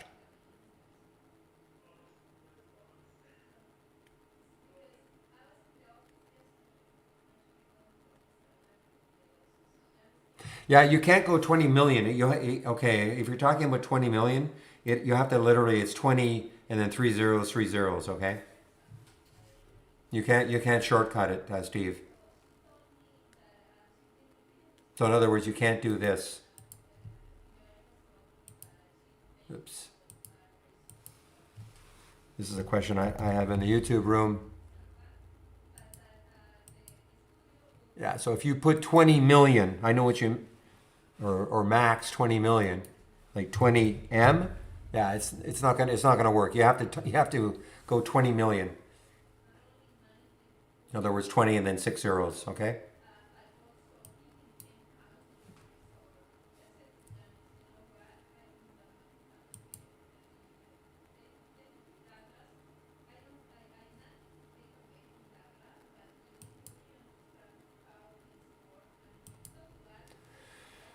Well, today is Thursday, so marketing meeting day. So at 2 o'clock. So at 2 o'clock, I'll be in the marketing meeting.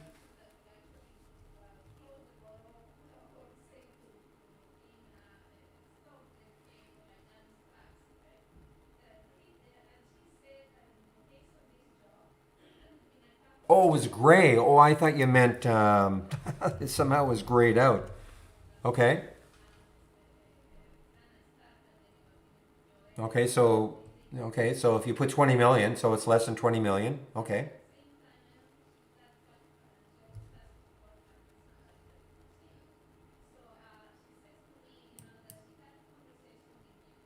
So do you have a question? I mean, so that yeah, obviously the filter met. It's under 20 million.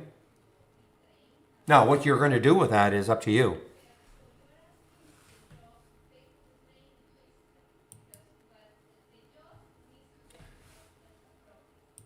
Oh man, oh man, oh man. AGC, look at this one, guys. Now, 1302 on the alert, 1385 right now. Not a fan favorite for me, trading these SPACs.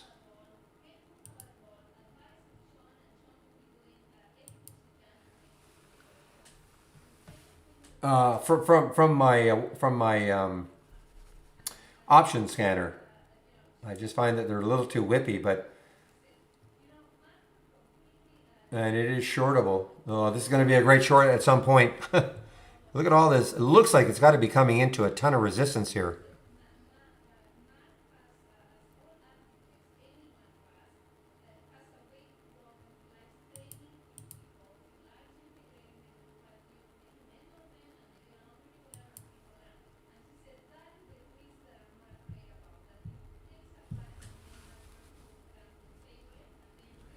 Oh, I see. I thought you were questioning why that happened. Okay, Steve. Okay.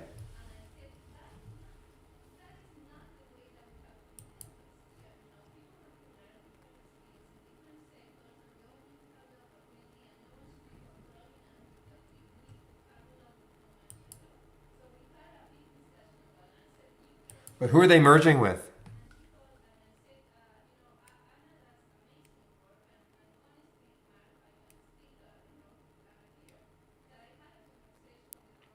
That's what I thought, Asif.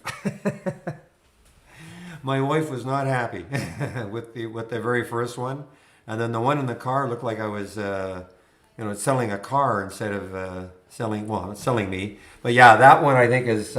So she scoured her all her photos. That was taken. I think it was last year or a year and a half ago when we were in Iceland.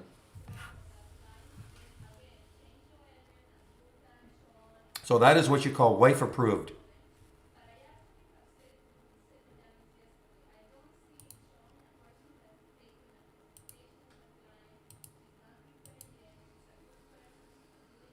Here we go, guys. This is what we're talking about. Now, this is what you'll see when you go into YouTube.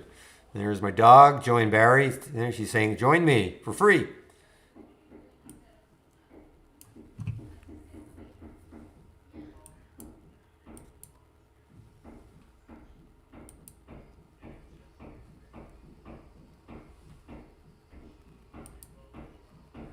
Okay, guys, I think you'll probably hear a little bit of pounding in the background.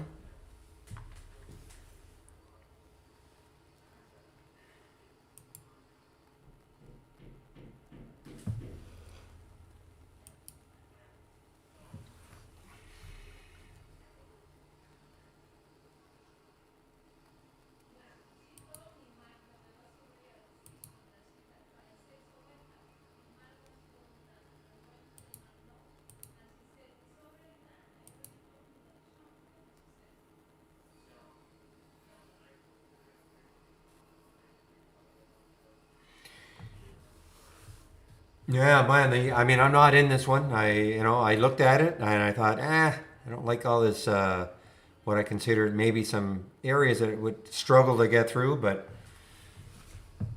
obviously an awesome trade if you took it from the options scanner. Unusually strong option activity scanner. I mean, this is incredible. 1302. What did I get up to? 1302. 1525. Why am I not in it?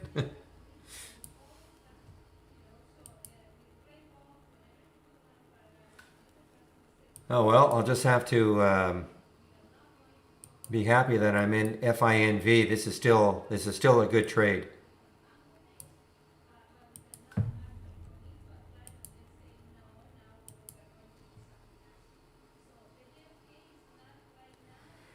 Foot.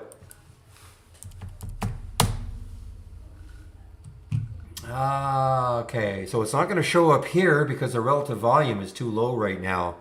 But yes, and it is shortable.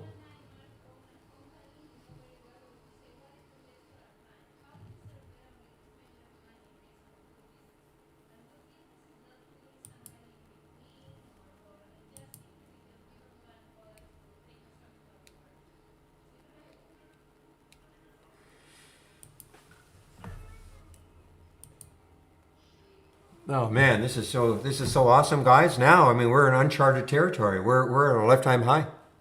Now, this may have been a symbol name change here. More than likely, it was. Okay, there's no way this is an IPO back here, but at this point, we're just sky's the limit. Okay, this should be watched tomorrow also to see if it just has a continuation.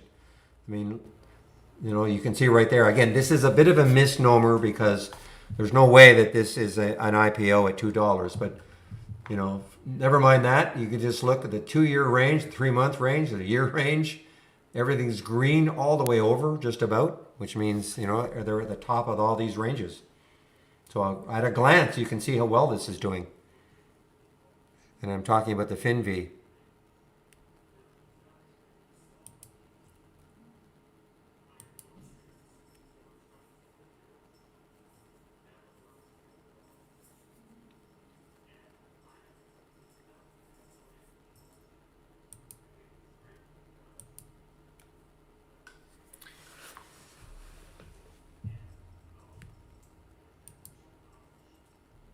So for those of you, I know I had a couple of emails yesterday, and I understand. I'm going to explain what I'm talking about.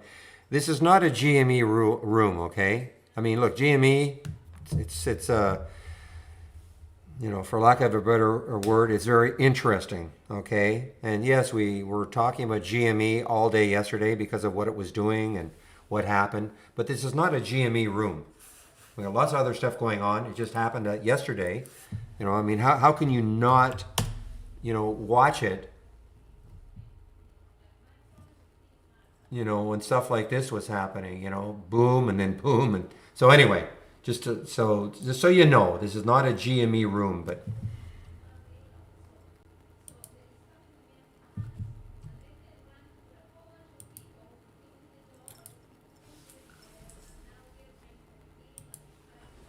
okay, one moment, please.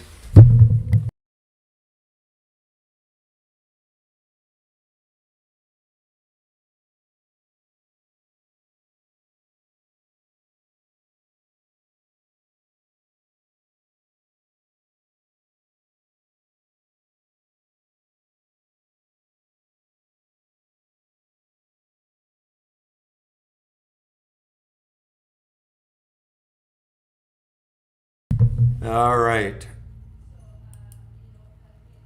Now, guys, this is really interesting. Okay, so I'm going to just so you see how it took the trade, right? This was in the auto trade mode, so it took the trade at 13. See, this is what I was talking about. There we got I got the alert at 13:02. I have this in auto trade on the entries. Why did it take it at 13:12 instead of 13:02? Well, first of all, it was moving very, very quickly. Secondly, I had in the strategy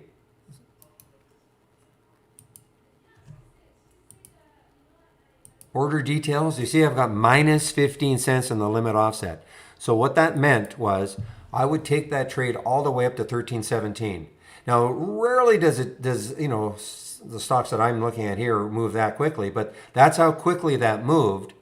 And that's why it took it at 13.12 instead of at 13.02. Very rarely you're going to get a fill right at the price because, you know, the stock is moving.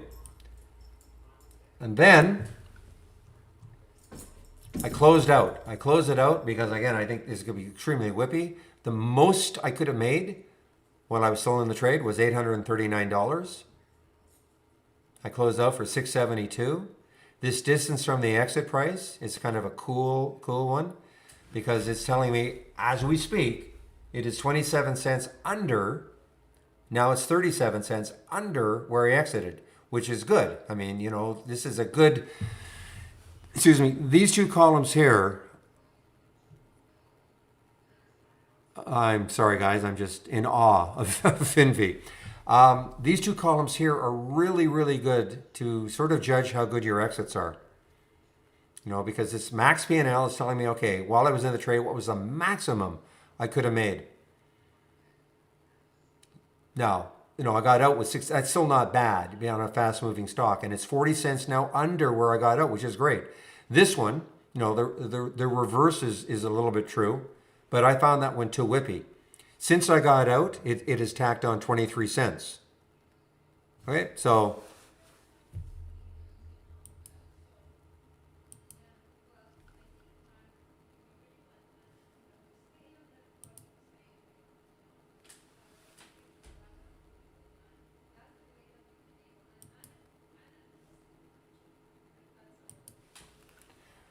$9 now, guys. Wow. I mean, these are just a great percentage move. Even sort of the so-called late one at 642, but here it at 605.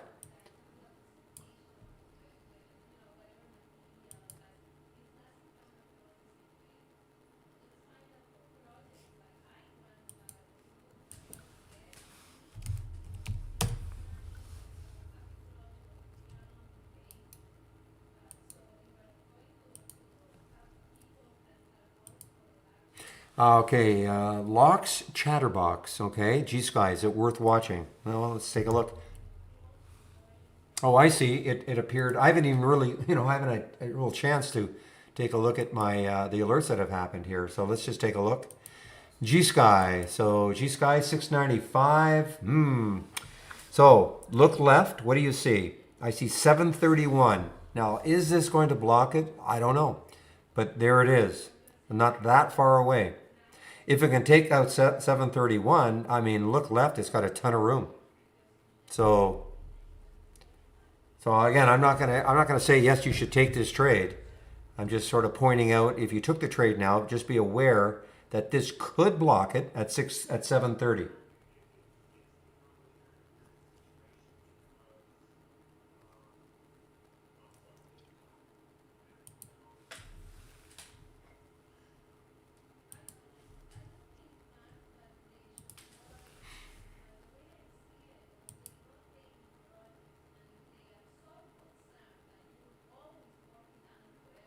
All right, guys, I'll be right back.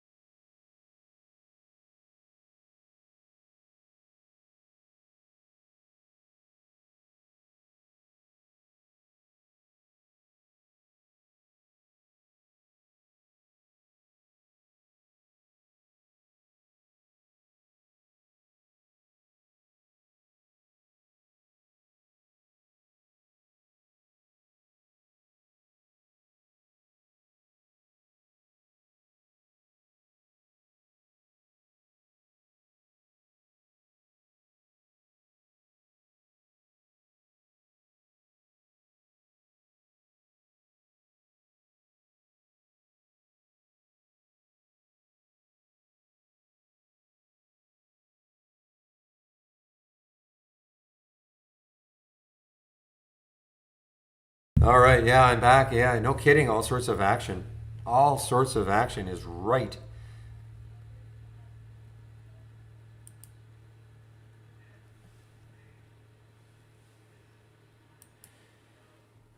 So I have another one here that's on the way up. MCRB. Oh, look at the room this has got. MCRB 24 is the next high. Looking left, 24 or 25. This is how much volume? Yeah, it's only trading a little bit more than normal. 1.1. So it's not quite a. Yeah, I don't think it's going to be that dynamic then.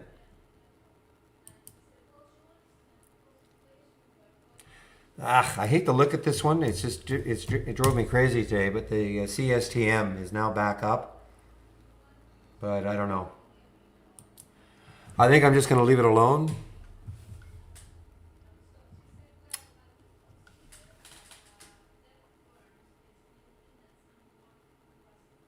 So guys, we've had some nice ones from the AI today. 5.7%, 5%, almost 5%, 3.9%. All these ones up here. You know, these are all some of the AI alerts, all long trades. So if you have the AI, this is what I would do. I would watch this window. This is a great window to watch all day long. The strategy trades all window.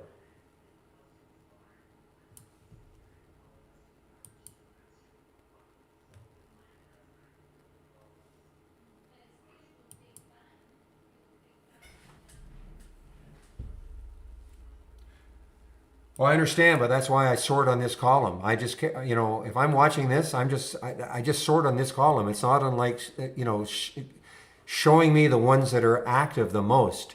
I don't care about these ones down here. I just care about these ones up here because they can set up all day long. You know, you get a pullback, it's strong. You can get a pullback, get another entry as a watch list. That's why I sort on that aggressive profit factor column.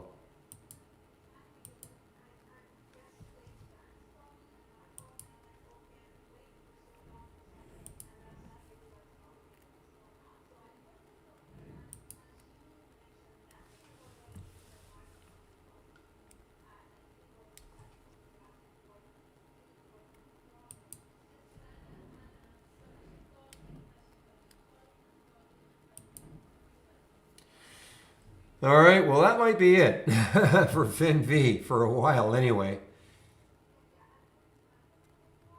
That big topping tail, that's pretty ominous right now, guys. So I don't know if anybody took this on a short up here, but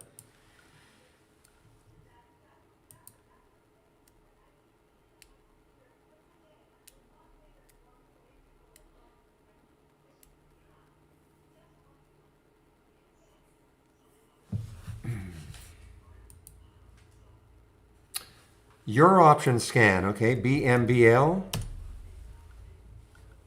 Oh, I see. So you've adjusted it to take into account more expensive stocks.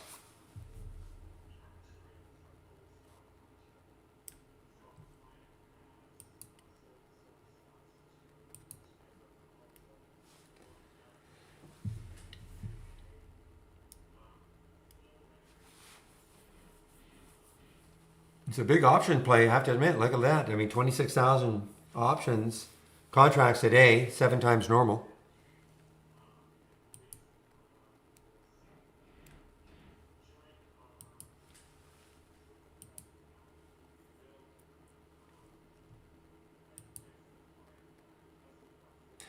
So Ahmed, that's the VWAP, okay?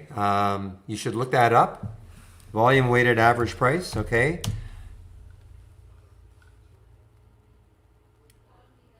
Where a lot of action is, where a lot of the price action is based on volume. I mean, but you should look that up. Excuse me. You just do a Google search and you'll get a very extensive definition of what it is.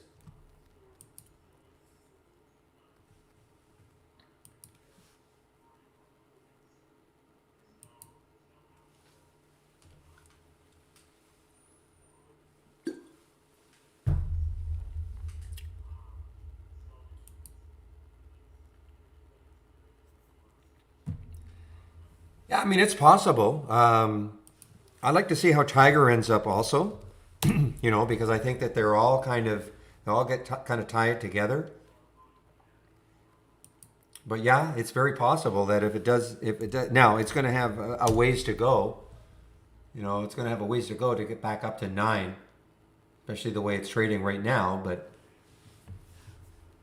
so the question is, would I swing this one? I'm not a big swing trader, but obviously there's no resistance because again, according to us, it's an all-time high, but it isn't really.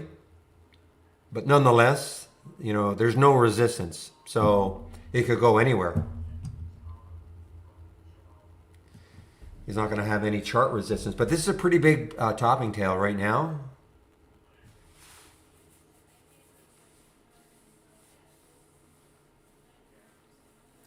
Not really, John. I mean, I'm aware of it. I am aware of it, but not really. I mean, I suppose if I got, I shouldn't say it like that. I mean, I am aware of where it is. So I guess it was right on the kind of like the 200-day. I put a lot more stock into the 200-day moving average. But I do glance at the VWAP, yes.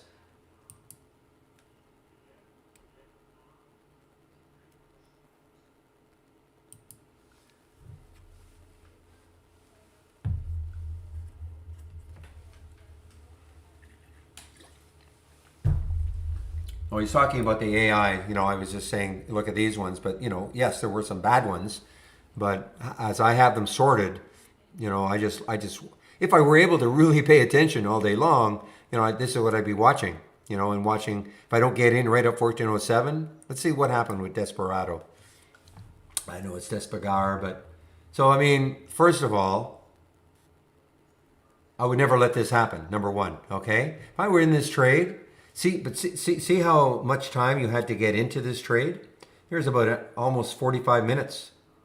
You know, you didn't have to take the trade right off the bat. There's that. There's the candle in which the trade happened or the alert happened. Had all this time to get into the trade.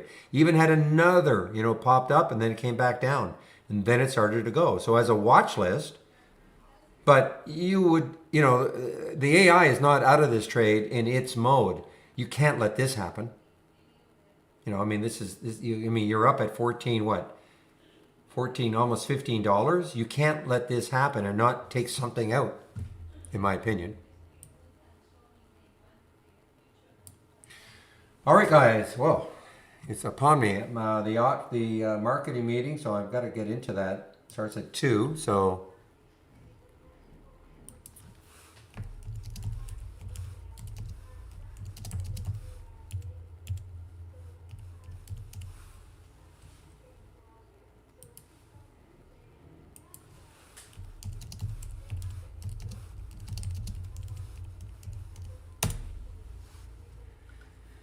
All right. I will put myself on mute now, guys.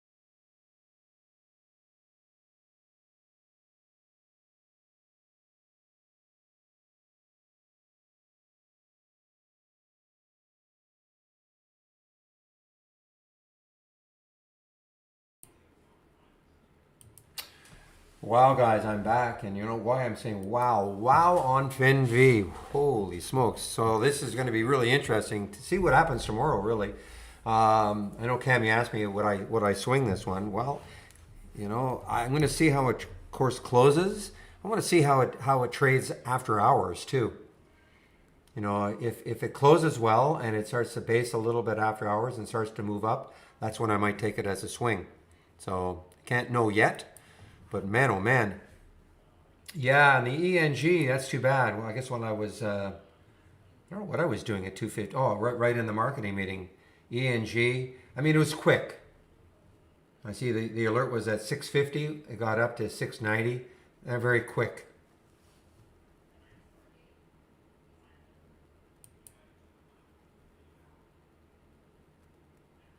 But this move with FinV, I mean, when you were asking me about it, it was down here, right? Or right here, sorry. It had pulled back all the way here. I thought, well, maybe that's going to be it. And this is a 2-minute chart and just accelerated.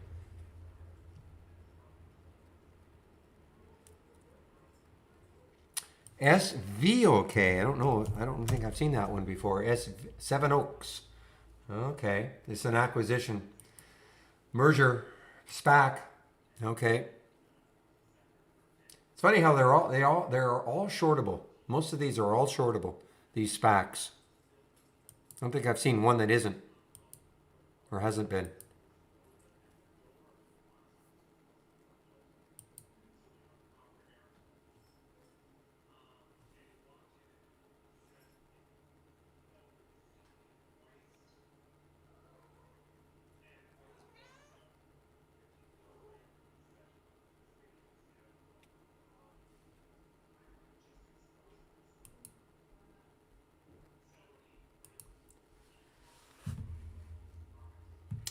So the news is who they're looking to merge with. That's obviously the news.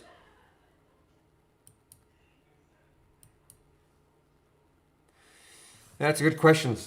I guess when the sizzle starts to fizzle out, which I think, well, this could just be temporary. I mean, we probably have 300 or 400 now. I don't even know. I'd have to go through our symbol list to see. I know there were 1, 2, 3, 4 more today added. It's crazy.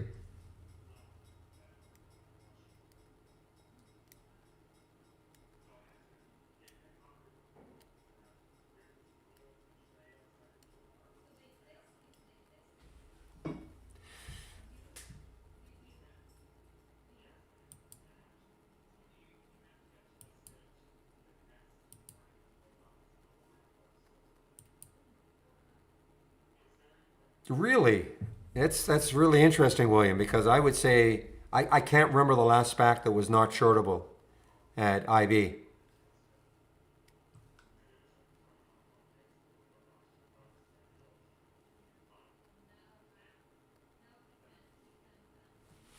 Oh, yeah, okay, with Fidelity. Okay.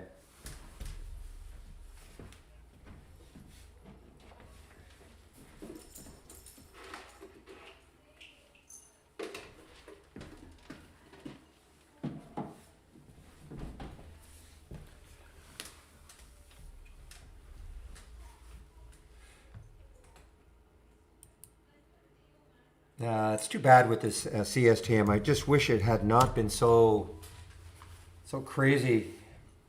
Even here in the 15 minutes, had a ton of room. I just couldn't take the trade again.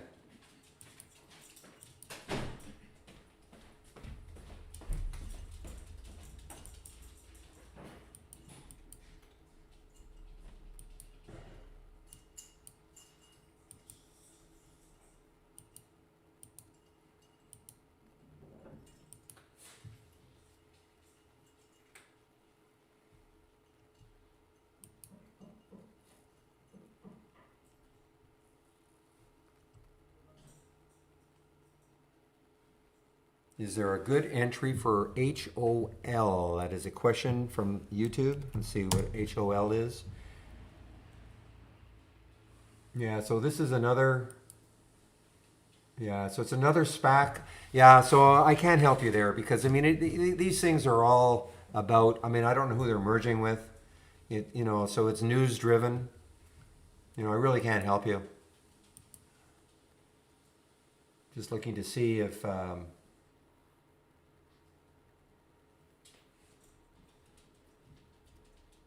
this is back on the 18th of February. I don't see any new news. I don't know who they're merging with. So, I mean, these are all, who they're merging with, when it's going to happen. But right now, the SPACs are in disarray. So I couldn't possibly tell you, where a good entry to this one would be.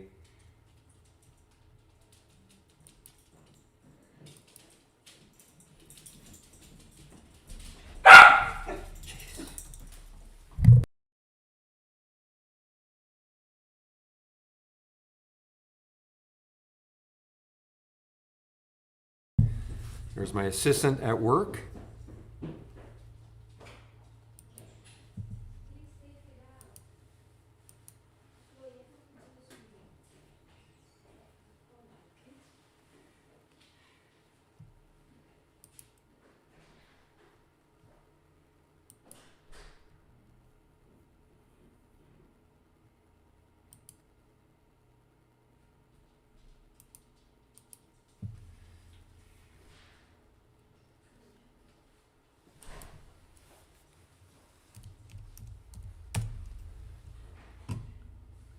Is there a webinar today? Yes. Today is Thursday, so there is a webinar today, yes.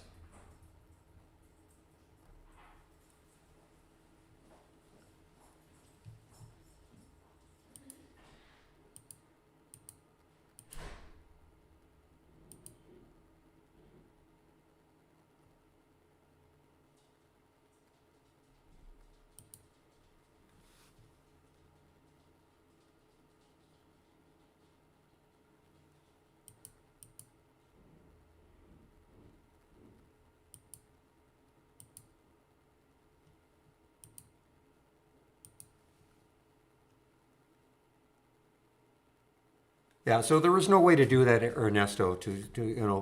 We can't possibly know when a stock, before a stock is going to move to set an alert. The only thing I've said is that, like, if a stock has been active all day long and it seems to be resting for a while, okay, then you could put a price alert a little bit above, where it's resting, and see if it takes that out on volume. But there's no way, to know, okay, this is going to move, before the actual move. Wish I could tell you there was.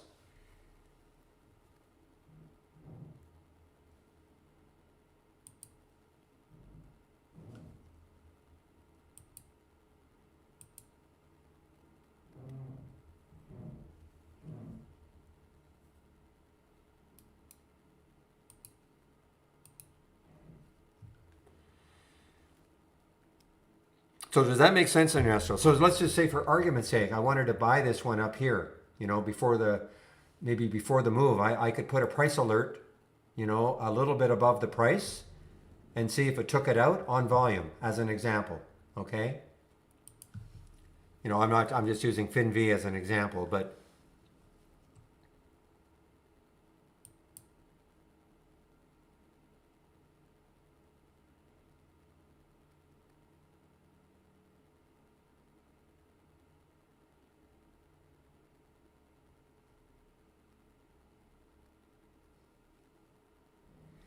well, the buy alert, that buy alert has nothing to do with buying a chart. What that buy or sell button means is you've had to take one of your strategies that you've created. If you want to do that, one of your strategies that you create, and you assign it, right click, and you see where it says set as default chart. Okay, in this case, a short strategy. Okay, so let me get a long one. Long. So you set it. Set as default chart long strategy. So what that would mean is you would set one of your long strategies, and you have to create it yourself. And so then you assign one of them, and then when you click the buy button, then it's going to enact that particular strategy. So it's nothing to do, it's not like a before the move or anything like that.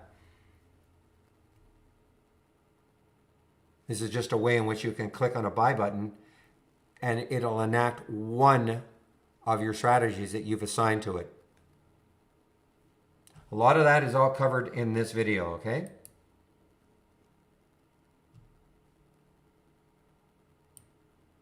I'm just going to pop that video in.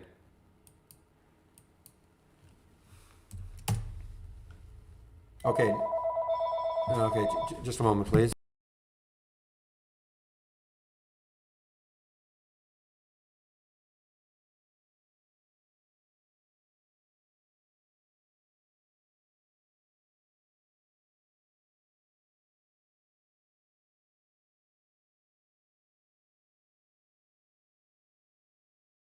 Okay, so Ernesto, are you talking about a buy button that is on the chart, like on a daily chart that's showing buy?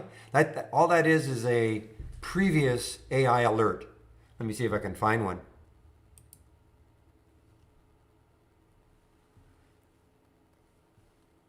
If that's what you're talking about.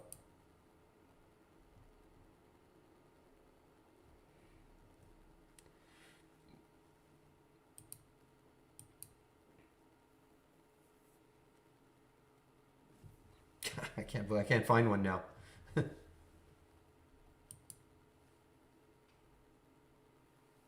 think if you're talking about a buy button that has showed up on the chart, you know, on a daily or a weekly or a monthly chart, that's just a previous AI alert.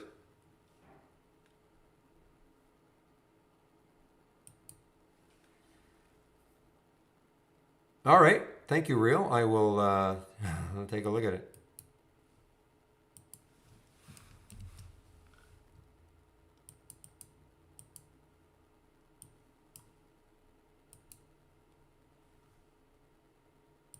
I remember that scan from a long time ago.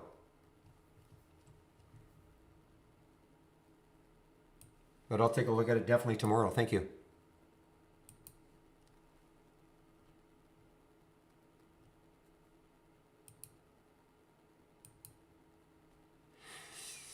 Yeah, I'm sure you have tweaked it because that's a long time ago.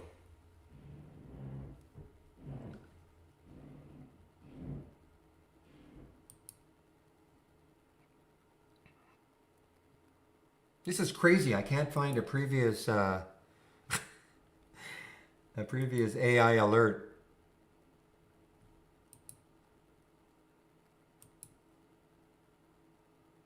So Ernesto, is that what you're talking about? You're talking about this is crazy. All the things I'm clicking on have not been AI alerts before.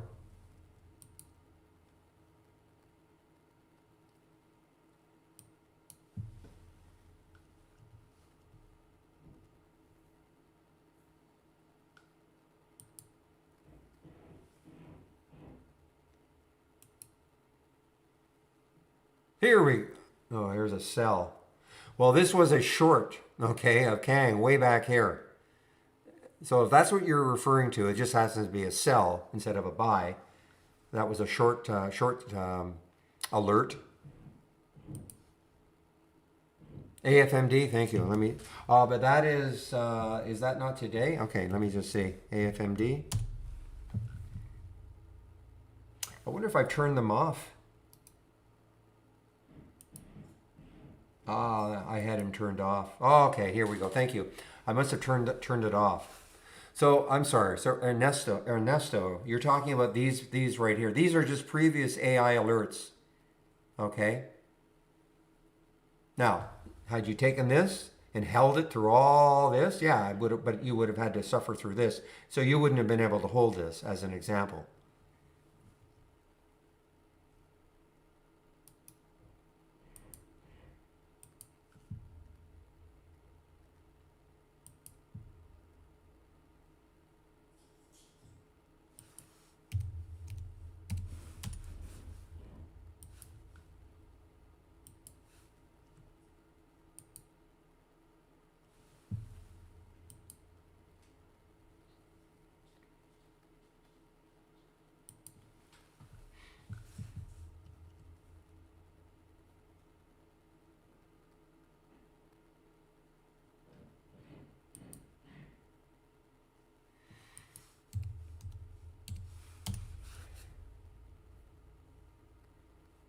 All right, so they're theater openings, okay. What does that mean though? Theaters openings this Saturday. What does that mean? Have they? I mean, I know a lot of the theaters have been open, just not to capacity. So what does that actually mean? I mean, has that entire chain has not been closed down, has it? Completely, 100%? So it's still limited capacity.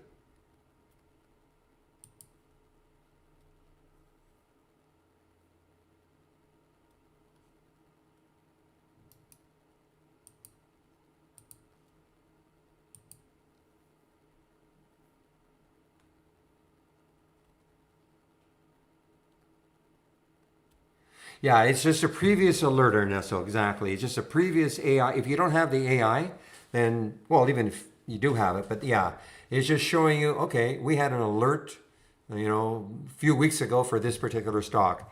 It was a buy, and if you hover over the buy, well, let's just do it right there. So you, right there, say the buy right there for AMC. So you hover over it. It was suggesting an entry at 664. It lost 13 cents on that day, fell down. I mean, if you held it, but it would have been an awfully hard hold. You wouldn't have done it. But you could always get back in if you saw that buy. You could say, oh, okay, well, the AI was obviously a little bit early on that one. And now we're at that level again. Of course, this was when all the craziness was happening. But that's all that's referring to, yes.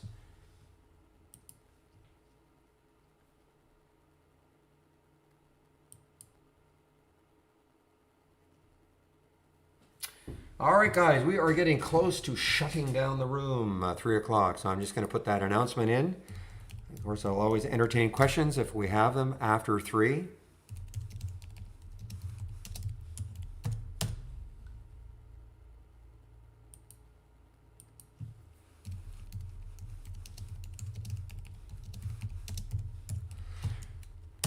Well, my guess, William, I have a feeling, and I don't know for sure, but what are they doing regarding concessions within the theaters? Are they allowed to sell popcorn and Coke and all that sort of stuff? Because that's where they make their money, as we all know. It's not on the eyeballs coming in and watching the movies themselves.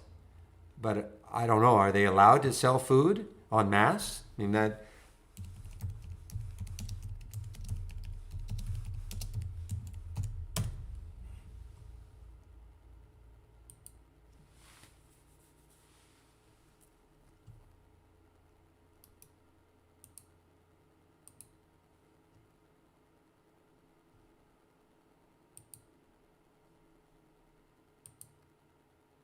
Oh, I wasn't expecting you to. No, I was just wondering. I mean, I'm thinking that might be a reason, though.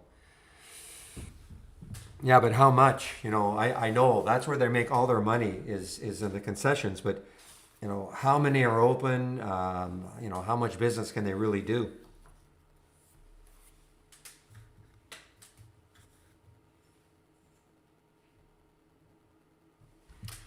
Speaking of SPACs, I'm gonna add these ones to our symbol list now.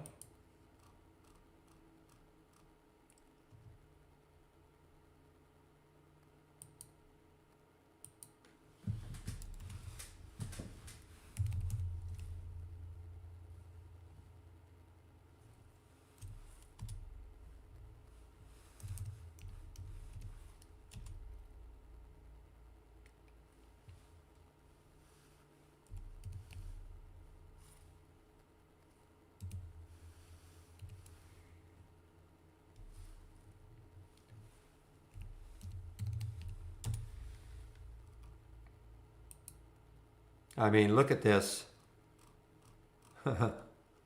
This is our. Let's see if I can show you this. So this is how many we've got right now, starting all AHC. These are all the SPACs. Oh, I mean, it's crazy. It's crazy.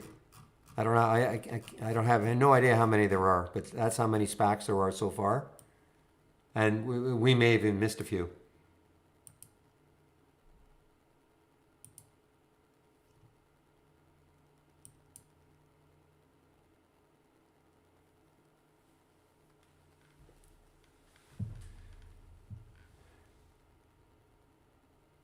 It's just automatic or no? So it's just, you know, it's just an automatic. Even if you don't have the AI, and it's just if you right click on a chart and properties, there's a check mark, either show the AI trades or not. Even if you don't have the AI, that's what happened. I guess I had it unchecked. Okay, so it's not a matter of whether you took the trade or not. It's just showing you, out of interest, these were this was an AI trade earlier, and here it was. And then you can hover over the buy button and see what it did on that day. Okay, so it's got nothing to do whether you took the trade or not.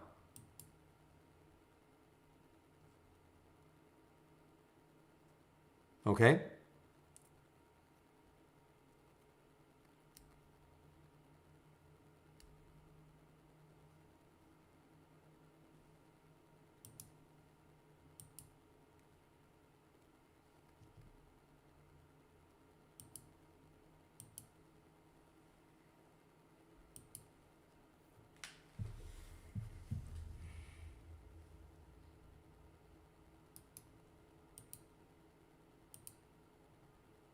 Guys, this might be getting going again. FinV. The pullback down to 960 or so, over 10 again. See if it challenges those highs again.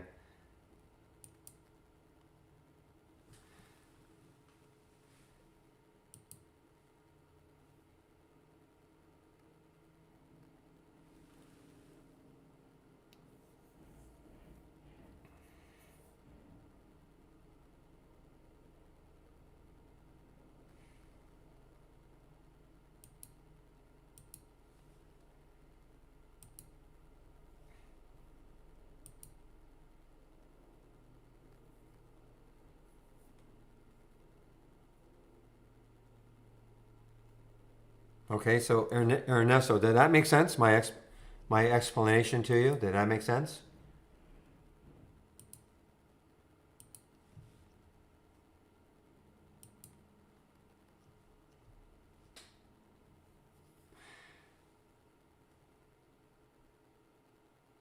You too, William.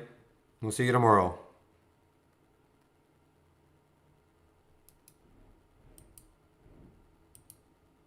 Look at, man, CSTM ticking me off. I really wanted to be in this one.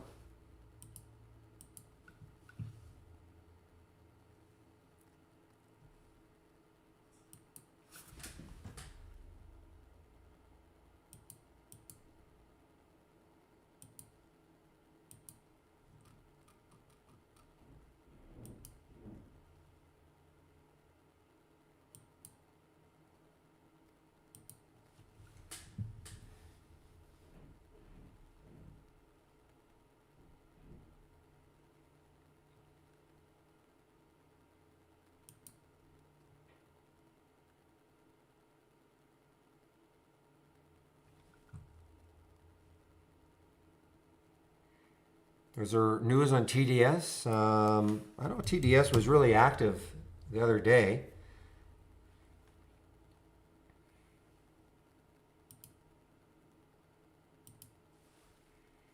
I don't see any news.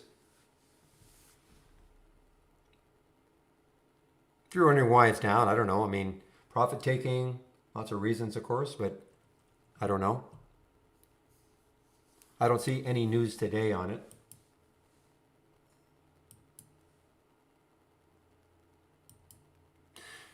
Yeah, you could look at the other way though too. Look at how much it's run from 17, $18 all the way up to 23. You know, in a about a week and a half. So maybe it's just profit taking today. I don't know. I don't see any specific news on it though.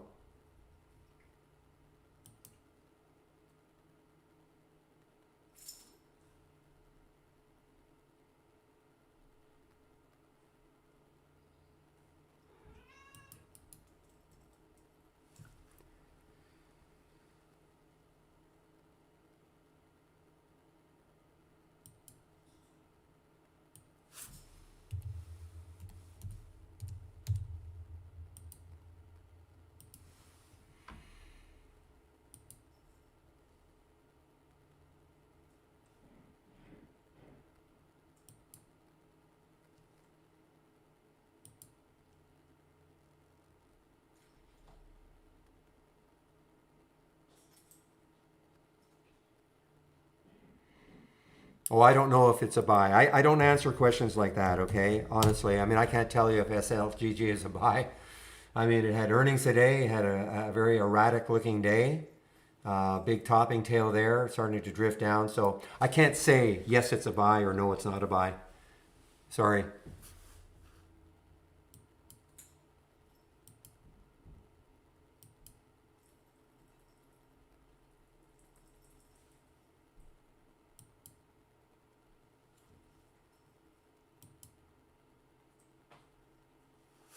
You too, JB.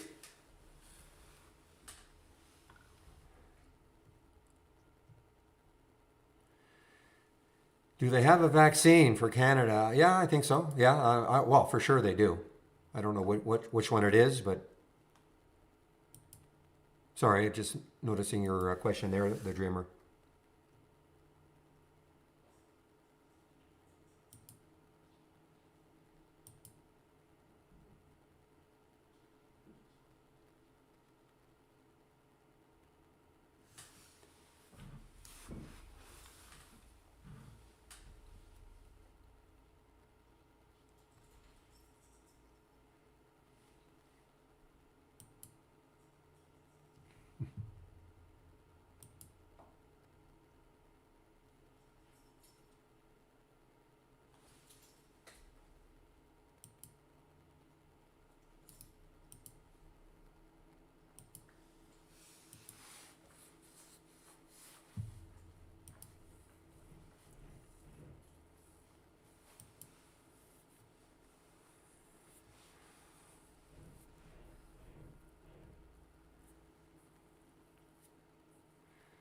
Yeah, so Siri, I don't care about the different Holly segments. Okay, all I care about, if I'm able to concentrate more than I actually can do, all I care about are the alerts that happen. I don't care about from what segment, what strategy. I just care about the alerts that happened.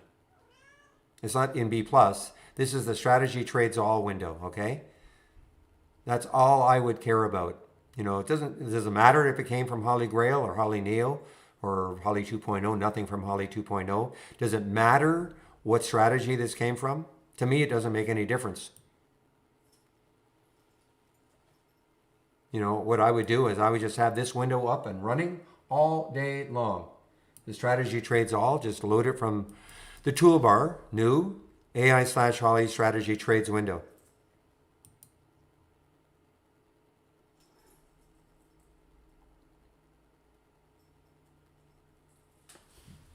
Okay, one moment, please.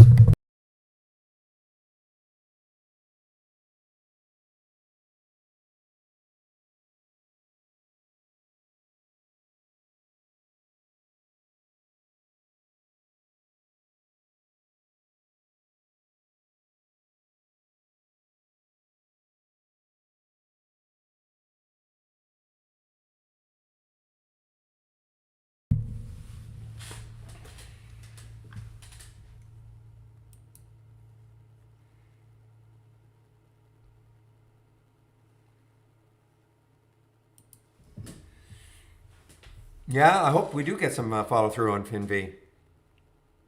The longer it holds over 10,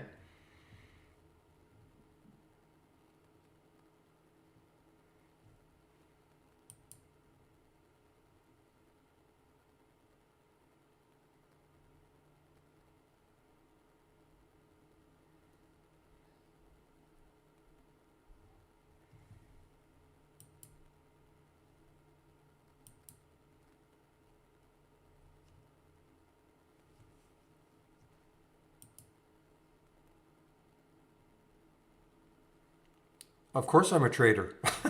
Siri.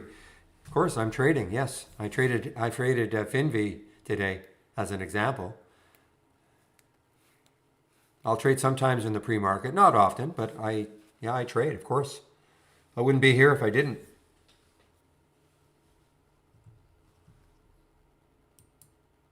I wanted to short this one a long time ago, tallow.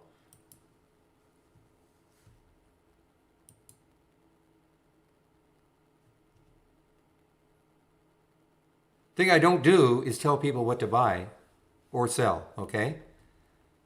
You know, and it's not just me. I mean, in the room, I mean, there are a lot of ideas, and some ideas will make sense to you, some may not. But we have a diverse group of traders.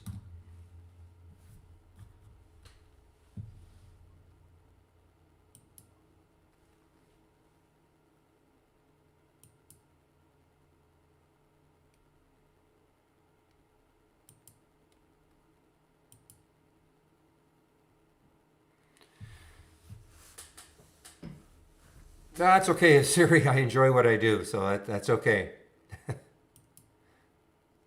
I'm not a I'm not somebody who has to be in a trade all day long anyway, even if I weren't moderating a room. The question is, doesn't this get in the way of my trading? Well, of course it gets in the way of the trading to a certain extent. But I've never been a trader that has to be in like 10 trades at the same time. You know, 4 or 5 trades is fine for me. You know, I only did 2 today, but that's fine. You know, give me one like FinV. I don't need, I can just do one, you know.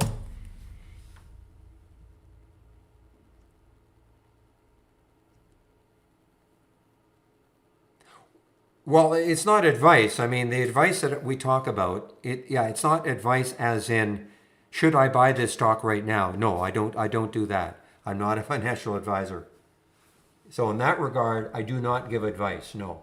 All I do is say, look, I'm I'll say, you know, for the FinViz, I said, listen, I really like this if it can take out 650, you know, way back here. It was chopping around. And I said, man, I mean, it may have, there, if you start looking left to see what sort of resistance areas there are. After that, you know, it's up to the individual to either agree with what I'm saying or not. Move on.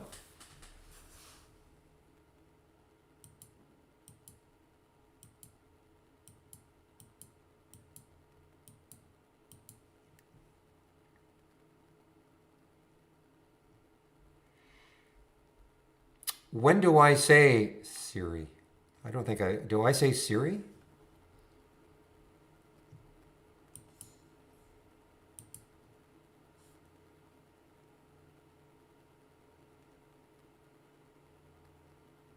FinV came from my option scanner and also my watch list right there a little earlier at 6:05, at 9:48.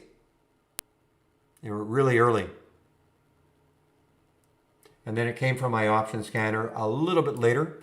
It would have been a little right here at 6:42. The reason it didn't show up, this, I'm sure, well, there has to be a reason. Reason mainly would be maybe they didn't have enough options yet, or maybe the option volume wasn't correct yet. Correct, as in meeting all the filter requirements. That would be the only reason why it would be a little bit later. But if you take it here or you wait for the option scanner, you're both gold.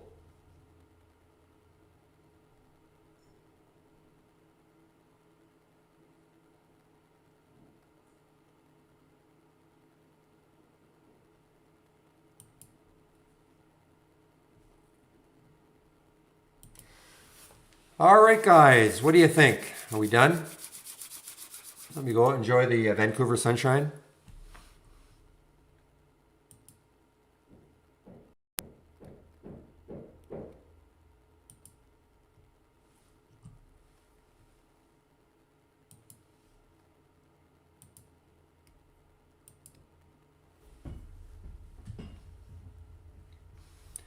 I think I will. She deserves it. She alerted me to FinV early, so she deserves an extra treat today for sure.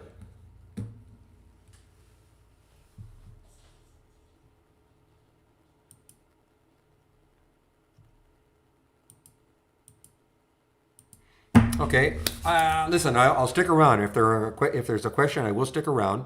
I just don't see any questions right now.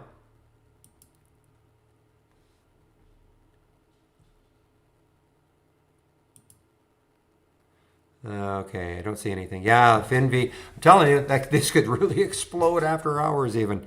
All right, guys, thanks for all of the help today. It was a wonderful day. Before I go, I just have to make sure I get the right day in the announcement. So just give me a moment here.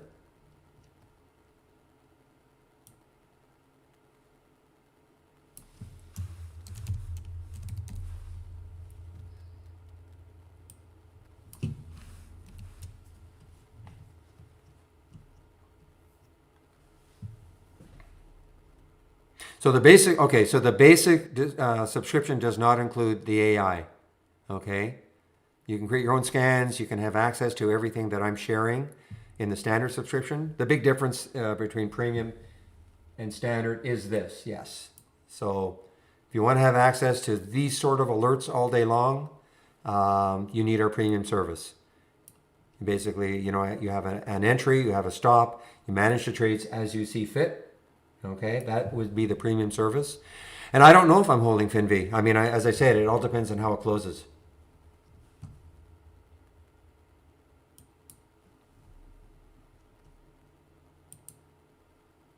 There's no scan for news alerts. We have a news tab, but you can't scan for news alerts, no.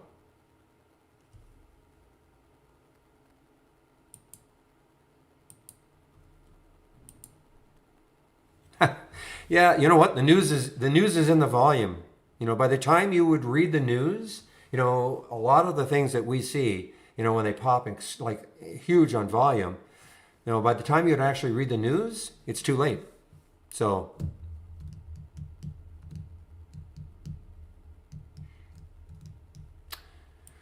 you can send, now it depends what you want to ask me, but you can send an email to info@trade-ideas.com and just say, attention Barry, okay?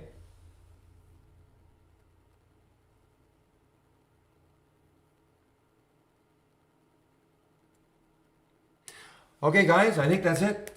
I have the announcement done correctly. Let me just make sure. Yeah, we've got it done correctly.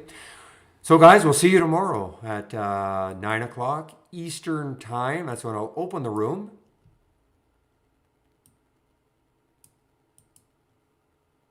And just want to post it in. Okay, guys, we'll see you tomorrow at 9 o'clock Eastern time. Bye-bye.